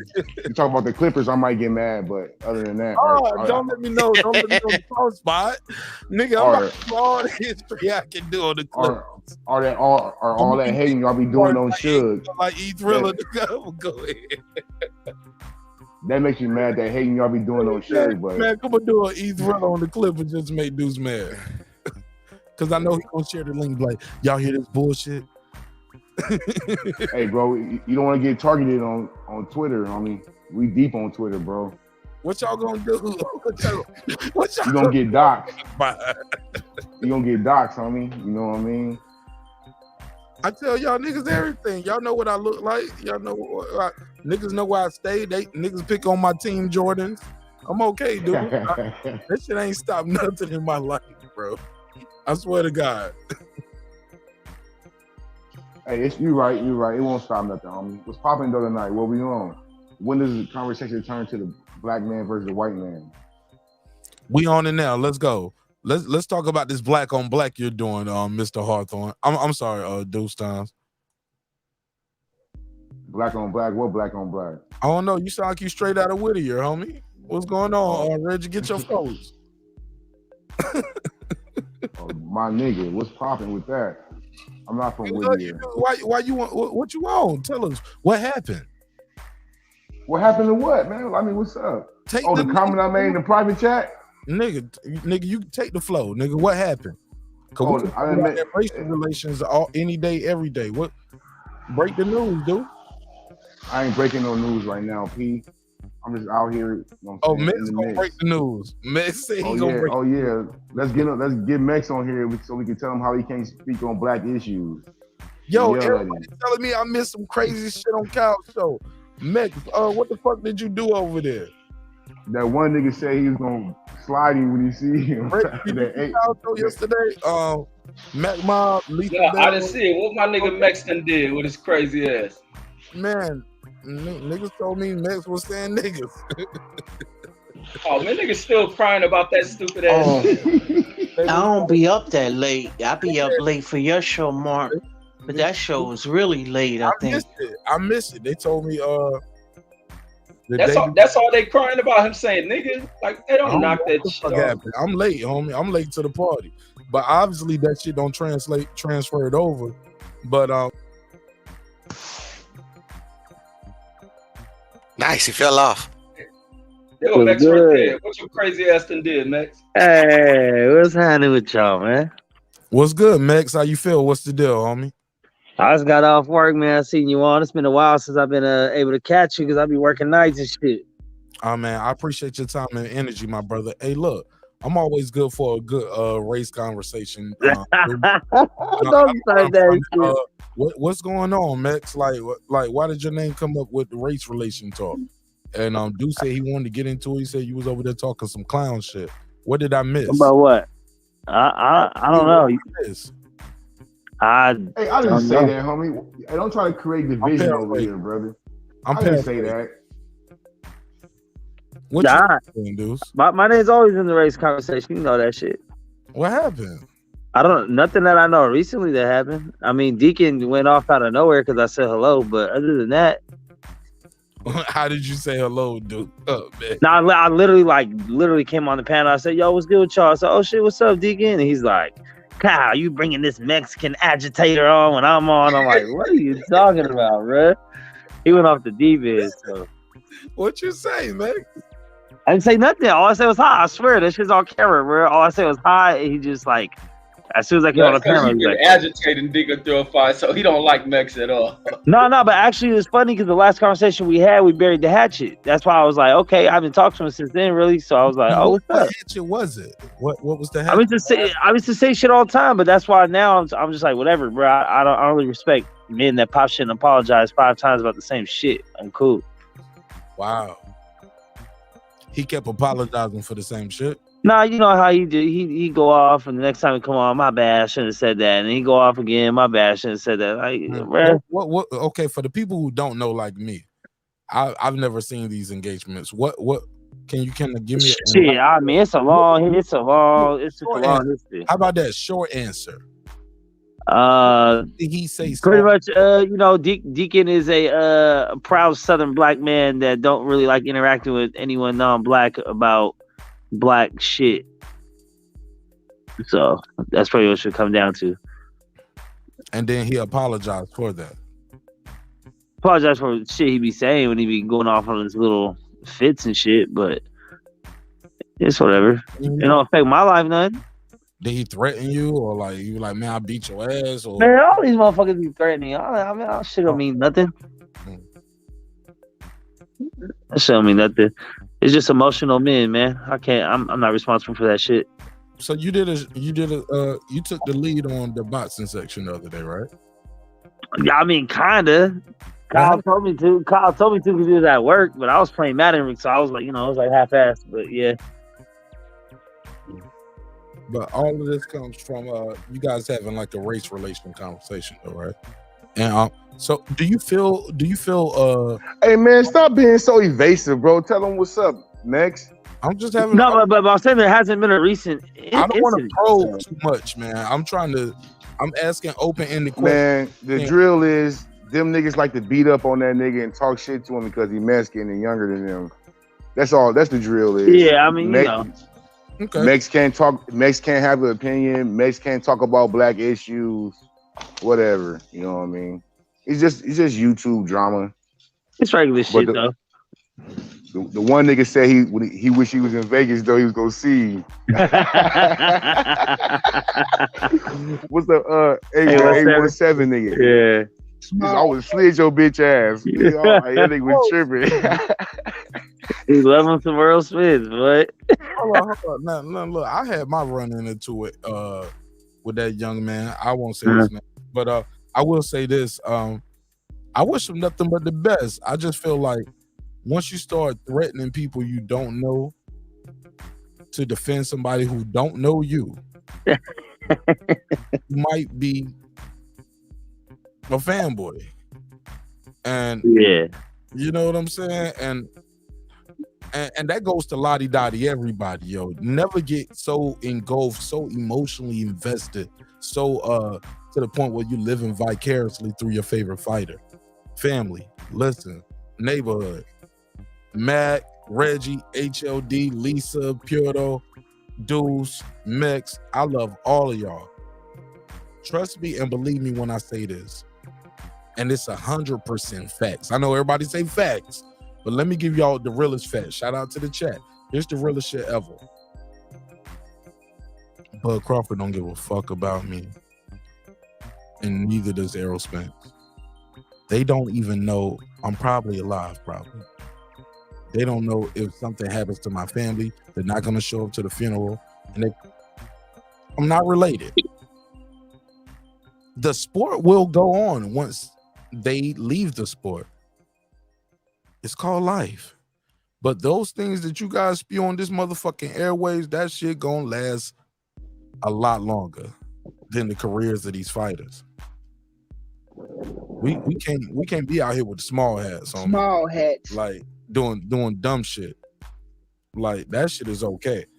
But I understand where you're coming from, Mix. It sounds like you said you don't have a voice.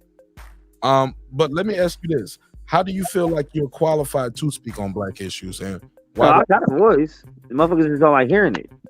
I'm asking you, why are you qualified? I mean, I'm qualified like anyone else is. I got eyes. Elaborate, I'm listening. I mean, just like anyone else, you see shit going on, you have an opinion about it. You get information given to you, you have an opinion about it. I mean, pretty self-explanatory, just like anyone else. I'm all for it, Mix. Because that's my opinion on a lot of shit. I tell people, once you put it's one thing to have a conversation at your house and you literally having a dinner at the Sunday table. You can invite who you want to, but once you put a thought and opinion out on this airwaves in this space, people gonna have an opinion about it. Unless you just turn the comments off. Yeah. You close your panel, you can close the phone lines up, but people will have an opinion once you put your brave enough to put your thoughts and opinions out here. But I'll pass the mic on that. What y'all think about what Mex and Du said? Y'all think people who are not black should have an opinion on black issues? Reg, Lisa, Matt, Deuce, black folks, niggas. I went too far. I always go too far. Go ahead. Personally think that. Oh, it had to be the nigga with the bad mic. Oh, damn. It had to be. Damn. Like, God don't make mistakes, man. Golly. Like big trombones. Hey, to me, anybody can have an opinion, but you don't have to take everybody's opinion. Everybody can have an opinion, but you know what I mean? A bum has an opinion, but you have to listen to their opinion? No. Yeah, facts. What's the question again, Mark? How you feel about people who ain't black having an opinion about black kids? Or how about you make it more broad in general? How about how people of a certain demographic are they allowed to have an opinion on a demographic they're not a part of? We talking about black issues. We talking about black shit. On the panel. Ding ding ding. Mex pulls up. He got something to say. Ding ding ding. HLD pulls up. Got something to say. Puro pulls up. Got something to say. Some people have a problem with people like me allowing people like them to have a voice in a conversation about that. Does that make sense? Yeah, I that get makes you sense. now. Yeah. Yeah, that makes sense what you're saying. Shit. I can elaborate on that a little bit though, Mark. I mean, me personally, right? Be honest, man. No, I'm being honest. Yeah. You know, I grew up in a thing called mind your damn business. That didn't have no color. So at the end of the day, what's your opinion got to do when it's my business? I don't give a fuck if I say something or not. It still ain't your damn business whether you heard it or not. You can have all the opinions you want to, but what's the point of that? Like, you have an opinion, how does that affect me, regardless of what color you are, regardless of what you can speak of? We could both be black, but if you ain't got no money, you can't tell me how the hell I can be rich. So with opinion, you know, I should listen to your opinion because you black, or vice versa. You know, it's a thing, you know, I guess when we get into the social aspects of it and it's a criticism, I think it's taken a little bit differently if it's someone outside of your own race speaking on your race. And I think that's the problem. Well, I ain't gonna say a problem. Well, maybe it's an issue with certain people. You know, they take offense to it because they say, well, you know what? You can't walk my shoes because you ain't never walked them. And you really can't walk my shoes if you're not my race. You understand? There's all kinds of hidden things, whether you white, black, or whatever, where we all have a certain kind of rules or certain kind of things we go by, and you wouldn't know unless, you know, you was from that culture. Right. So sometimes I feel like if you're not from that culture, you know, maybe you should just mind your motherfucking business. Because me personally, I don't speak on what white people should do, or I don't speak on what Latino people should do, or I don't speak on what you know, whatever, Jewish people, whatever your nationality, race, or whatever. None of that. Me personally, I'm more trying to empower my own people than worrying about another people. So when other people may say something, then you have people that maybe think like myself and be like, why don't you mind your goddamn business? You not black. You ain't walked these shoes yet. That's how I feel on. This is my opinion, Mark. Yes, ma'am. Go ahead. Me personally, you know, everybody's gonna have opinions. Everybody has a right to have an opinion. But for me, I wouldn't talk black issues like this in these forums like this because it's not owned by us. And I would only do it amongst black people. But that's just me. But this is because YouTube is not owned by black people. You know what I'm saying? So you giving out, like, try to start like some type of, you know, thing where you could little groups of people discuss stuff, or, you know, my stuff would be like the Underground Railroad. That's the way I would do it. But that's just me. All right, cool. Reg?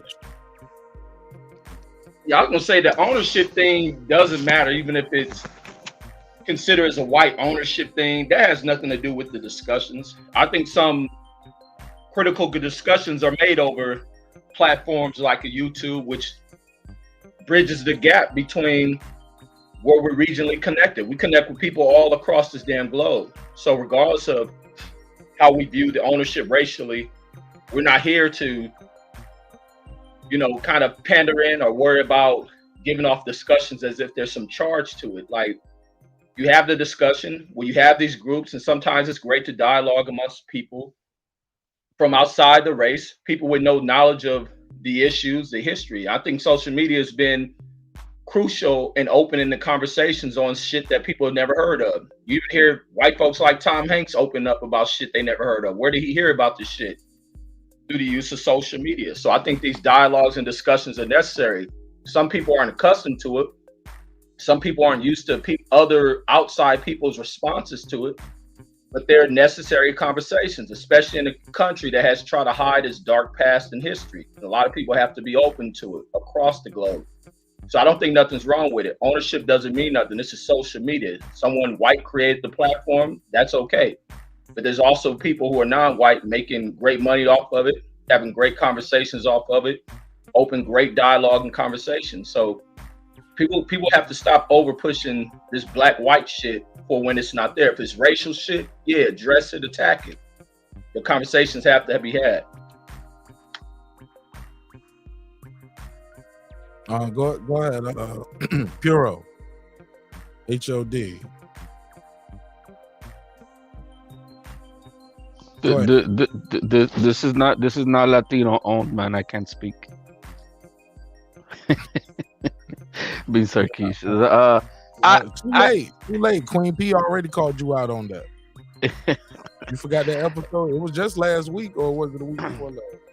Seemed like it was yesterday, but I think on the panel to he shouldn't be speaking about this, and you calling her Black Karen and shit. You didn't call her Black Karen. But you definitely call her Karen though. Absolutely, I did. About the N-word. No, absolutely. Wow. Absolutely. Oh yeah. Absolutely. Yeah, y'all look that up in the feed for the show. Look that up and click on videos. N-word the N-word, the great N-word debate, part 2. Classic. I think I think that he's like E3 before it's all over. Like, we always gonna be debating that, but it's all good. But go ahead, HOD. What's your take on this one though? Why are Puerto Ricans in the black folks conversation? Spicy Latinas.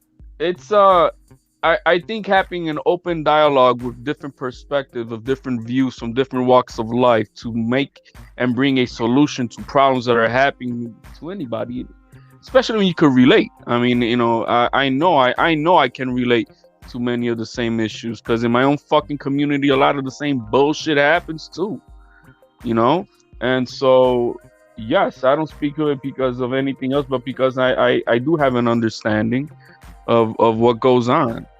And so that's that. Now it's a perspective. It's not that my solution is the well solution or my opinion is the all be all, but it does come from a place of at least I know some of what we're talking about. And that's that. Now, do you necessarily need to know everything to have an opinion? No, but that's when you decide to want to accept it or not. That's all. I mean, you don't have to accept everybody's opinion, but I mean, different having brainstorming opinions of ideas and things to make things better. Why not? So that's the way I see it. I wouldn't take offense if you're like, man, we should do this way. And okay, this is how we do it. Or okay. I mean, what's the issue? Segregation is not gonna do no fucking good. And the problems ain't getting fixed as it is. So why not try to look for solutions to make it better? By all means possible. Okay. Puro, same question, man. How do you feel about that when people do you feel as, and this is a dope conversation right here, and I think it should be had. How do you feel about that, Puro? I mean, I'm kind of in the same boat as the Mac Mob eloquently put. I mind my own business. Like YouTube is different. Like especially on your show, Mark, you bring up certain topics that I think, at least the way you word them, like it kind of like you kind of know when it's like, okay, this conversation is not for me. It's just like I would be giving a perspective that I have no way of even having even be able to form an opinion unless, like Mac Mob was saying, walked in those shoes. So me, I just mind my business, and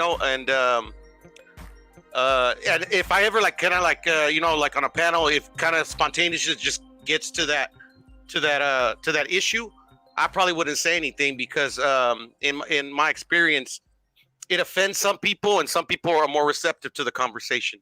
So I'd rather just stay out of it and let them talk, and I just hang back, because excuse me, for me and in my mindset, I'm trying to unite, not divide. So I just kick back.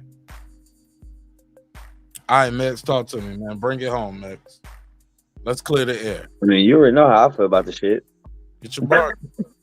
I ain't scared of no conversation about no subject matter. And I'm not going to let anyone else regulate what I can speak on, what I can have an opinion on, what I should and shouldn't be saying, because I don't do that shit to nobody else. And I think that a lot of people are very hypocritical, especially when it comes to race shit, because it does get real segregational at times. You know what I mean? Because there's no color on solutions. So most of the time, it's just people with a bunch of problems and no solutions anyway. So it's not like anyone's bringing anything to the table. Like I said, I don't feel like I'm necessarily qualified. I don't think there's any qualification for having opinions. Like, I take information I have, either personal life experiences or things that other people are talking about, and then I just formulate opinions on the information given. If the information changes or I have different life experiences, then my opinion might change. And that's it. Like, I think this whole like, you can't even talk about this, you can't even talk about that. I mean, I've had people go as far to say I can't even have an opinion on rap music. You know what I mean? Like, which is crazy. Like, bullshit like that is not gonna get us anywhere. It's gonna make shit more divisive and is dumb. And I think there's a big gap. Now, I will say this, like I said a million times, I'm from Cali, born and raised in Cali. I know I live in a whole different type of culture than older people from the South. And so it's not like I'm trying to be insensitive. It's like I literally do not see where you guys are coming from. I've never experienced that shit. I don't walk around every day thinking the man's out to get me. I don't walk around every day thinking everything bad in my life happened because of the color of my skin. That's not how I program. But this whole my people shit is Mick said, I know I won't shit in school. Hey, I'm just saying, like, this whole my people, your people bullshit though, that shit's gotta go, man. Like, we ain't gonna get nowhere with that shit because that's already ostracizing people. So it's like I said, I don't understand how if you are a black man from Georgia, that your people is a random ass black dude from Oregon and a random ass black dude from the middle of Oklahoma City. You don't even know them. Like, how is that your people? Because of the color of the skin? That's crazy. And this is a debate that I give everybody here, right? Because tell me why that's crazy. Because like this is the question I always ask people. For those that don't know, right? So my family, like my brothers, like I said, I got 3 brothers, 2 are black, 1 is white. Those are my brothers. It's not uncles, not cousins. Those are my brothers. So when people talk about my people, my people, my people, so you dare to tell me that my 2 black brothers are more your people than my people, and that's my family, or that they should be less of my people because they're not quote unquote Mexican or Latino, and therefore I should be more supportive of random Mexicans in California than I am of my own family. Like, no. Well, Mix, I will say you do have a very unique situation. Can we agree to that? I don't think mixed families are that unique. No. But when you say somebody's black and I'm Mexican, like that's quite unique. Most people come from the same parent or the same or you get what I'm saying? Like, but I agree with you on one thing. Family is what you make it. And that's one thing I can't take away from you on what you said. And I can keep it short with that. And I pass the mic. I think a couple other people want to respond to what you said, right? Well, I just want to say that it's not unique what Mex has got. I mean, throughout my family. Hell, man, I got cousins, different races, and their brothers, and it's just all mixed. It's just and there's no them and us and we, because no, man, it's familia, and that's that. So it's not unique to what maybe within the two brothers, but no, that shit is I don't 90%. I don't think the majority of America is a biracial family. I'm not gonna say this, but it's becoming more and more. Every family is. I think most families are not, man. I got you name a race, and I got it in my family. Everybody's mixed, man. Somebody somewhere, but that's not. We all know that's not what it is. We still a very racially divided country. Because we choose to be. Facts. For everyone that's racially divided, it's because they choose to be. Because you can choose not to be. You got a black sheep in the family. Sometimes, many times, those people get exiled the family, written out the will, shit like that. Y'all back when? I don't know that nowadays. Right, that's some true shit. Don't act like every interracial thing is a happy dynamic, because that person who had the child may have loved outside their race. Now, how did their families react to that shit? And that's a true dynamic. For sure. But as generations are growing more and more and time goes on, bro, this is becoming more common. Back 30 years ago, it wasn't common. Now, it's fucking common as fuck. I got everything in my family. So no, interracial was still a thing during slavery. That's the other shit people leave out. Shit has always been a factor. And then I know black folks that looked at Serena differently. They was like, "Oh, she got a white dude." I know that for a fact. I heard that shit from sisters. I heard it from brothers. It was like, she fucking with a white man. So would that be racist? Eve, she fucking with a white man. Would that be racist, Mark? So they find out he's a billionaire and shit. That's not them being racist, because they're not controlling any social constructs of. No. I mean, if someone was disappointed in her for being with a white man. No. Like I said, that's not quote unquote racist. It might be discriminatory. It's kind of it's a racial bias. It's not discriminating, because she's not stopping nothing other than black dick from fucking her. That's that conversation about there's not good enough black men out here for her. Like when she did fuck with black dudes, they just fucking her for having a big ass. That's all I'm trying to say. Like, that's probably most men. Serena Williams, she ain't discriminating against black men from being hired. She's not stopping them. She's not redlining your district. She's not gerrymandering your district. She's not trying to suppress your vote. She just choose to procreate with this man she fell in love with, or for whatever reason, whatever you want to add to it. All we know is that's not stopping me from moving in this world of life. I just feel like culture is more important than race, man. I think race is fucking ridiculous. Everybody's mixed. Ain't nobody a pure race. Hey, Max, can I say something to you though? Eating the fuck out of them, Max. In slavery. What happened? Language. We lost heritage. We lost our namesake. Whose fault was that though? That's called no. That's Did you just say whose fault is that? But Max, so you tell me who fault that is? Victor's right to history. We know that. No, I'm sorry. That's what? That drug addict talk coming from Max. Victor's right to history. Max,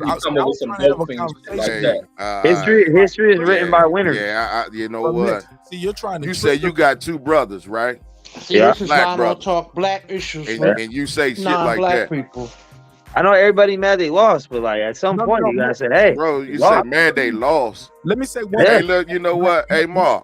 Hold on. No, Mark. Respect to you, my brother, because I hear what he just said, and I want to repeat how we got here for the small hats, for the people who don't know what just happened here. Small hats.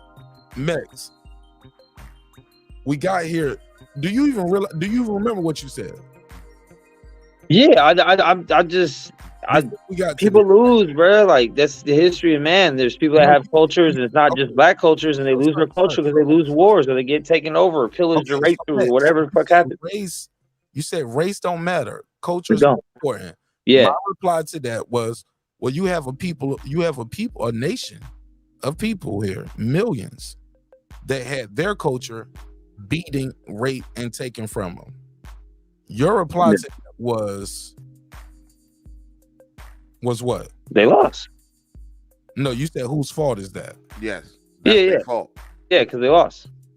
No, it's their fault they lost. You just said that to your Is own it not? family. Is it not? You just said that to your own family. You said that to your brothers. You just said what you said to your brothers. Once you go tell your brothers that, We ain't that's losing. exactly what you just told them. Ain't nobody taking shit from us. We ain't losing.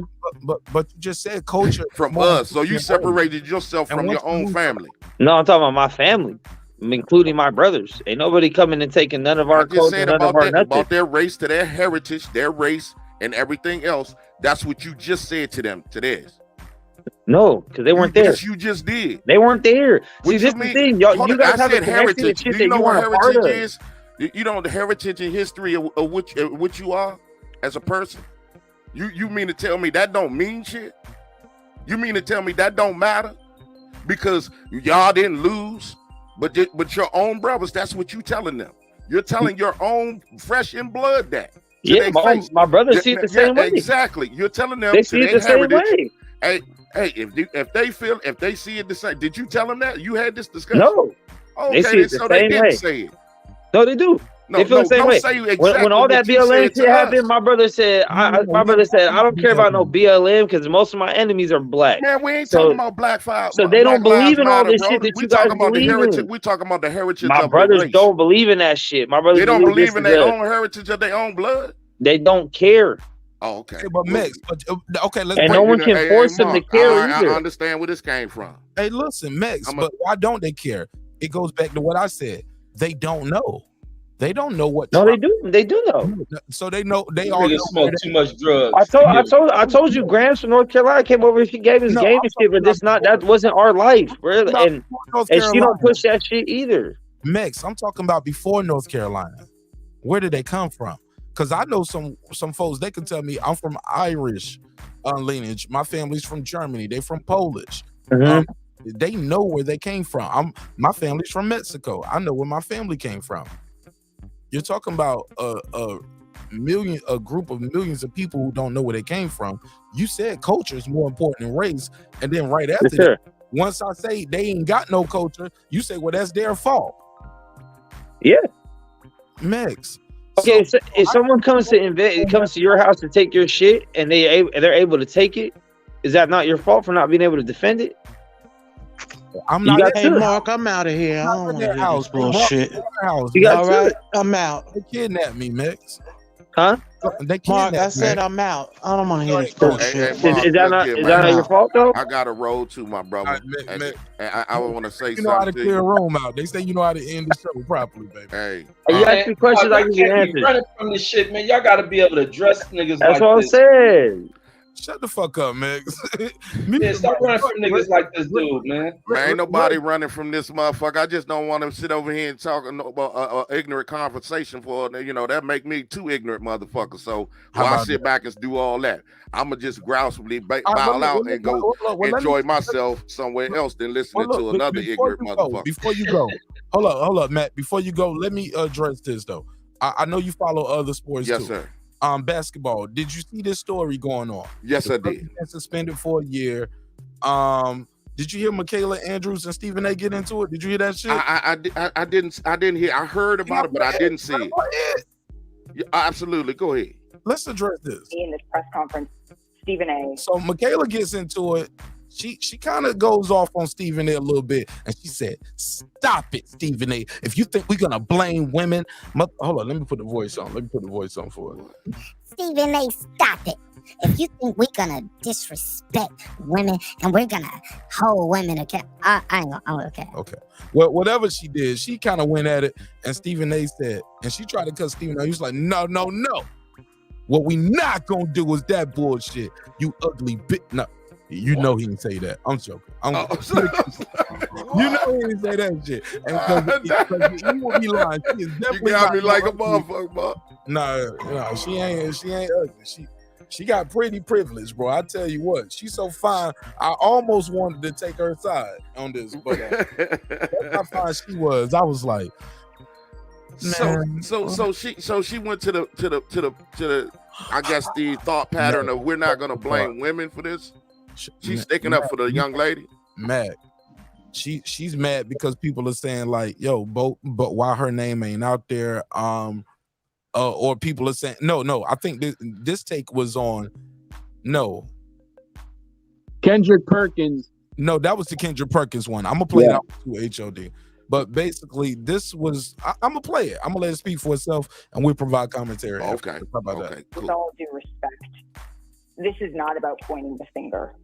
Stop. What became apparent to me in this press conference is that we do not have all of the information here. And it was frustrating to me that the Celtics declined to elaborate or to give more specifics about what exactly the rule breaking was that led us to this point. So that, I just want to get that out of the way first. But to You want to hear some freaky shit. me, I think what stood out to me. What'd you say, Reg? Go ahead. She want to hear some freaky shit. She's talking about why the Celtics ain't tell us what happened. He spread her legs open and ran in her. No. Watch when I play that Kendrick Perkins. When Kendrick Perkins responds, she gonna be like, "Well, we know everything." He said, "I know everything too." Like, bitch, I know everything you know. You know what I'm saying? Why you? And she shut him down, cut him off, close his mic, and kick him off the panel. I was like, that's how I should have did niggas tonight. I'm gonna start Malika Andrew and y'all niggas, man. Kelly Swanson of the panel game. Give me your credentials.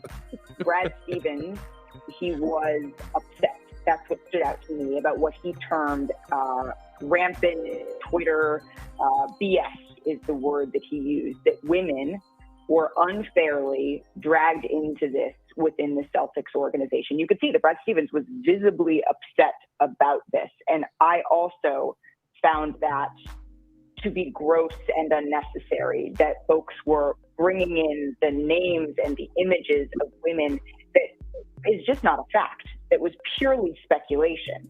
And so to me, that is what stood out. But this... She do have a point there. People was putting pictures out of people who ain't had nothing to do with it. That was wrong, right? We can all agree to that, right? Without not knowing, they were speculating, right? Yeah, and that was wrong for people to start putting that out. Can we all agree to that? I put the wrong picture up too? It ain't that white girl? I don't think it's her, Red. The lady still name ain't out there, and nobody knows. Oh, damn. You did it. But you know these rumors come from somewhere, though. People are working in that building. They know Is that why she's saying that though, Mark? Is she saying that, hey, you didn't give us enough details to actually say who it is? I think so we won't have these random pictures of all these other people. I was with that at first, but that Kendrick Perkins clip that she got next. Shout out to my brother HLD for sending me the clips too. Okay. Without that, I wouldn't have that opinion I have now. Let's play some more of it, and I'll let you guys decide.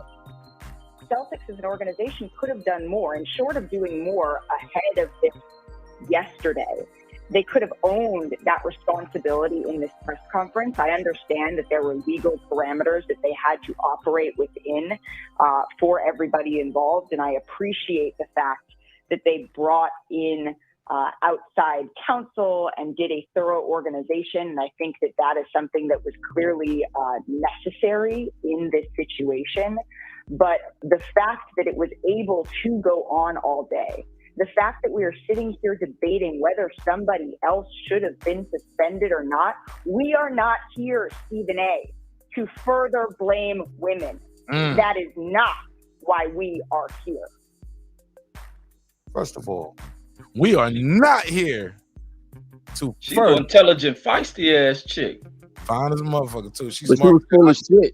I knew she was gonna be trouble as soon as they hired her pretty ass. I said, "This gonna be some trouble." She probably be doing that shit to move up too. That's why she probably feel that way. She showed them titties walking in the office. Reggie, you will not Tasha K this show. You will not have me selling my home, moving it back to Africa, my nigga. I'm sorry. Do not. No, that's why she offended. Like, we all use this. How you gonna shame us? Show some titties to get ahead.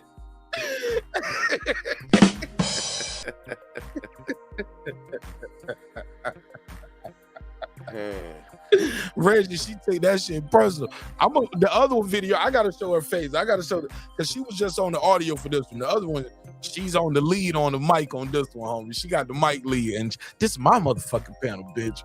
HOD, she went off, didn't she? She went stupid. Oh man, let me pull that clip up. Women hate this shit. It's fucking the game up on. The thing that's to play that clip and then we can pop it up, I guess. Before I do that, Matt, talk to me. Go ahead, Matt. What's your take on that clip? Why she even bring up that? That's my whole point. You know, we've been waiting. Is that the narrative? Is that somebody deceiving? They say that. What was her whole point of bringing up? We're not gonna, blame this on women. You know what? Why? Oh! It's because HOD. You want to tell them what the owner or what the president of basketball organizations, I believe he was. Yeah, they obviously they suspended the coach for a year. Yeah, and he got the punishment, but then he was asked, is anybody else going to be punished? Because obviously, consent, sex between coworkers is a violation of work policy. So that means that that other female obviously is in violation also. But they asked Stephen A. asked her that. Well, no, they asked the president of the Celtics. Okay, they asked. Yeah, okay. And he said that no, only the coach will be penalized. And I think that's the double standard that everybody's like, wait, and at the same time they're making this coach seem to be like some predator and shit. We're not gonna blame women for her wanting to fuck him too. Like what? Right. So that's why she made the statement off of what the president said. Let me bring in. Look, they bring Kendra Perkins in. Let me play this clip right here. Okay. And I'm gonna share my screen because I want y'all to see this. She shut this shit down. She was like, no. She went off, and cut his water off, homies. Let me cut your water off, homie. Let's play it. Let's play this. Let's react to it. Conversation because Perk, you play. Let's see what he said on them and that dude's a cuck, bro. He sound like a bitch. He's a cuck. Let's hear him, y'all. We can't even hear him. Let's hear him. It was really hard on them, and I think that nobody can control Twitter speculation rampant, but I do think that we as an organization have a responsibility to make sure we're there to support them now, because a lot of people were dragged unfairly into that. All right, y'all react to this young man here. I believe his position is. Let me bring it back up. He was the backup coach. He used to be the head coach. No, this guy right here is Brad Stevens, Celtics president of basketball operations. Well, he looks like he used to be a coach. I think he mad. He used to be the coach. I think he had a crush on the girl, and he mad. What he used to do.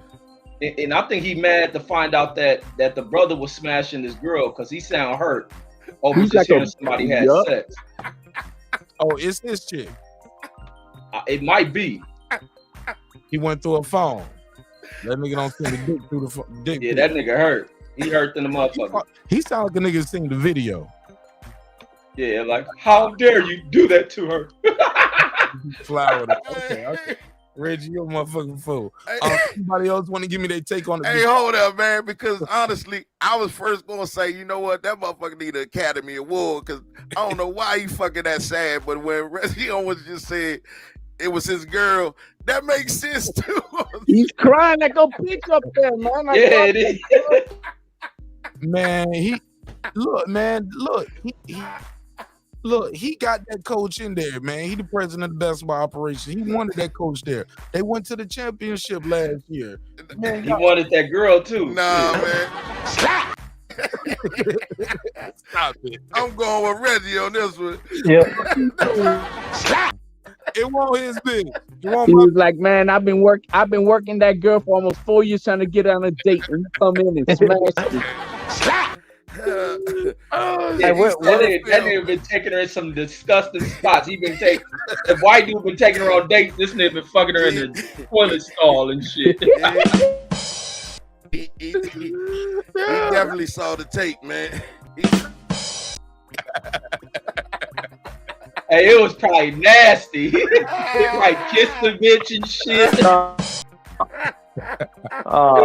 on her and shit. We never getting a sponsor for this shit. Hey, watch out, man. Hey, watch out. Someone gonna come in here and try to save these hoes, man. You better be careful.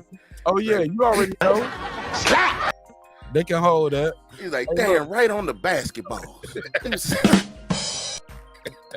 Hey, what if the bitch in question was like the teen bop that everybody was running, and this dude just fucked it up for the whole team? Right, the coach took the hit for the whole team. We never know. We'll never know. We'll never know. They probably like, damn, you got Nia Long, and now you're fucking her too. Oh, they mad as hell. Jealous. They mad as hell. Yeah, Nia Long is back on the block. I'm cool with that. Hey, look, and the players gotta feel like shit, man. That means as a Boston player, you ain't shit. That out of all the motherfuckers to fuck, this bitch fucking the coach. This is the first time in history a coach done got more pussy than his players.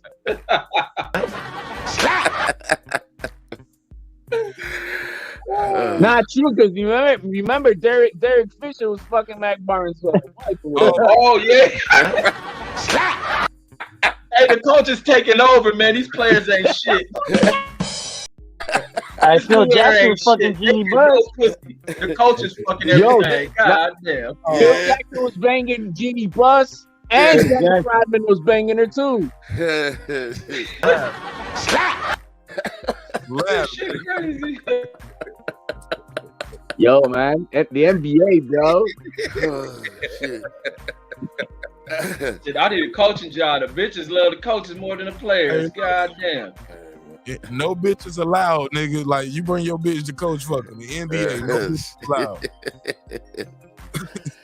You got to bring like Tim Duncan. You got to have a boyfriend, I guess. Oh, I ain't supposed to say that. These bitches looking for retired motherfuckers, man. I feel good getting old now.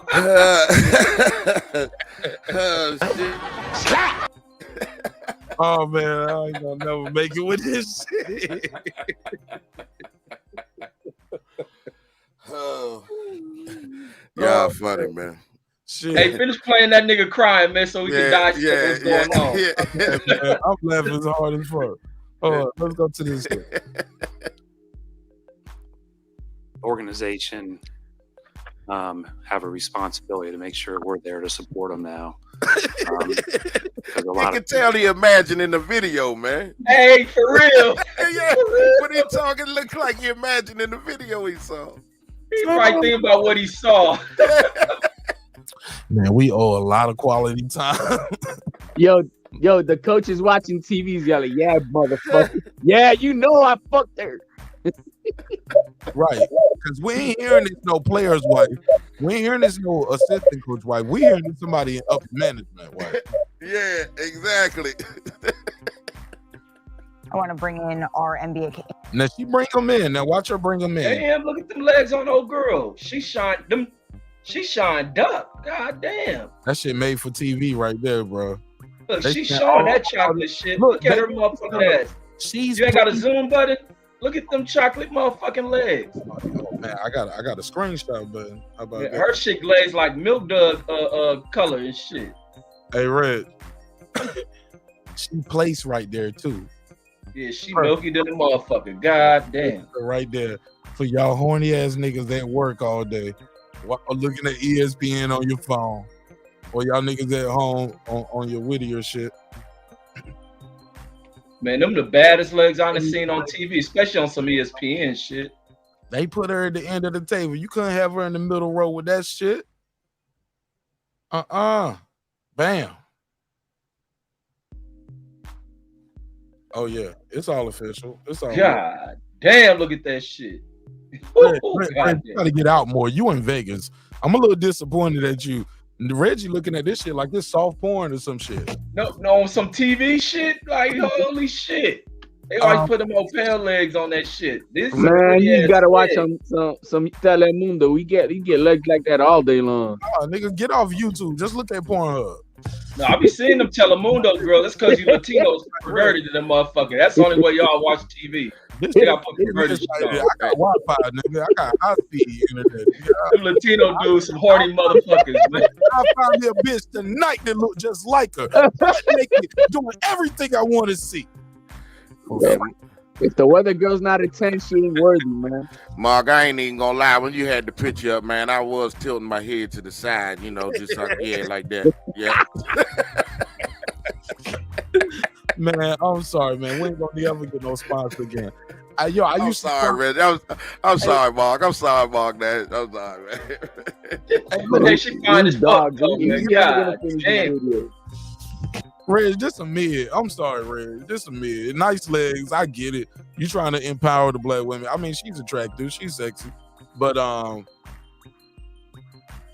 could open another tab right now and shut this old channel down, nigga, with a bad motherfucker. But imagine all the white girls that are mad. Didn't a black girl take some job and a white girl got mad on ESPN? Is this the lady? No, I think yes and no. But they kicked Rachel Andrews off anyway. And they got Malika Andrews, her sister, and this sister right here. Yeah, they got a whole team. Black women on. But look, let's play more of this video. Let's go.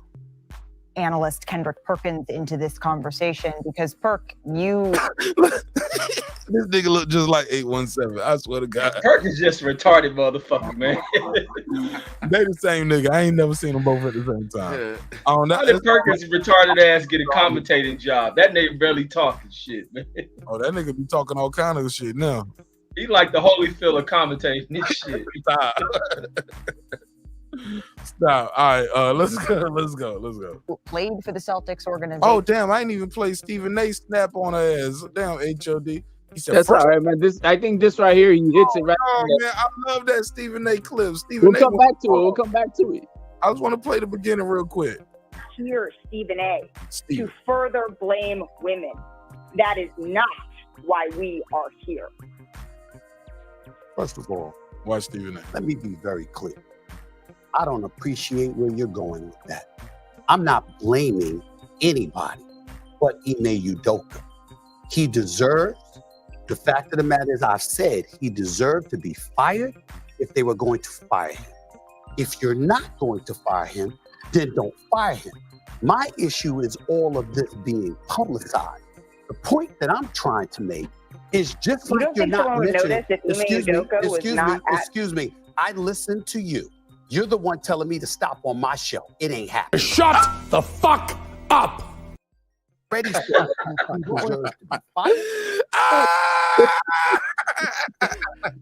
He went in real quick. That nigga pulled a Martinez. Shut the fuck up. He said, nah, we ain't about to do that. Nah. Hey, look, that's my checkmate move sometimes too, Reggie. I'll sit there and I wait. I know motherfuckers be mentally, emotionally weak sometimes in these conversations. And they're going to cut me off after I just let you talk forever. No. Then you got to shut the fuck up. Or the motherfuckers be like, let me ask a question. All right, you ask the question. It's 9 motherfuckers on this panel. Let everybody answer.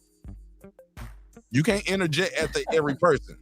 You can't let them talk, then let him talk, then you interject, then he talk. You ask a question, motherfucker. Mr. Let me ask a question, ass nigga. It's a lot of them. No disrespect, but it's a lot of them. And I get it. You keep the conversation going. But now you got to let everybody talk. Stephen A. shut that shit down. Let's go. The fact of the matter is, I've said you fire him, then don't fire him. My issue is all of this being publicized. The point that I'm trying to make is just like you're not mentioning. Excuse me. I listened to you. You're the one telling me to stop on my show. It ain't happening. Okay, that's number one. Number two, I've already said he deserves to be fired, or he deserves to be there and handle it internally and privately. If you're not going to handle it privately, if you're going to publicize it in that fashion, then obviously it provokes everybody wanting to know, okay, well, who are the parties involved? when you have Amina Smith in Boston and other women pointing out the fact that there were women who were wrongly implicated in all of this. It's a disservice to them. I didn't come out with the report about a consensual relationship. I didn't come out with the report ahead of time leaking that they were going to suspend him for the year. They did that. And my point is, considering how pervasive this kind of stuff has existed in professional sports for many years, my whole point is that, make sure that you handle it in the same fashion it has always been handled. You could have fired him, and then we could have speculated till the cows come home, but he's gone. But to keep him there, keep him employed, but in the same breath, suspend him for a year, then also that year is indefinite. That is the issue that I have. Nobody's trying to protect Ime Udoka, and certainly nobody is trying to protect, to excoriate the women involved or anything like that. I'm talking about how things of this matter are usually handled from an HR perspective, from an organizational perspective. That is not consistent with what we have seen throughout the years. That is the only point that I was trying to make. I'm not trying to attack anybody. And if anybody deserves to be attacked, it's Ime Udoka for putting himself in this position. I've made that very clear. I'm just talking about you got owners and everybody else. They know the kind of stuff that's going on. You didn't say anything about anybody else. I'm not talking about you. I'm talking about them. They didn't say anything about everybody else. All the other times this stuff Had to clean it up. That bitch get him suspended. happened. But now when it comes to him, it's all over the place.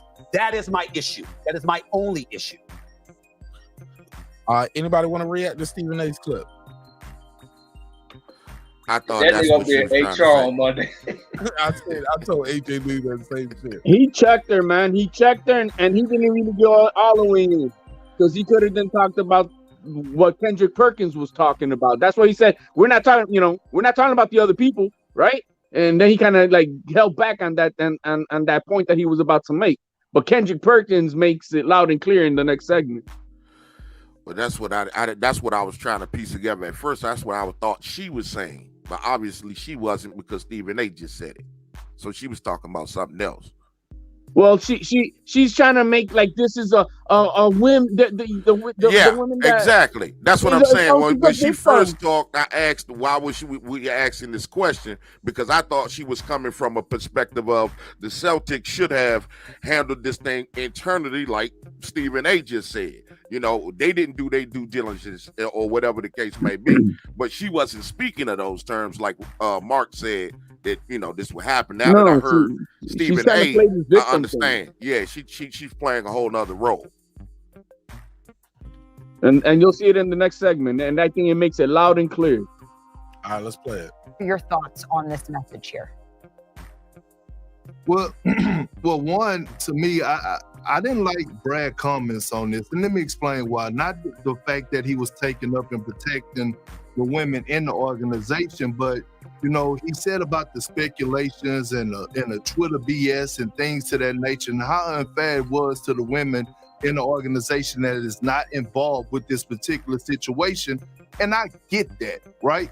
But why is it speculations? It's speculations because of the reports that were put out by the actual Boston Celtics. So they didn't do a great job from the jump of actually protecting the women in their organization, because knowing that they were going to sit up here and give out this information and go out here and suspend Ime Udoka and talk about, just give a little details, it's going to have people speculating. And in my eyes, I feel like the Boston Celtics dropped the ball, not only in protecting their entire franchise, but in protecting the women as well. They should have made sure that they crossed their T's and dotted their I's before they put this information out. And I get it. Now we're to this point, and now he had to go on here and he had to say this and he had to say that to protect those innocent women. But at the end of the day, man, it just ain't right how they went about it. The word accountability, okay? Accountability doesn't just go to Ime Udoka, okay? Accountability goes to the other people that played a part in that as well. Let me tell you another thing I didn't like about my good friend Wick Grossbeck and Brad Stevens in this press conference when they asked, is anybody else going to be punished? And they said no. And my whole thing is this, right? These are some of the facts that have been out. These are some facts that I know that, this relationship, one of these relationships that was had with Ime Udoka and one of these women, it was consensual, meaning that this woman actually played a part in it too. So my thing is, yes, Ime Udoka was wrong. We get that. His punishment, he deserved that, and whatever else follows, I hate it for him, but he put himself in this position. But why are the other people getting left off the hook? Well, That's the problem that I have right now. Look at Roger Kelsey's face. He turned his eye. He's like, yup. To circle back to what Shanae said, is that there was a investigation. Well, this has been edited, to be fair. This has been edited. And it looked like he was talking for a long time. I was about to cut him off my damn self. I was like, pass the mic, nigga. Like, Hey, if I work with them, I'll be like the coach. I'm fucking one of them. God damn. They got it's on. I'll be Udoko, God damn it. It's on. Yeah, this guy who edited this video did edit it to paint a narrative, to be fair. But I do like the fact they did chop up all Kendrick Perkins' points. Follows, I hate it for him, but he put himself in this position. But why are Reggie said, I'm with the coach. Golly. At the same damn time, right, Reggie? The other people, bro. I don't even like baby hairs, Reggie. But yeah. Fuck that. She fine. Fuck them baby hairs, man. The rest of her fine. Would have pulled that lining back a little bit, homie, like a bad barber. Would have snatched all that shit. Shit, I'll be the coach on this motherfucker. Fuck HR. Yeah. You gonna catch a case. See, Reggie can't work with bad bitches. You got to work with Ethels for the rest of his life. You gonna catch a case with one of these motherfuckers right here. You can't work with no Malika Andrews. Reggie's gonna be like, Reggie's gonna be on the unemployment line, be like, man, I ain't got no job, but you know what, man? I fuck this bad bitch. Look, HLD, Reg, Matt Mob, look. Shorty so bad she got to come to work like she dressed for a funeral. They got her dressed up like big top, all black. Nigga, killing them. Nigga, literally, like she got to cover everything up. She dressed like she for the funeral, homie. She on the usher board. She ain't face though is that bad. That's how pretty she is, bro. Hey, it be so bad they be having to put in policies because of how some women are coming to work. Even at my job, they had to put out strict policies on how women dress. Like, and it's really to stop niggas from catching harassment cases. Get off the gas, Reggie. Stop. I'm serious. You motherfuckers be with some Malika Andrews at your job. Yeah, man, you ought to see what these women be wearing, man. It's almost like what fucking Patrice, like with Patrice O'Neal. You remember Patrice O'Neal talking about that shit? That's exactly. He like the ass crack. He like the little bit of ass crack in the back. Yeah, women talking with their titties all out. Like, man, they had to put in policies on that shit. It's like so. Oh yeah, he said it's like being with a bear with a salmon. He said, so I got to come to work every day and see this salmon with the honey glaze, with the titties out. And I gotta be like, hey, Mr. Salmon, how you doing, Mr. Bear? Can you give me that from the coffee machine? Yeah, and then every time you look up, they got you in sexual harassment trainings and all this other shit. Like, damn, I don't even know if the girl throwing pussy and I want to make a compliment. God damn, shit. Right, man. Yeah, no compliments, man. You can't even hold the door for a bitch at the job no more. Just let it hit her in the foot. Like, just walk on in. Yourself in this position. Why are the other people getting left off the hook? Well, that's the problem that I have right now. Everybody got to be held accountable. I think that we need to circle back to what Shanae said, is that there was an investigation that was conducted by an independent law firm here. And I think that transparency is what will rule the day here. And so without having all of the information, it is unfair and irresponsible of us to go and to speculate on that, because what we have to. Well, I'm not speculating. Sure. I have the information. He know the deal. He's the former Boston Celtics. You brought me on, said I used to be on the Celtics. I'm your insider. Yeah. And he talking like the coach done fuck multiple women too. He said it's multiple women. That hand on the heart is that a married man saying without saying it, like, I I used to fuck these bitches too. He hoes for everybody. He caught feelings for the bitch. They went on dates. He kept them. He sent her dick pics. He kicked it with her. Man, we all fucking this man. Yeah, man, somebody should have sent Brad Stevens the memo, man. You don't fall in love with these hoes, man. Oh my God, he hoes everybody, man. Like, he just that look on his face, like, shit, I got the information. Let me hear that one more time. On that, because what we have to. Well, I'm not speculating. Sure. I have the information. I'm not speculating. I have the information. Like now, if you don't have any bias, no dog in the fight or no horse in the race, that's when you say, "Well, go ahead, elaborate." So let's hear this. That's that Barbara Walters shit. Like, right? Like, let's go. Where we going with this? You know what I'm saying? Now, granted, you can't let somebody go so far where you gonna get sued, but he a part of the network. You know what I'm saying? He ain't just no random pop-up guest. Like, no, he part of the network. What do you mean, Perk? Talk to us. Nah, she don't respect his opinion, and she got a dog in this fight. I got to hear one more time. We'll pass the mic. I think that we need to circle back to what Janae said. Is that there was Janae's like, yeah, circle back to what I said. She that's the graduation picture. Am I tripping? She's pushing that agenda, man. Ain't that like the little top that they put on you? That shit look like a graduation picture, nigga. I'm sorry. I don't know. But look, the ladies dressed in black, no bright colors, no covering up. It's a sad moment for women. But do you see the optics? Like how somebody produces a show?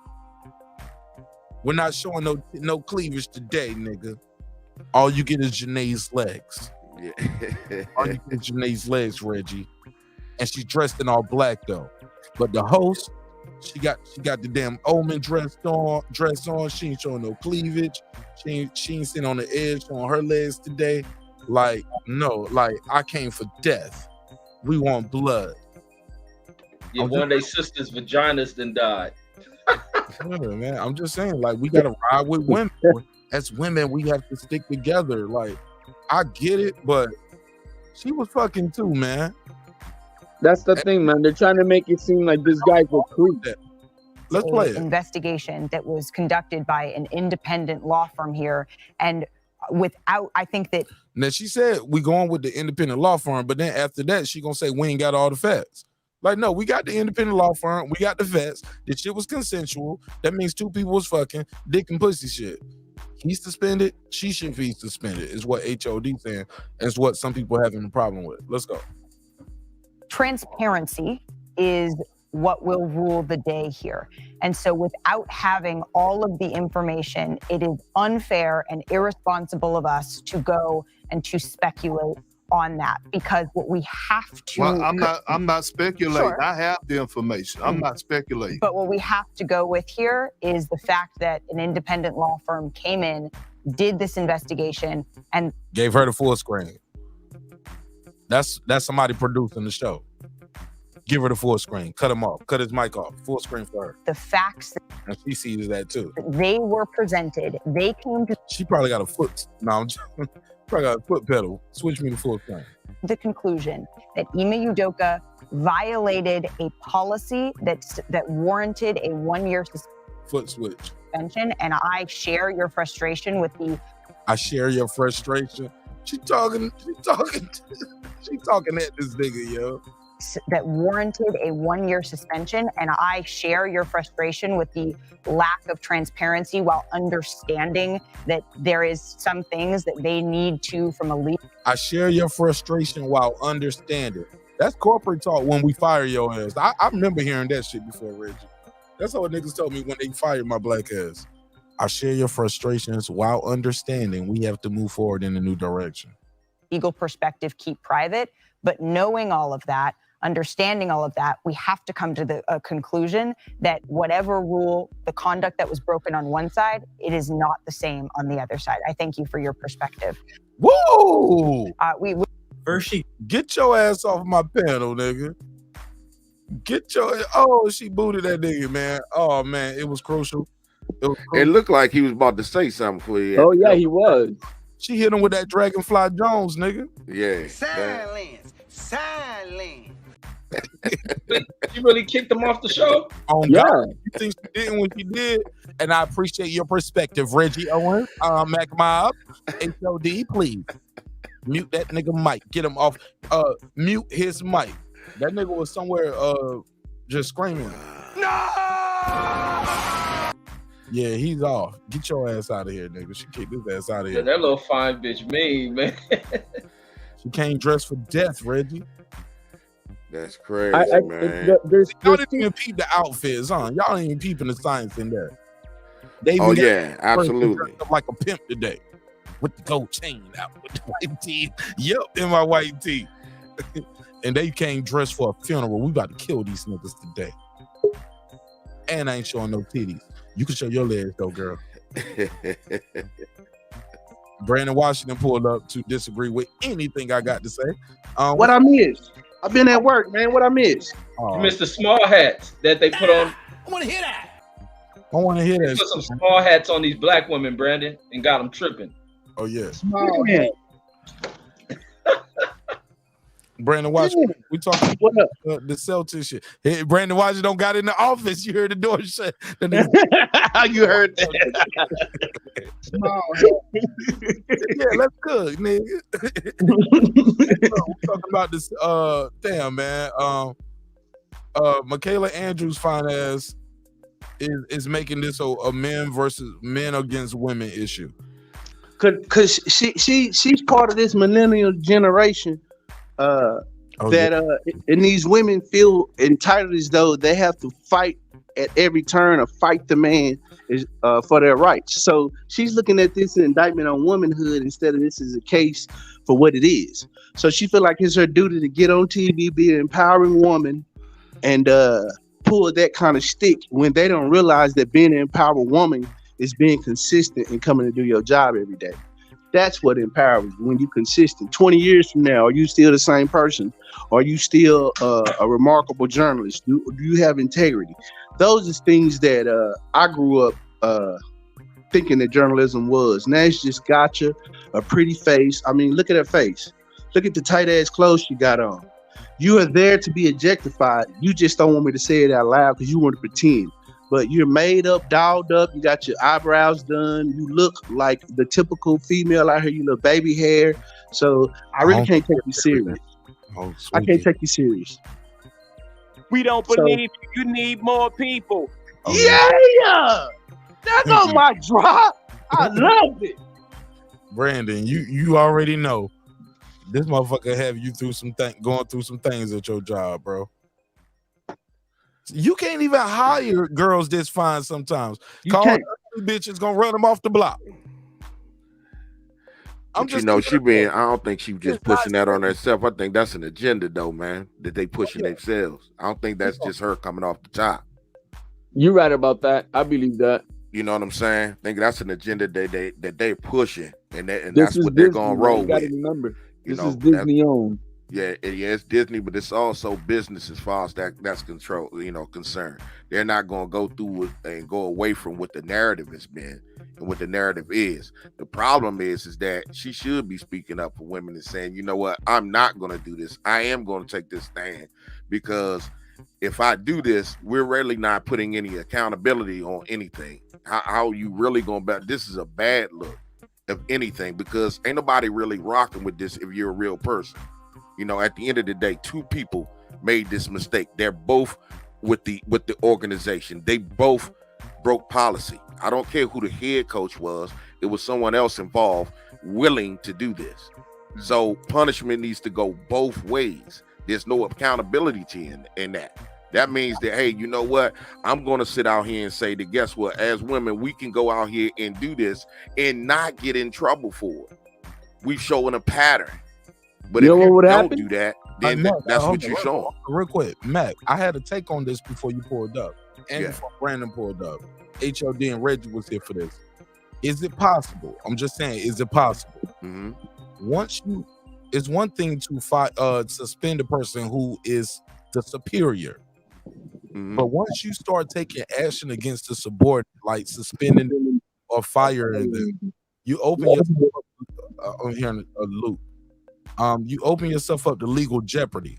I don't know if y'all can hear me. I'll say it again. Once you start taking action against the subordinate, you might open yourself up to legal jeopardy because now she can say, I felt like I had to do it. I felt like I had to tell y'all it was consensual. And then I got fired, suspended. So now I'm suing y'all because y'all put me in and at this point it's admitted to. You guys already admitted that it happened. Everybody admits that it happened. I'm fighting that, Reggie. I mean, it's a consensual sex thing. You broke the rules. I mean, you can sit over here and say, "Oh, you felt like you had to break the rules."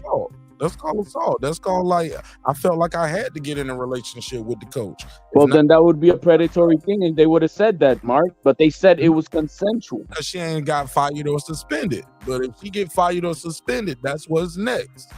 Yeah, but she already made it consensual. Y'all think I'm tripping? Y'all think this is just my mind? Y'all don't think that shit happens? If I'm running a company or organization, I'm not going to let anybody tell me what I should and should not do when I know that I'm right. I will fight you on that. I'm not going to sit here and say, okay, I'm going to cave into because you're going to say one thing when you sit there and broke the rules of my company. So I'm just setting the precedence of, okay, well, anybody can come in and do this shit to me. Not just this one person, and I'm not gonna let that happen. It's just like we on the street, you know what I mean? You sell over here, this is my corner, and you let the motherfucker sell on that corner. Guess what? You gonna get your whole corner took. So I'm not doing that with them inside my company. I'm not gonna let an employee in my company, just say, okay, whether it's man or woman, you break my rule and you not get punished for it for the reason, then I'm opening up Pandora's box for anybody to come in there and do that. So I'm not going to do that. Good answer.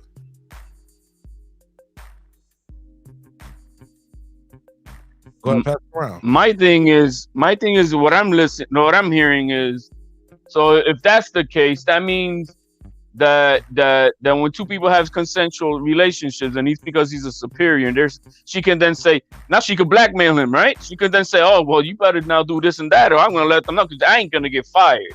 You are. See, I mean, that's what we're setting shit up to be.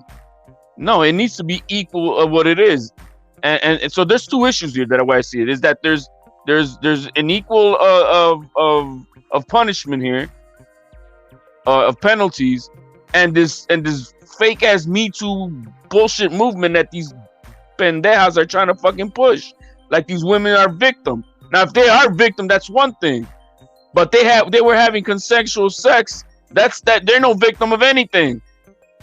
They a hoe just like he's a hoe. And so what the fuck are they trying to push? Those are the two issues that I got with this. And this is trouble. This is trouble against men. And if this doesn't get fixed and this doesn't get stand up, we're gonna have a lot of problems down the line because this is bullshit. And it's also trouble against company too, Mark, because I can go ahead and go the other way in reference to legal action and what you were speaking of, because it's the Boston Celtics. You don't put this information out. I mean, I was searching, trying to look for the chick. I ain't know who it was.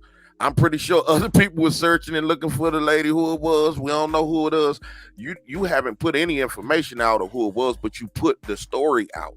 So now we're bombarding the internet and everything with other people, other women that has nothing to do with this at all, and they're being bombarded and their lives being changed in different ways or whatever with media or whatever the case may be. It could be legal action on that side. Like, look, y'all need to go ahead and put that out because I'm being bombarded with other shit because you did not come out and take care of this internally. You made an announcement, but you didn't call, you ain't punishing a woman, so who to know who it is? So what about the legal action on the other aspect with the women who's not involved, what they got to go through?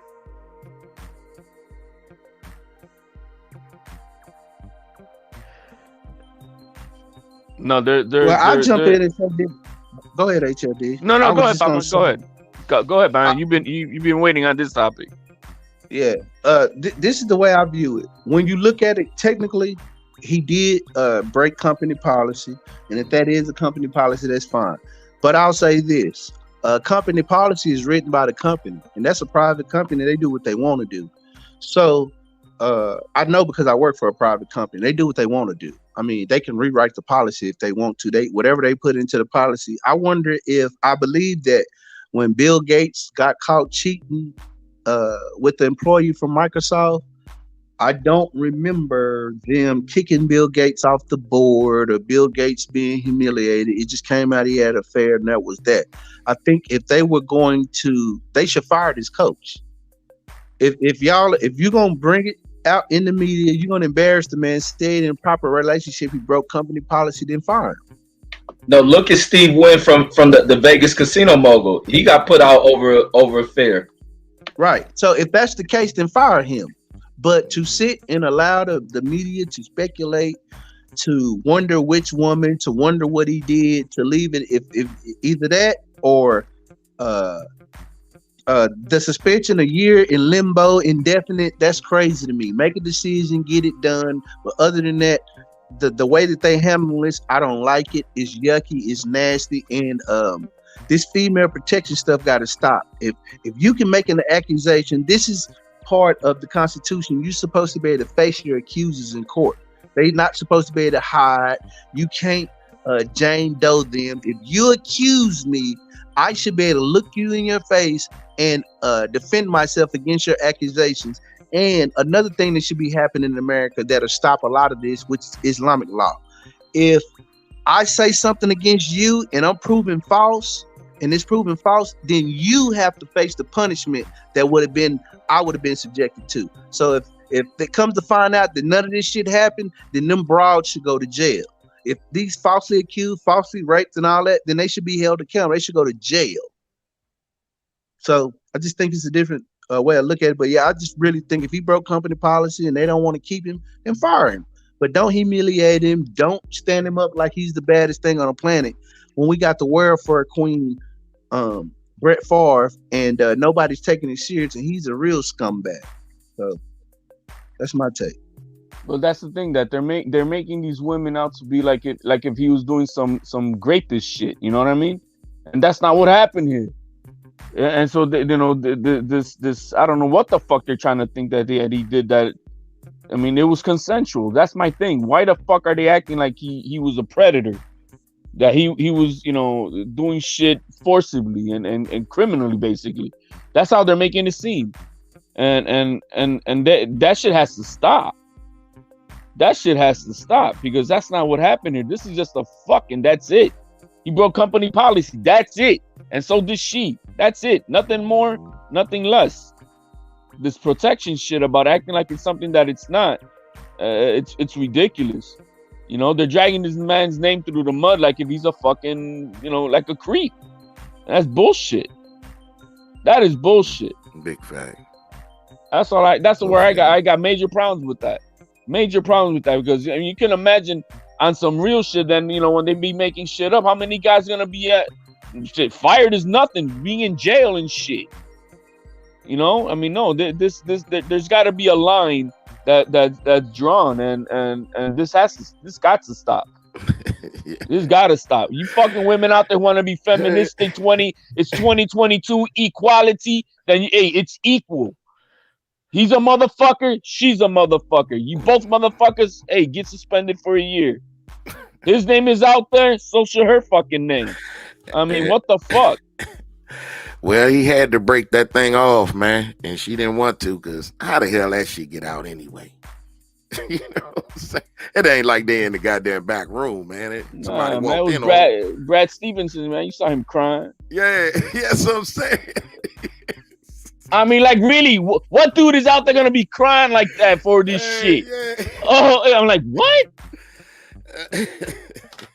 Fuck out of here, man. That's why I have an issue, and that's why I have an issue with cancel culture. I don't think the Phoenix Suns owner should have to sell his team. It's not the same thing as the Donald Sterling situation. The Donald Sterling situation, we heard hours and hours of bigotry, prejudice and also racism. Racism meaning he was doing things to people based on their skin color.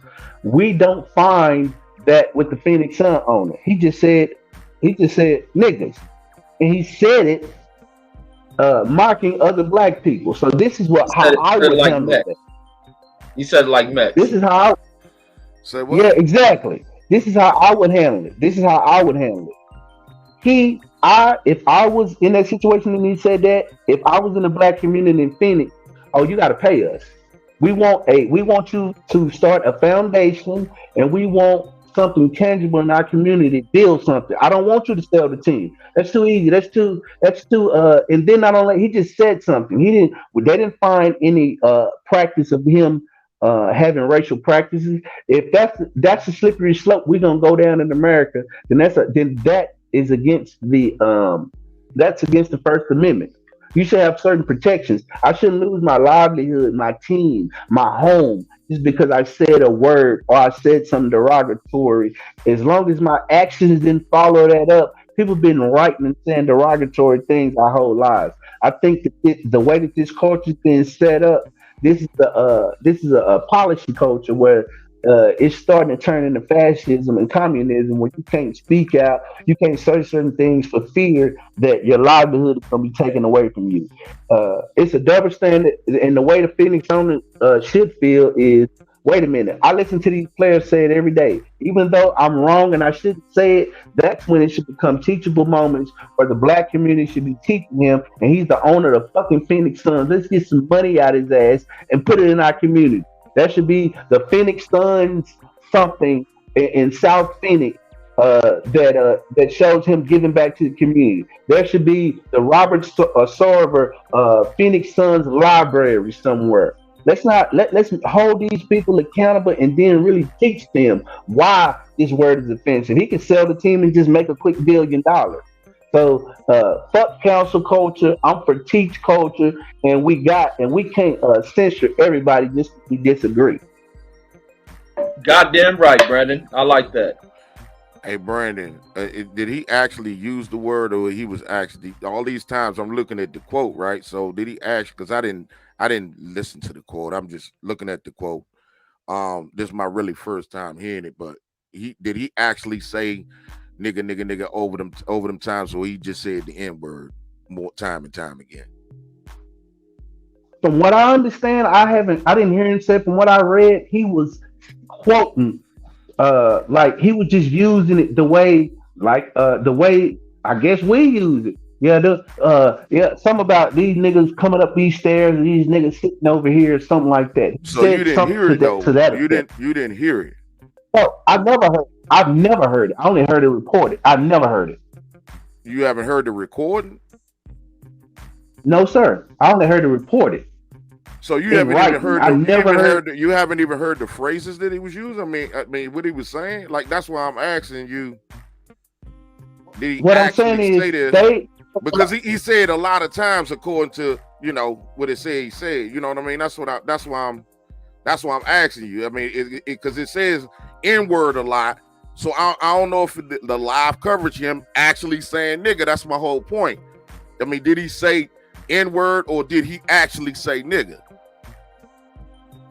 You know what I'm saying? Nah, because, they say niggas in the front. From what I understand, I just see a quote in the chat: niggas in the back, whites in the front. Something like that. Something to that effect. Okay. All right. Well, I mean, according to this, what I'm saying, because I'm trying to get to the bottom of it too, right? Because I haven't seen or heard a video, so I don't know. Matt. Yeah. Got you. It's no audio video. Oh. But he has admitted to basically, and the witness's statement goes as such. He will often quote players saying what somebody said, and he will use the whole word. He did it at a team meeting, and people corrected him on the spot. Somebody there say, "Hey, you can't say that word even if you're repeating it." It was another time some years later they was getting on the plane, and the family members of a player said, "White folks to the front, niggas to the back." He repeated it. and bringing it up in conversation to people. And again, somebody said, "Hey, you can't say that even when you're repeating." You know, so he has the habit of doing that stuff like that. He ain't like the Papa John's owner though. Yeah, but that means he do it all the time.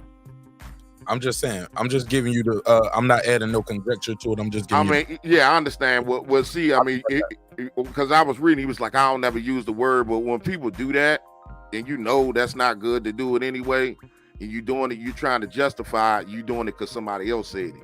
You know what I mean? You know, it's like, hey, you know, if the women sit back and say, yeah, bitches, what's going on? And then I come back and I'll be like, yeah, bitches, what's going on? They might get offended when I say it because, I just said it because Tarina said it.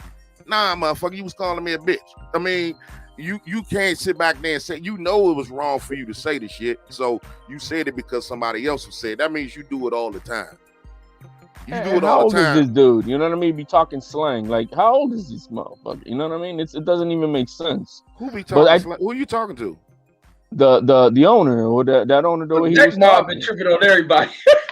I'm just trying to make, you know what I'm saying? Like, right, I'm just saying that old fuck shouldn't be talking like that anyway. I mean, how old is this dude? Okay, you talking about, I think he's 73 or some shit. Yeah, like what the fuck? You know what I mean? I'm not mistaken. I can't. So it make no sense. But I also think that it was not only because of that, but because of the toxic nature that you know the way the employees were being treated overall and shit like that too.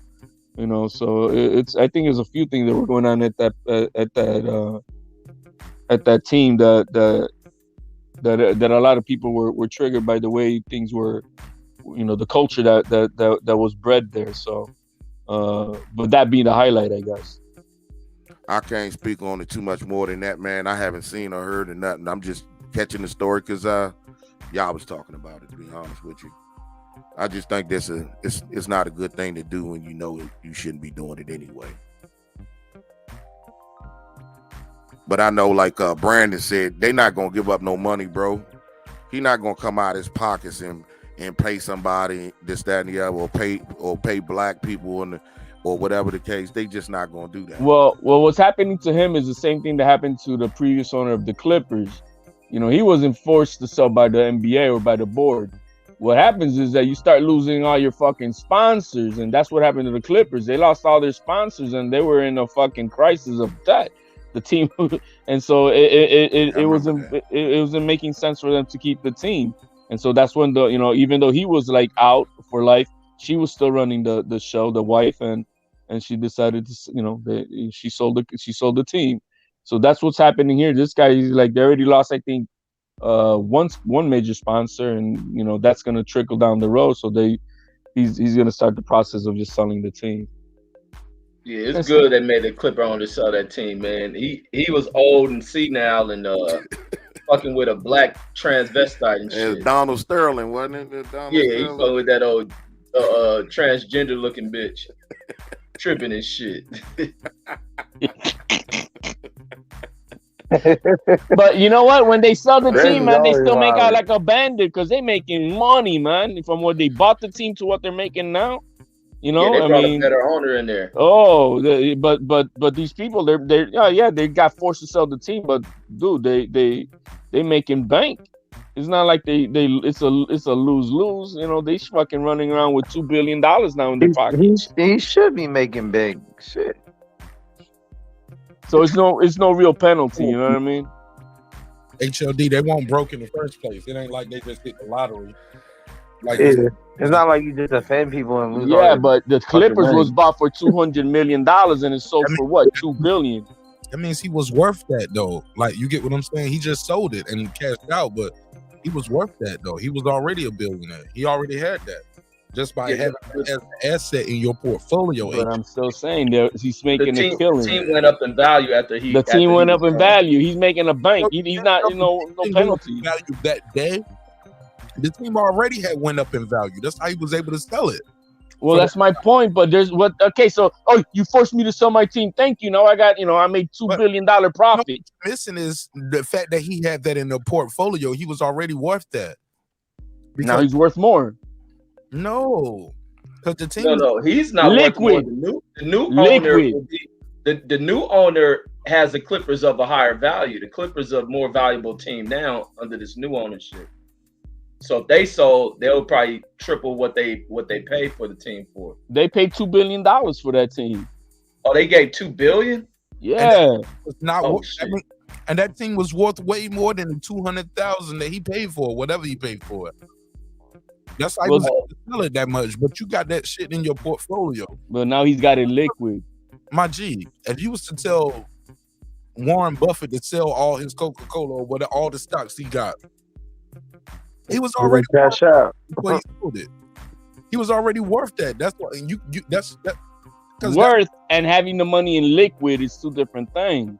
My G, but that's what you got. You just cashed out the game. Whatever. Monopoly, your game over. Oh yeah. But y'all act like he's still in a position to keep getting more money. And then now the team going, he'll never get that money that what the Lakers is worth if they was to sell that. He's out the game. You can't play in our game no more.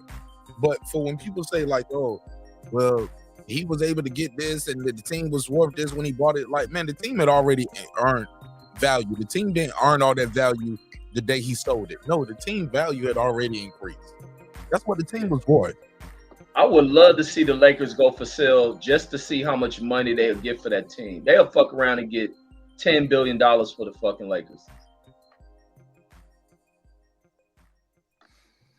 That $10 team billion. is Not $10 valuable. billion.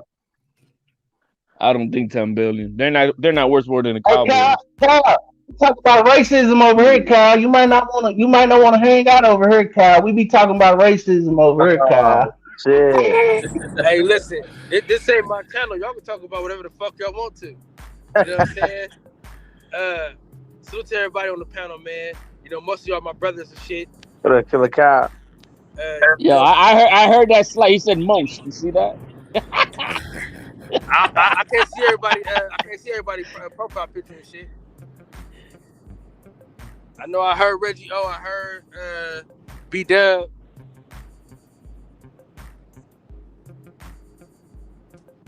Yeah, we was over here at first. While you pulled up, we were discussing that the N-word and the owner. You know what I mean? You know, we get into that over here. Like they shouldn't use it. Like how Mex shouldn't use it. Same way. Mex get a pass for the N-word. Hey, but you see that value with the Lakers $5.5 billion right now. If they sold that shit, them motherfuckers will get $10 billion for that team. They will double that price. Hey, Reggie, you should be saluting that Van Vestdyke or Manly looking broad. You should be thanking her. That's how we got the nigga up out of there. Yeah, she got that fool gone. But he needs to be gone, man. He mistaken regular drag queen women for women and shit. Hey, Mark, one love to you, man. I got to bow out, my brother, man. It's been an honor and a pleasure, man, rocking with all you gentlemen up here, man, on the panel, man.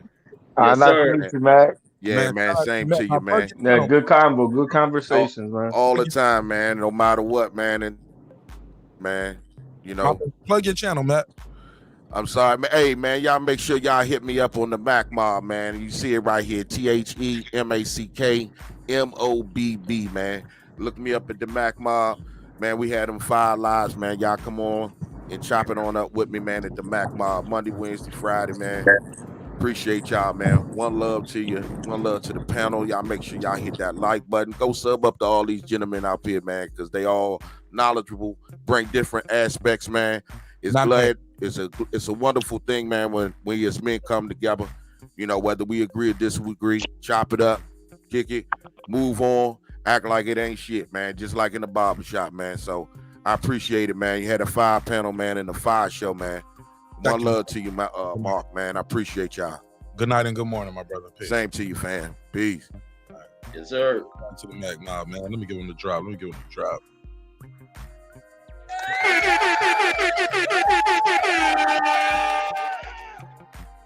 Yeah, man. Yeah, follow everybody except it's Max. No, fuck you too, Mark. Max be up here trying to trigger folks. What's up, Kyle? Your mic right now? Nah, bro, man, be sensitive. Man, what's going on, Big Mark? I don't know. Man, you know, I seen you live. Just got off work, so I said, let me hop on here, man. Talk some shit with the homies. Which one? Who's your homie up here? Damn. No sorry ass. Now, I know me. I know. I'm saying, but who else? Like, I mean, everybody on the panel right now. Brandon Washington. Well, okay. I thought you made the distinction earlier. You know what I mean? Reggie O, it's Mac, sorry ass. Okay. Crazy ass Mets, man. Hey, you the craziest Max, motherfucker on you need to YouTube, leave Deacon.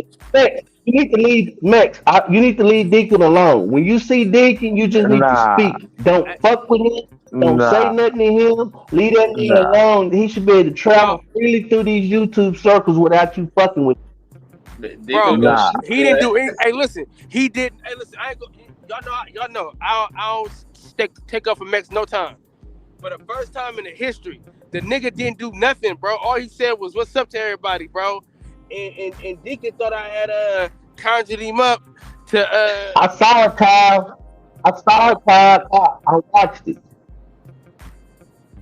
He talking about some, man. It's all you always get something Mexican. I said, bro, I wasn't even calling for him to get on. It was somebody totally different. Oh shit. Oh well, tough too. Hey, he was right though. You was calling for the other Mexican to come on, not that Mexican. You was calling for the other Mexican. Yeah. Whole another other Mexican. You know what I mean? What's his name? Who is it? My boy Fred. Who? About to talk one-on-one. Okay, so you legit. It was a whole nother person. Whole nother person, bro. And look, remember Mex always say he ain't Mexican, but now he responded to Mexican. Nah, Mex is wrong. Mex, you was being antagonistic and you know it. And you know that you and Deacon. I'm gonna tell you how I know. Because once you saw Deacon, if you go back and look at the show, you lit up. And the first person that you spoke to on the panel was Deacon. Hey Deacon. You trying to get his attention because you was being antagonistic. No, came on there. Brandon, once again, you don't know what you're talking about again, bro. I'm just telling you what I saw. Okay, just for me, just watching the show. It was Michael Fuller. I don't know. It was that's because I'm telling you, because the last time me and Deacon talked, we was cool. And this is my first time seeing him since we squashed everything. So I was like, oh shit, I ain't seen him for a minute. It's probably been almost a month since I talked to Deacon on any panel. So I was like, oh shit, what's up? And going into it thinking the last time we talked, it was all cool. We patched it up. And then right away he was just like, well, I was like, okay, I guess we ain't cool. All right, whatever then, buddy. But I don't care. I'm gonna sleep just fine. Anything you gotta do.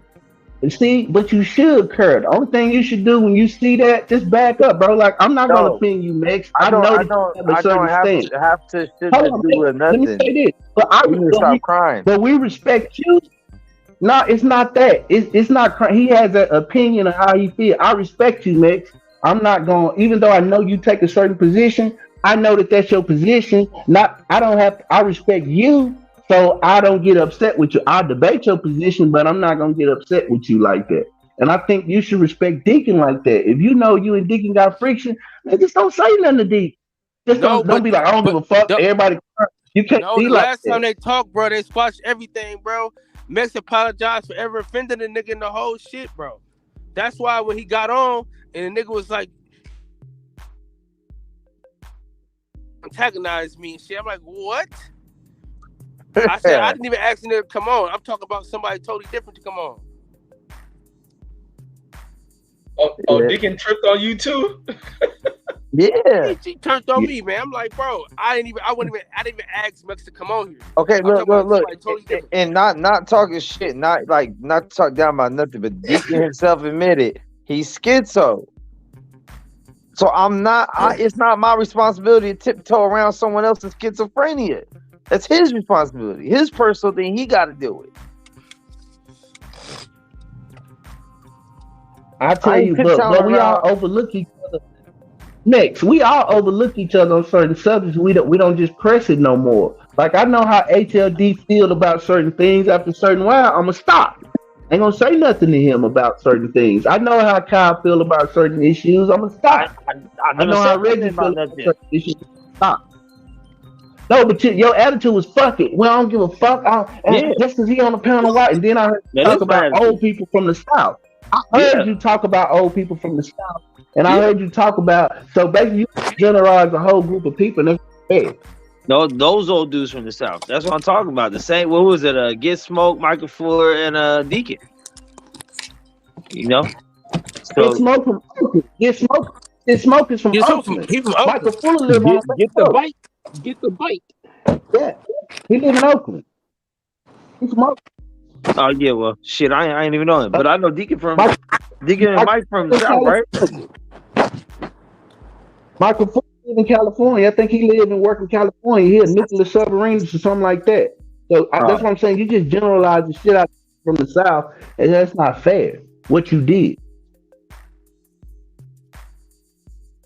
So I mean, I know that it's a culture difference, that you grew up different. I know that, and I understand that, and so I know that you take certain positions, and I don't like it. I don't like it, but I respect it. You know what I mean? I respect it. I don't like it, but I do respect it. The only thing I ask is you have the same respect when you dealing with something. Like when you were dealing with Deacon, you could have been like, all right, Deacon, I just ain't gonna say nothing to you, and we'll agree to disagree. You didn't have to go off on a tangent. I don't give a fuck. I ain't tiptoeing around. You old motherfuckers in the South. You ain't have to. That's not right. No, see, first of all, what is it about Deacon that you guys just as a community put your arms around him like, hey, this our special uncle right here. You gotta watch out for him sometimes. Just try to stay away from him. He gonna stay in the room. Just don't go in the room. Now, fuck, like, what is this, bro? Like, I don't go aiming at Deacon about nothing. He always got something to say to me, and then I respond, and then I'm told my response like, hey, you don't respond. No, what the fuck? He started it. Like, this shit's on video. You can go back and see, like, he makes a wild statement, and I respond, and it's like, oh, Max, calm down. Like, no, like, you can't regulate how people respond to the bullshit you spew, and vice versa. So it's like, no, I'm not gonna sit here and I should not say nothing. You know what? If Deacon says something, just leave. No. How about he just don't say nothing? See, that's the attitude. That's the attitude that rubs people the wrong way. It's not that. It's that. See, and that's what rubs people the wrong way, because we do care. When we on these panels, most of us respect each other. Most of us have a certain decorum about, like, if I was talking about Puerto Rican issues, I'm gonna be real careful because I'm not Puerto Rican and I'm an outsider looking in. No matter how close I am to Puerto Rico or to a Puerto Rican, it's still a certain decorum and a certain attitude I have to have when talking about another group issues. I can't just be dismissive of them and be like, fuck how y'all feel, fuck how y'all believe. No, I have to respect their plight. I have to respect the plight of the Puerto Rican community. I can't just be like, well, shit, I grew up with Puerto Rican, so I should just be able to. I have to handle that with care because that's their culture, and I'm an outsider looking in. As a matter of fact, if they allow me to be a guest in their culture, then I'm really privileged because they allow me in. So I don't have the right to disrespect them, and I don't have the right to tell them what's disrespectful to them. That's the issue, man, that you're not handling the conversations that you privy to with care and with good faith discourse. Everything just can't be fucking because you disagree. It's not right. No, everything's fucking because people get disrespectful. Like, it's very rare that people come off and like, hey, just gaming people up. People get real attached emotionally to their points and then start getting disrespectful and then start trying to regulate who can say what about what and when and who. That's not how it's going to work. There are certain people on these panels that know how to talk to people. They can bring up a point without it being combative, without being disrespectful, even if you do disagree. But it gets to this point where somehow these older gentlemen are the end all be all of conversations. And that's not how I get down. I don't. That's not it. If someone's going to tell me, "Hey, you can't talk," I'm going to talk extra. I never disrespect you, Max, and I really have a difference of. Man, he ain't no need to. Said, Brandon, you made some of the best points I think I've ever heard you make, and this motherfucker didn't hear shit. That's why I don't talk to Max. This nigga, it don't even go in the ear. It just hit his ear and then fall right down to the fucking ground. No, but You know what I'm me saying? and Brandon never had an issue like that. We never had no volatile moment because the same way, like whether we agree or not, there's a certain way you present the thing. And I haven't gotten wild with him or disrespectful to him or fuck that with him because he ain't tried to tell me about myself or what I can say, what I can't say, what I can speak on. That's the shit. Like, that's the only thing. But I do try to tell you what you can say, how you should handle. I just may tell you in a different manner, but I feel the exact same way Deacon does. I probably just don't handle it that way, but I do feel that way. I don't like it. I hate that you carry have certain thoughts about black people the way you have. I wish I could. I try to show you a different side of us because we multifaceted, and you only see us one way, and that's the thing that disappoints me a lot of times, where you just see us like that, and See, that's like disappointing. what is the way you think I see black people as a I think whole conglomerate? I think the way you see us, I tell you, I think that when you hear us talk about our issues, a lot of times you think we're crying. A lot of times to you, we sound like victims. And to you, a lot of us sound like we want something for nothing. You made that clear that we sound like that to you. I'm telling you that that's not the case. And then you talk about your experiences with the black people you've been around, which were basically ghetto motherfuckers, which you admit to, which we all come from that. But so which you don't know that it's another class of us, that we not all ghetto, that we don't just walk around calling each other niggas, that we do that our mentality and that our pride in ourselves and our culture is deep, even though it's not represented, is deep. Just like Mexican people, they have a culture, they have quinceañeras for their daughters, they have rites of passage. We have the same thing, it's just not as organized, and we want to be respected the same way, and people don't, because our culture has been lended out to everybody. You can find out about black people, the lower level, just listen to rap music. Just listen to it. Just listen to it. You can see us by our fashion. You can see us by our entertainment, but you don't see the other side of us. That's the point that's disappointing, Max. That's what I be trying to show you, that we ain't just niggas, bro. I already said that. I already made that statement plenty of times. I mean, I know plenty of non-ghetto black people that most other black people would probably call whitewashed, right? Like that don't engage in any kind of ghetto vernacular activities, dress, style, fashion, music, or anything at all. But most of the time, we're talking about issues in these communities. It ain't those type of people, so that's why it ain't getting brought up. But we can talk about the college graduates and people that don't live in the hood and people that do all this other stuff. But when we talking about violence and hip hop community and stuff, that's not the demographic we're talking about.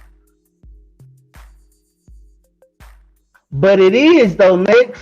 You just don't see the difference. See how you think it's all one thing. When you say hip hop, you say, well, that's not the demographic. It is. It's all mixed in there. It is.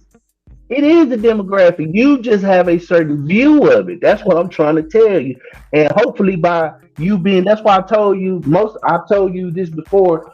Wherever you was around, the black people you was around, they did you a disservice because they didn't really teach you. So if you don't, that's why I'm always, anytime you're on these panels, I just be helping you picking up something to learn. Me what, Brandon? What is the lesson I'm missing? What am I supposed to be learning? I tell you, it's a certain way that you should carry yourself when you privy in the outside of other people's community and they let you in. It's a certain way that you should conduct and a certain respect that you should have for them, because it's an honor for them to let you in. What you mean? What do you think happened? You think I'll just walk down the street and fill out that application? A bunch of black people let me kick it with them? I was born into this shit. This is family. There wasn't no they let me in. This is how it's been since the day I was born. This ain't oh I moved, I grew up. This ain't fucking Fresh Prince of Bel-Air. Vice versa, the opposite. It ain't like I grew up cool and then I just all of a sudden end up in a black community. I have black friends. All of a sudden they let me be. Nah, it's not. It's not how it is. They didn't let me in. Matt, did you when you went and picked the woman to procreate with? Is your baby mama Hispanic or is she black? She's Hispanic. Okay. Small hats. So what does that have to do with anything? I'm just asking. I mean, everybody got it. Whoever got it, got it. But at the end of the day, Max, the only thing I would ask, man, when you No, speaking no. What on was the point of certain asking issues, that question though? What was the point of asking that question? you didn't catch it. You didn't catch it. I just say this. That's what I'm asking you. I'm If asking you directly. I ain't with the subliminal hidden riddle shit. Like, what was the point? It wasn't that hidden, bro. It wasn't hidden at all. Okay, so we gonna dance around it. Or you gonna be direct about it? You date what you look like most times, nigga. What you mean? Like that? Oh, okay. So since that particular day, the condom broke on that girl that I was fucking at one day. That means what? You think my dick's never been in a black girl? The condom just didn't break in there. So that would mean more to you if it did? That's not what I asked you. I only asked you what I asked you, and it made sense, and everybody got it. We can move on. But what I will say, Max, I didn't get it though. I didn't get it. That's why I asked you. We just Kyle just told you, and you trying to justify it. Kyle just told you. It's what Kyle said. Everybody caught it. I mean, everybody caught it. All right. So I'm gonna say this, Max. When we would just when you talk to like HLD, man, HLD come on here. HLD. One thing I know, HLD at least sounds informed, and also he knows that it's certain things that he's like, I ain't gonna go there. I'm not gonna talk about that. I'm not gonna talk about this. I'm not gonna talk about that. So I respect HLD. Don't say the N word. I don't like it, but I understand though. And hopefully I could just show where I'm coming from. You know what I mean? I'm what it is, I'm just trying to broaden your perspective. I'm not trying to change you. I'm trying to broaden your perspective where you can see it from everybody else. Your perspective is gonna change you, not me. The more you learn, the more you grow, that's gonna change you. I'm not here to change you. I just want to show you a different side and give you clarity for why we look at certain things the way we look at it. That's all. Just give you a different perspective. I appreciate that. I appreciate that. And I'm trying to do the same for you guys. So hopefully it's a mutual thing. I learn. Anytime you talk, I learn. Because I'm learning why you think this way, why you feel this way. So I'm learning. It is mutual. I'm learning. I'm always learning. Yeah, we learn how dumb you are, nigga. That's what we learn, nigga. Nah. I think it's more dumb to be attached to fucking racial politics, bro. I think that's just dumb as fuck. But Max, do you identify as Mexican? Do you? I'm American. Okay, there we go. And the reason why I asked you that, because some of us, when asked that, will say, I identify as Puerto Rican, or Barico, or Mexican, or I'm black, or say, hey, I'm a white American. You know what I'm saying? Or like, some people will answer how you said, I'm American. Yeah, I mean, I got into it with some Mexican dudes at the bar the other night on the same shit. They started to say some shit in Spanish. I was like, oh, I don't speak Spanish. Or aren't you Mexican? I was like, no, I'm American. They're like, yeah, but like, you're Mexican. I was like, no, born and raised in America. Like, what about your family? I was like, my mom, American. Like, well, what about further back? They did the same shit y'all do. What about further back? And I told them, like, see? Next, I didn't do anything. So now you, Mark. Let me not throw you in there. We gonna go technicality shit. All right. No, hell no. No, you be baiting too, Mark. I saw how you led the conversation where it went today. You slick dog. What I do? What? No, I'm saying what I do. Kyle, me you ain't talking, fam. It's moving around too much.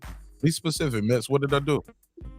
Earlier, I saw you wiggled the conversation into the race shit, and then when it got too hot, you flipped it over to basketball, which was smart. It's a very savvy host move. And I saw you saved the viewer from dipping, so I see you wiggling your thing. But yeah, but the thing is, I'm not afraid. I don't run for no conversation about anything. The tough ones, the awkward ones, whatever. Like on the basketball shit before y'all pulled up. Yeah, but then when I pulled up,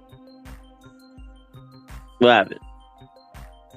I thought you was being antagonistic at certain points, and I thought you was diverting from the conversation and moving the goalposts.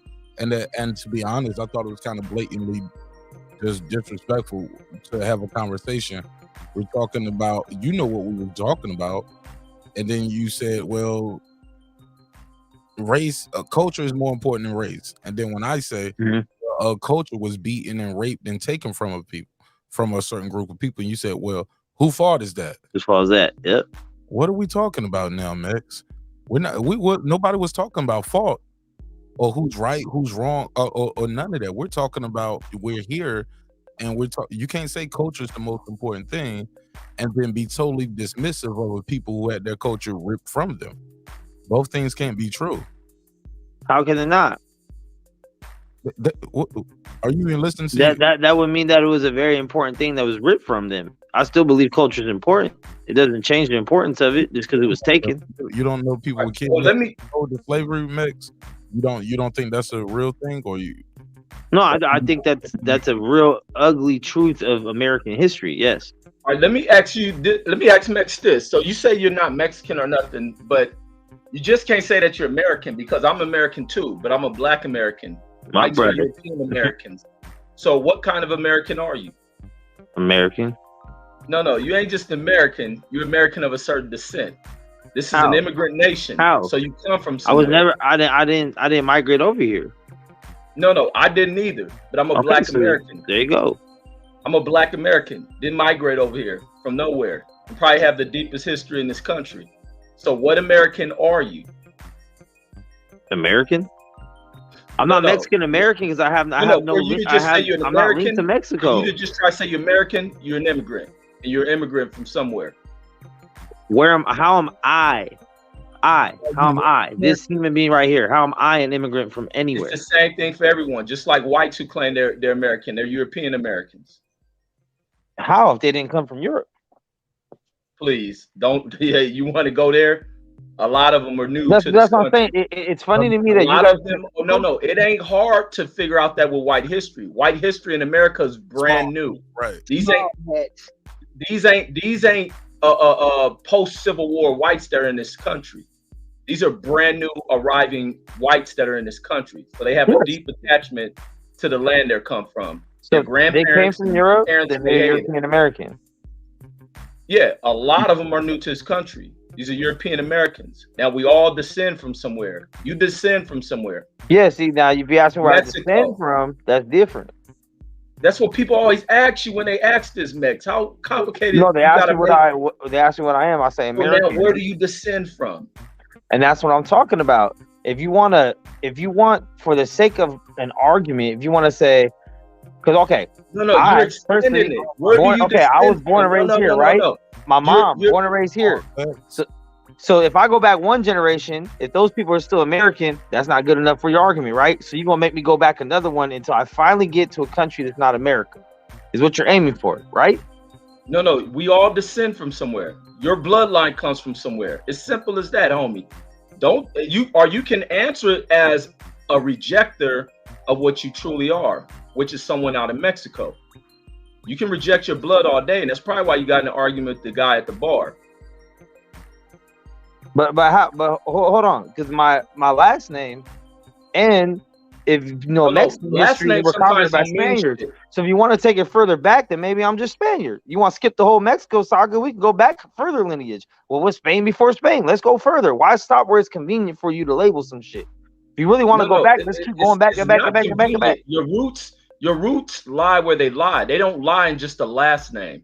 And just like you said, whose fault is that? Whose fault is that you speak Spanish and your last name happens to be a Spaniard last name? But that's not where your roots come from. That's where your conquest. That's where the conquest of your name comes from. But where you descend from is out of Mexico, homie. So you don't have to hide that shit. But how do you know that though? Because if I don't know I know how it can because you I know that you know it. I know it No, I because I don't know know it, that though. you know it. I don't know that though. Max, you know it. You just reject it. For some I reason, know. they have made you. I know. And this I know how that maybe. colonized. This how deeply colonized you are. That you have rejected your fucking blood, and it's sick. As a 2022 Mexican, you have rejected your blood American. with this American. crazy shit. American. Yeah, rejected American. I'm gonna tell you right now. I've been to Mexico. I know firsthand I'm not Mexican, bro. They will let me know quicker than any of you could ever try to tell me I am. I've been to the country of Mexico. They do not consider me Mexican. By no means. I'm sorry. Go ahead. Yeah, they're by no means. I'm a pocho. I'm all this. I'm all that. I'm American. When I go to Mexico, they're not like welcome back, welcome home. They do not consider me Mexican. So how can you guys on the internet try to tell me some shit when the actual people in the country of Mexico say, nah, you ain't one of us, bruh. But then you gonna try to tell me, yeah, you are. Don't listen to what they say. Listen to what I say, because I know better. No. But you said you don't know where you descend from, right? Because you said I have a good idea about half of me, but the other half, I told you my mom was a foster kid, so I don't really know any of her family past her two heroined out parents. So I do know that I have a family Indian reservations in New Mexico and shit. So I think there's obviously some type of Native American lineage also, which would be non-Mexican for those that are trying to keep up. But you know what I'm saying? So who knows? But at the end of the day, I don't care. Like, this matters so much more to you guys because this is how, or not you guys, I'm not going to say you guys because Mark, not you, but to whoever feels this way, this race stuff is so important to you because this is how you live your life. That's fine. That works for you. I see why you dance around race because you're a rejecter of your heritage. You're race. No, because it doesn't matter to me. It plays no part in my life unless I go to jail. That's it. Listen, Max, you just added to something. This is why you should stay out of conversations of race. You are a person who has rejected identity, so therefore you should stay out of race conversations. Maybe tune away from them, turn the channel. You just admitted to it, bro. Yeah, I don't fuck with race politics. But you on every panel when we talk about race stuff. Oh, hold on, y'all motherfuckers, and this does include you. Bring it up to me. Nobody make you click the link. You clicked on the link. Yeah, you guys weren't talking about race when I clicked on the link. When you pull back up this time, we were. Oh, this time I just came back in. I didn't even see what you guys were talking about. We was knee deep into it. But go ahead. What's up, Puro? What's up? I just wanted to like just give, because you know, like I'm Mexican American as well, but I've never like actually, I seldom call myself American. It's not as well because he's not Mexican. I was a regular American. He's just no. Yeah, he's that 87 edition, unleaded. He's regular American. For me, I've never actually like. I mean, I do, and I have, but it's not often. I often refer to myself as Mexican, even though I was born in this country. But I'm like super proud to be American. It's just I don't know if it's like what's it called, like just shit. Pride, culture. You have culture. You still see a Mexican culture, right? You know about it. Yeah, and then it was because that's how I was raised. Like I was raised to to not show loyalty, but to like be proud of both of the places I come from. You got a language that ties you to it, right? I'm sorry. You still have a language. Yeah. That's yeah. But I've had a lot of people, like other Mexican Americans, like kind of chastise me because I refer myself as Mexican. And then, you know, I mean, I don't know if you guys know, but they're like, hey, you ain't Mexican, you American, you were born here. And, you know, when I was younger, it was more of a problem, but I've always fought back against that. But then Mex has a point, too. When you go to Mexico, like, I remember early on when I first went to Mexico, yeah, man, I mean, they especially because they can pick up your dialect right away, even though I'm fluent in Spanish. They know you're a gringolandio, you know? You're from el otro lado and shit, you know? I've had fades over that shit, you know? It's like, I've always like, it's important to me to I mean, I think it's important to everybody to like to be recognized as what you identify as, if you get what I'm saying. The man said he called fades, Rich. Yeah, in Mexico, facts, bro. It gets crazy out there. He call you La Faja. I don't know. Say fades is fades. What they fades. ¿Cómo se dice fades? El fadio. Probably. I'm trying to think. Let me see. How would I say fade? Because it's like saying haircut in Spanish. Shit, bro, that's a tough word to like I don't use often in Spanish, so I couldn't tell you, Mark. I would have to look it up. That's why you're peluquear. Yeah, okay. I was about to say corte de pelo. Corte de pelo, I see that a lot too, but there's I don't know if it's an actual term or a colloquial term, but it's called peluquear. Yeah, you're going to get this corte de pelo.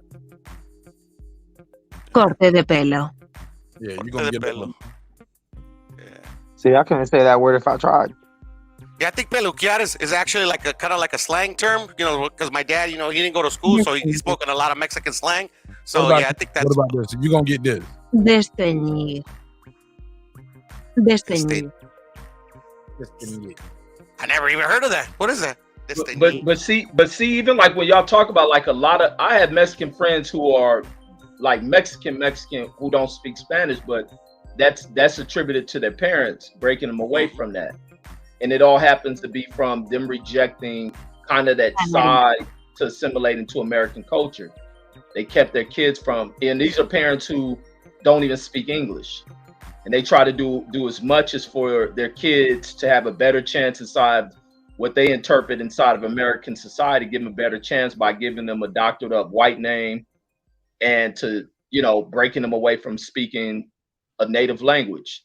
And then we were like, that was cold. We used to trip as young black kids like, damn, how the hell you don't speak no damn Spanish? Like, he's like, their parents don't talk to them in that shit. So then over the time they lose it until they get older. And it's crazy. A lot of them will go into prison and then start learning that shit because it gets pressed on them. A lot of them start learning Aztec history and Mayan history inside of prisons and shit because a lot of them felt as though something was taken away from them as far as heritage and shit. I can see that. Yeah, definitely. Like me personally, Reg, like I learned Spanish because my mom didn't speak English. So like I like she understood it, but I just like I think I made the conscious decision when I was younger that you know, I'm gonna learn Spanish so I could talk with my mom and like and nothing's lost in translation. You know what I'm saying? That was my personal like why I learned Spanish. So look, what would you guys want Mix to walk away from the conversation knowing how y'all feel? Obviously, I'm hearing a lot of people saying Mix that hearing you say the N-word bothers them. Are you willing to make a conscious effort not to do that? I mean, around the people it bothers you. Yeah, I got no issue with him saying the N-word. Like, I don't think that shit is a big of a fucking fight. Like, language. But it's more than you, Reg. Like, it bothers. It seems like the majority is it bothers them. That's the majority. Right. Yeah, and I think, like he said, he should choose to not use it around certain people, no doubt. But I haven't really heard him say the N-word before. As much as people say he said it, I know I heard him say that he says it, but I don't think I ever recall Mex saying the N-word like that. I don't hear it like that neither, but... Bro, I was with the man for a whole weekend and never heard him say it. Yeah, and I didn't hear him say it neither. You That's know, why I'm like, the crazy part is I definitely said it. Hella times probably, but it just don't stand out like that because it's not. I don't know. I don't want to say it's. I mean, I guess you say it's natural. I don't know. I've been talking like this my whole life. Yeah, I don't remember you saying it even when I seen y'all for the brief moment. But even on shows, I don't never hear you say it. Oh, I definitely said it last couple days. You say bro more than anything, though, bro. Yeah, I do. And I've gotten away from it as I got a little bit older, but it's, I don't know. It's just a part of how it is. Max, what do you want people to walk away from this conversation knowing about you? That he has two black brothers? That I am a real American. That I don't give a like. I don't care about nobody's skin color. I don't care about nobody's cultural or racial background. At the end of the day, I'm gonna respect everyone the same way as long as they respect me. I'm not gonna let none of y'all get packed out if I'm ever around you. I'm not gonna treat none of y'all different. You know what I mean? Like, that's just how I conduct myself now. However y'all live your life, I'm just saying for me, it seems like a very stressful way of living to constantly just think of race in every situation. I'm cool with all y'all, man. If I see everybody at the fight, I'm gonna treat everybody the same way. I don't got no issues because someone's black or white or mixed or Dominican or Puerto Rican or something. That doesn't matter to me at all. But look, this is the other thing you must factor, that some of these cats in their 50s and shit, or even in their 60s, you got to think they lived during segregation and shit. A lot of this shit that we talk about on a racial level may not be in our time period, but even me as a person in my 40s, I've always grown up hearing older people talk like that. And they have a cause for why they may have certain hatred towards certain classes of whites, or certain groups of whites. And it's justified for them to feel that way. And just the way, like a Deacon 305 out of Florida, a Centos could be the same way out of Tennessee, and many of the other folks, is that segregation and all that white only shit ain't that fucking old. And some of them remember experiencing that shit. Some of them moving in the neighborhoods as whites leave up out of there. Why are they leaving? Why can't I play with old Jimmy and shit? Because of racial shit. So they have lived through it, not just seeing it in movies and this and that. And that's the other thing. And not to just think they don't explain their stories out well enough. And that becomes the problem why generations, you know, far removed from one another can't relate to certain shit they may come off of, because I don't think they do too great of a job of explaining that shit. But they have definitely lived through not being able to go on this side of town and shit without having to be shook up by the police. Can't drink from this fountain, traveling across country, you can't stop here, you can't eat here. And that's another reason when black folks travel across this country from back in the day, they didn't stop. You get gas, you keep rolling. A lot of black people still do that same kind of shit to this day, because it's something that's been accustomed to them to avoid dealing with the bullshit. So it ain't just a thing of don't talk racist. That shit is fresh inside of the history of a lot of people in this country, and that's the thing you may not view it as, because you're much younger than a lot of people, and a lot of elder people don't explain that shit, but it's just the truth of it. No, I totally understand that, but my thing is like a majority, because there's not. I mean, so there's some of the older cats I believe were probably 50s, 60s, right? But it's like ain't nobody 300 years old, bro. So if it's their shit that they went through, hey, with all due respect, speak your thing, tell me what happened. But then you're trying to speak for 3, 4, 5 generations back and trying to you're like, it seems like you, I'm not saying any of you, but hypothetically, the people, it seems like they're trying to get the clout off shit that their ancestors went through that they did not go through. No, they've went through, Mex. It ain't their ancestors. They have went through. No, I'm saying anything that they've been through, I will listen. Like, they've been through it. Like, hey, when I was 12, this happened, well, I got you. But to be like, okay, did you know in 1770 something? Like, okay, that's cool, but it's 2022. Hold up, Megs. I hate when people use that talking point, because it's not that far away. My father was born in 1948, dog. My mom was born in 1956. Megs, the Civil Rights Act was 1964. I feel you. So if your parents were talking about it, I would listen with open ears, the same way I do when my grandma talk about it. Hold up, Megs. My parents didn't just talk about it. They grew up in it. They lived it. I saw how it affected them. I'm a product of that. I can't talk about my family's journey because it's not that far. It's not 300. It's not 1700, Megs. They were born. And even still, once that Civil Rights Act was signed in 1964, Mex, shit was still fucked up for black folks for years upon that. Don't forget Reaganomics. Don't forget about how they made the Panthers. Like, this shit ain't that old, Mex.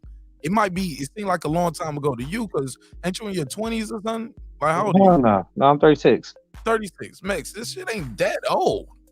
I'm not talking about that shit. I'm not talking about for civil rights. I know I'm been reminding people how young this shit is. That's why the trauma is still fresh. A lot of this comes down to just trauma. When will grown men, learn how to handle their trauma without trying to place the blame on someone else? Mex, part of handling your trauma is having a conversation. It's called therapy.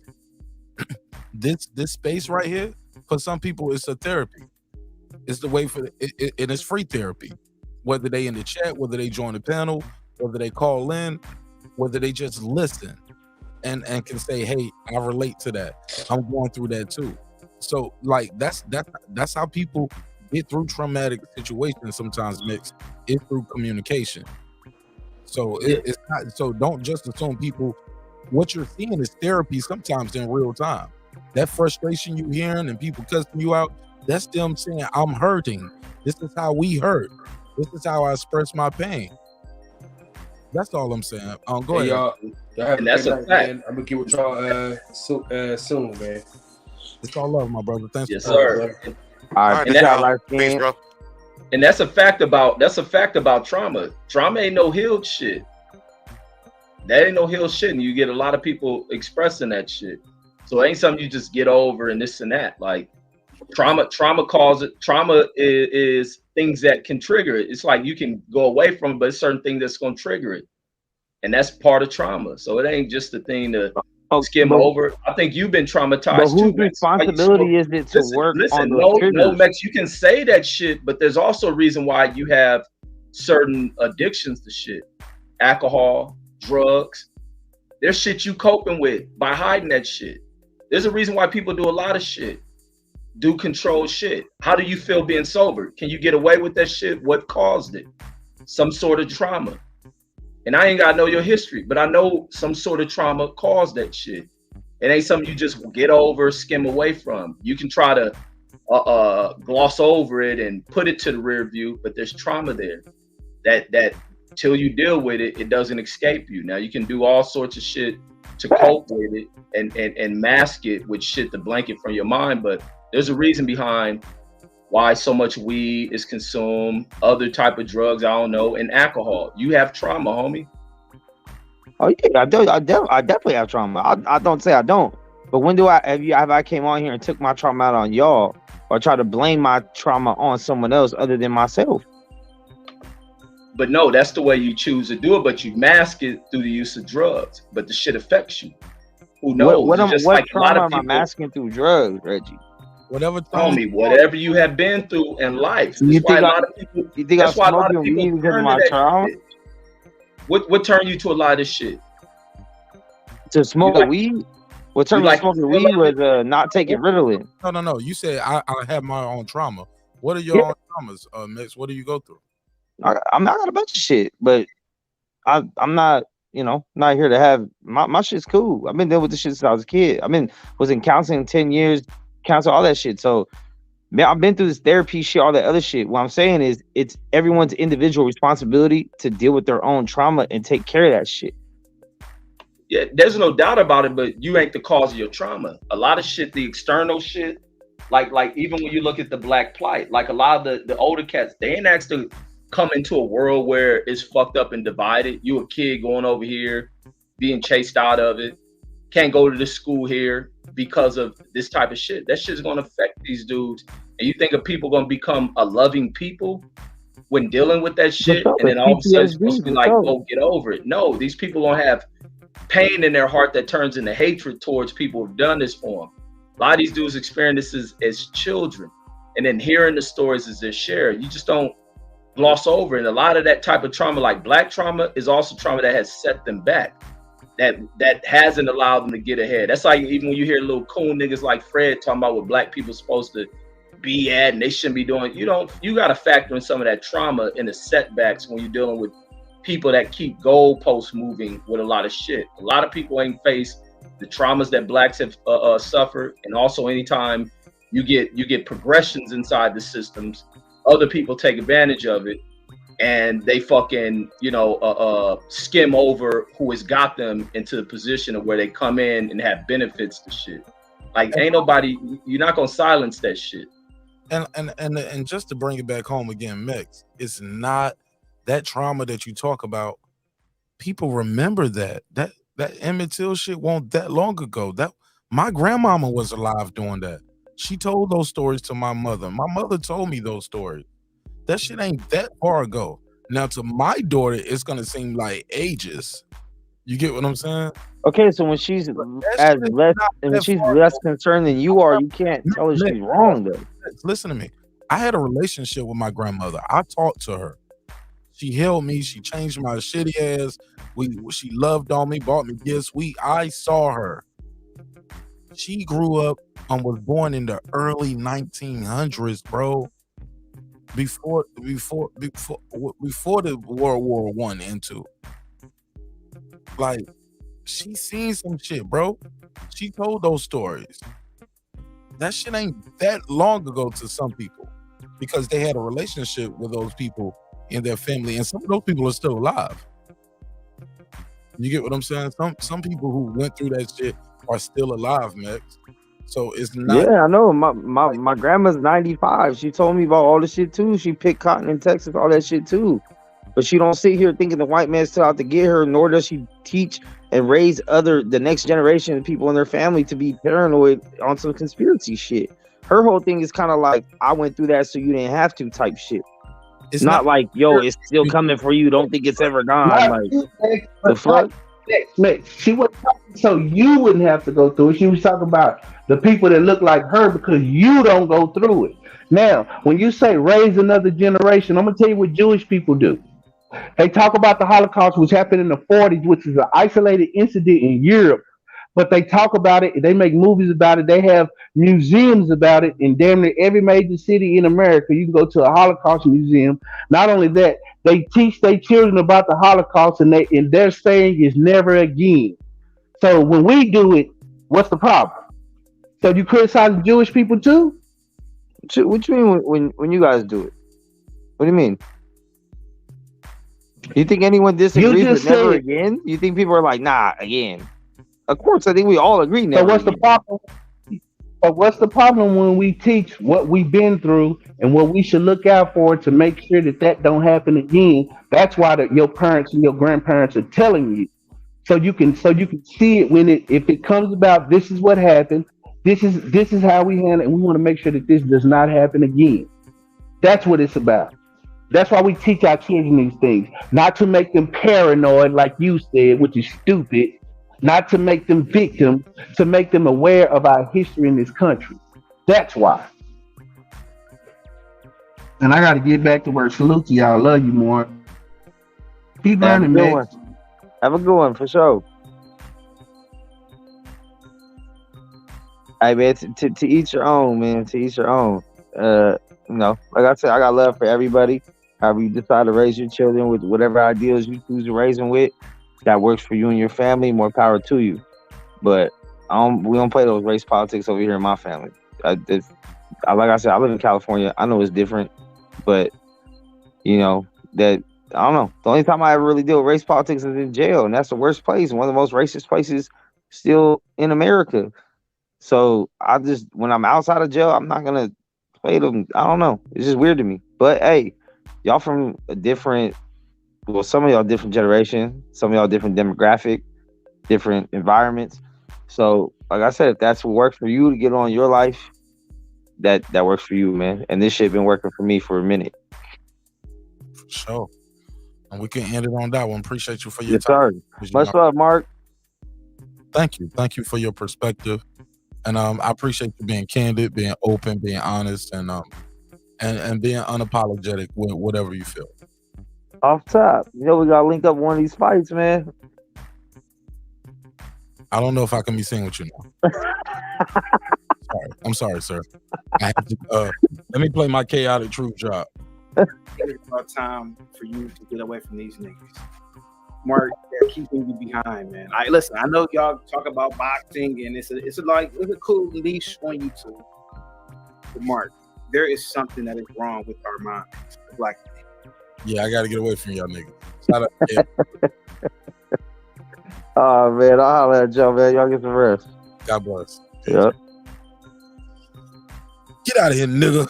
No, I've been waiting to say that all night. Yeah, shout out to K Out of Truth. Can I hit the drop one more time? This about time for you to get away from these niggas. Mark, they're keeping you behind, man. Listen, I know y'all talk about boxing and it's a cool leash on YouTube. But Mark, there is something that is wrong with our minds, the black man. Yeah, the black man. Man, I love y'all, man. I had a good time doing this show tonight. This was a longer episode than I expected it to be, but we definitely got a lot of good conversation out. I put a survey in the chat earlier. I asked you all, what do you guys want to see next? Shakur versus Haney, Shakur versus Loma, Shakur versus Tank, or Ryan Garcia. This is a very, very close survey. I'll put the final results on the screen. Let me end that one out. Let me end that survey. Boom. Over.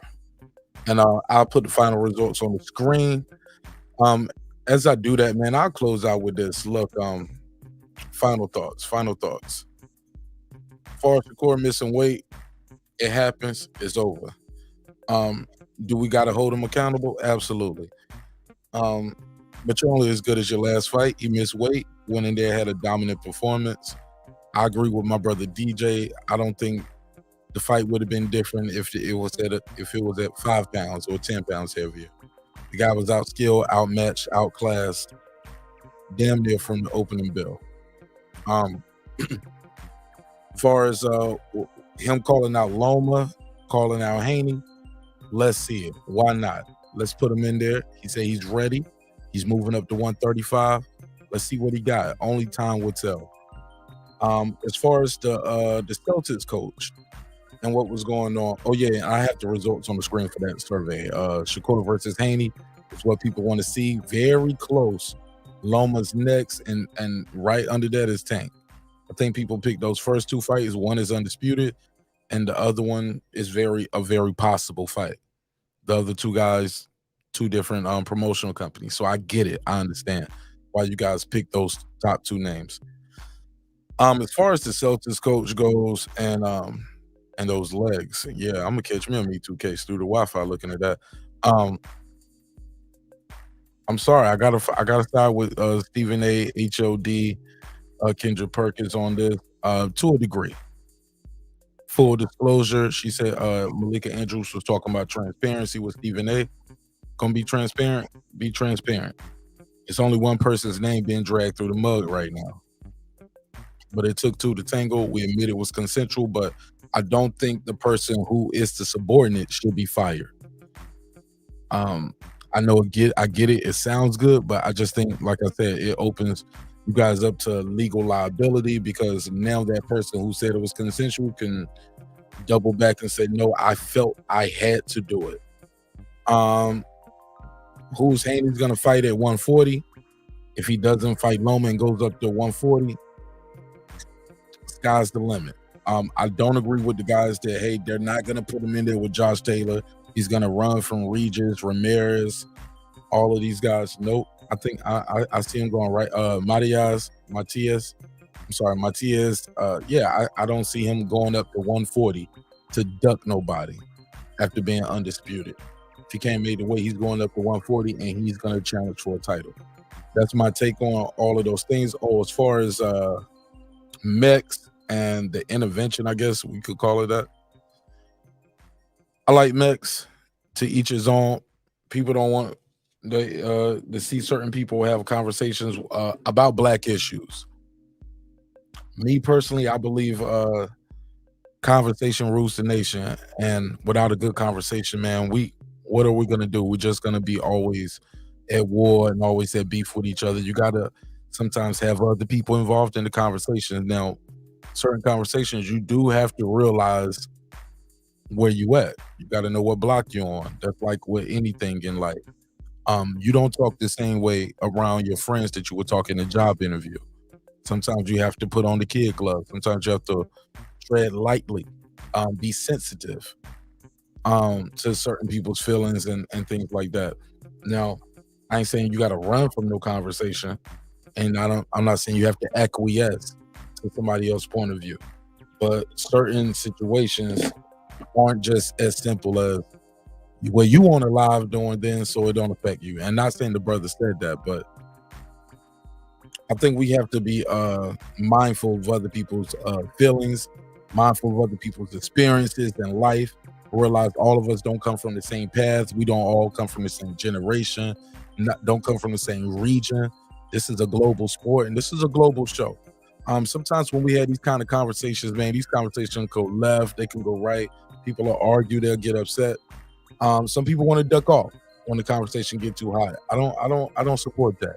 Now, face the conversation head on, but sometimes I get it. Everybody's not gonna handle the conversation the same way, and they like, yo, I'm gonna cuss Martin ass goofy ass out if he cut me off one more time, or hey, I'm gonna say something that I don't want to say, and it's not gonna be a great representation of me on what I want to be for me. So I gotta lead the conversation. So I'm totally aware of that.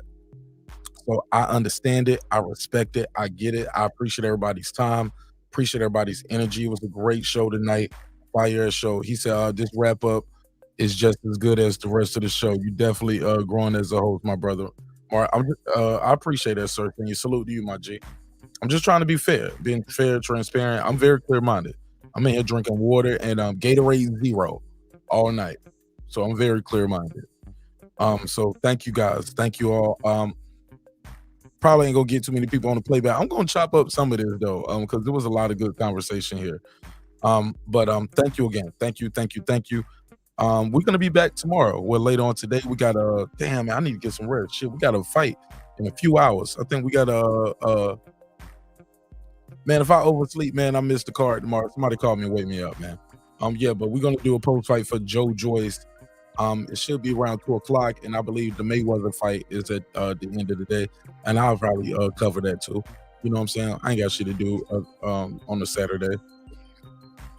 So yeah, this is what we're gonna do. We're gonna cover the fight. So I love y'all. Hope you love yourself again, man. Sometimes when we have these conversations, get a little hot, get a little heavy. People be beefing, little threats get thrown around, and people get crazy. Always remember this, homie. I built this shit. Me. Brick by brick. And I'll be damned if I let you tear it down just because you don't like the way another nigga talk. Drive, motherfucker. This that squad sound.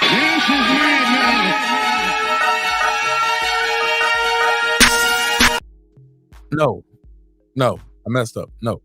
Before I go, I got to do a little housekeeping real quick. Before I go, I want to thank everybody for their time and energy. Shout out to all the callers and the panel members that pull up. Let me say this. We couldn't do the show without the members. So let me do a quick roll call to all the members. Shout out to all the members who make the show. Without you guys, we could not do the show at this level. Shout out to the new member, my boy DJ. What up? Queen, aka Miss Sunkiss. What up? Godbody News. What up? Tony Boswell. What up? Pittsburgh T. What up? Taylor Bell. What up? Matty Yoel. What up? Steve Jones 0224. What up? Cliff Bailey. What up? Sean Connery. What up? Lisa Bells. What up? That guy Eclipse 330. What up? Cooking with the Champ. What up? On the mic with Terrence Bailey Sr. What up? New Media Today USA Boxing. That's Coach Malachi Williams. What up? HLD. What up? Sir Senior. What up? Deuce Times. What up? Brandon Washington. What up? Born Supreme. What up? Karma Serene. What up? Ace Retro. What up? Lady Shan Dundum Season. What up? Dub Right Side. What up? Taint the Sweet Science Examiner. What up? Puro. What up? D-Bevel the Champ. What up? Rob G Films. What up? And of course, my good brother Derek Lincoln. Love y'all. What up, gangsta? Now we can do it. Subscribe. I don't care how many subscribers he has. Support him. So he made all this possible. He made this possible. No, Dr. Mark. God made this possible. And so did viewers like you. I'll see y'all later on today. It's your man Nash, Breaking Beats. Peace.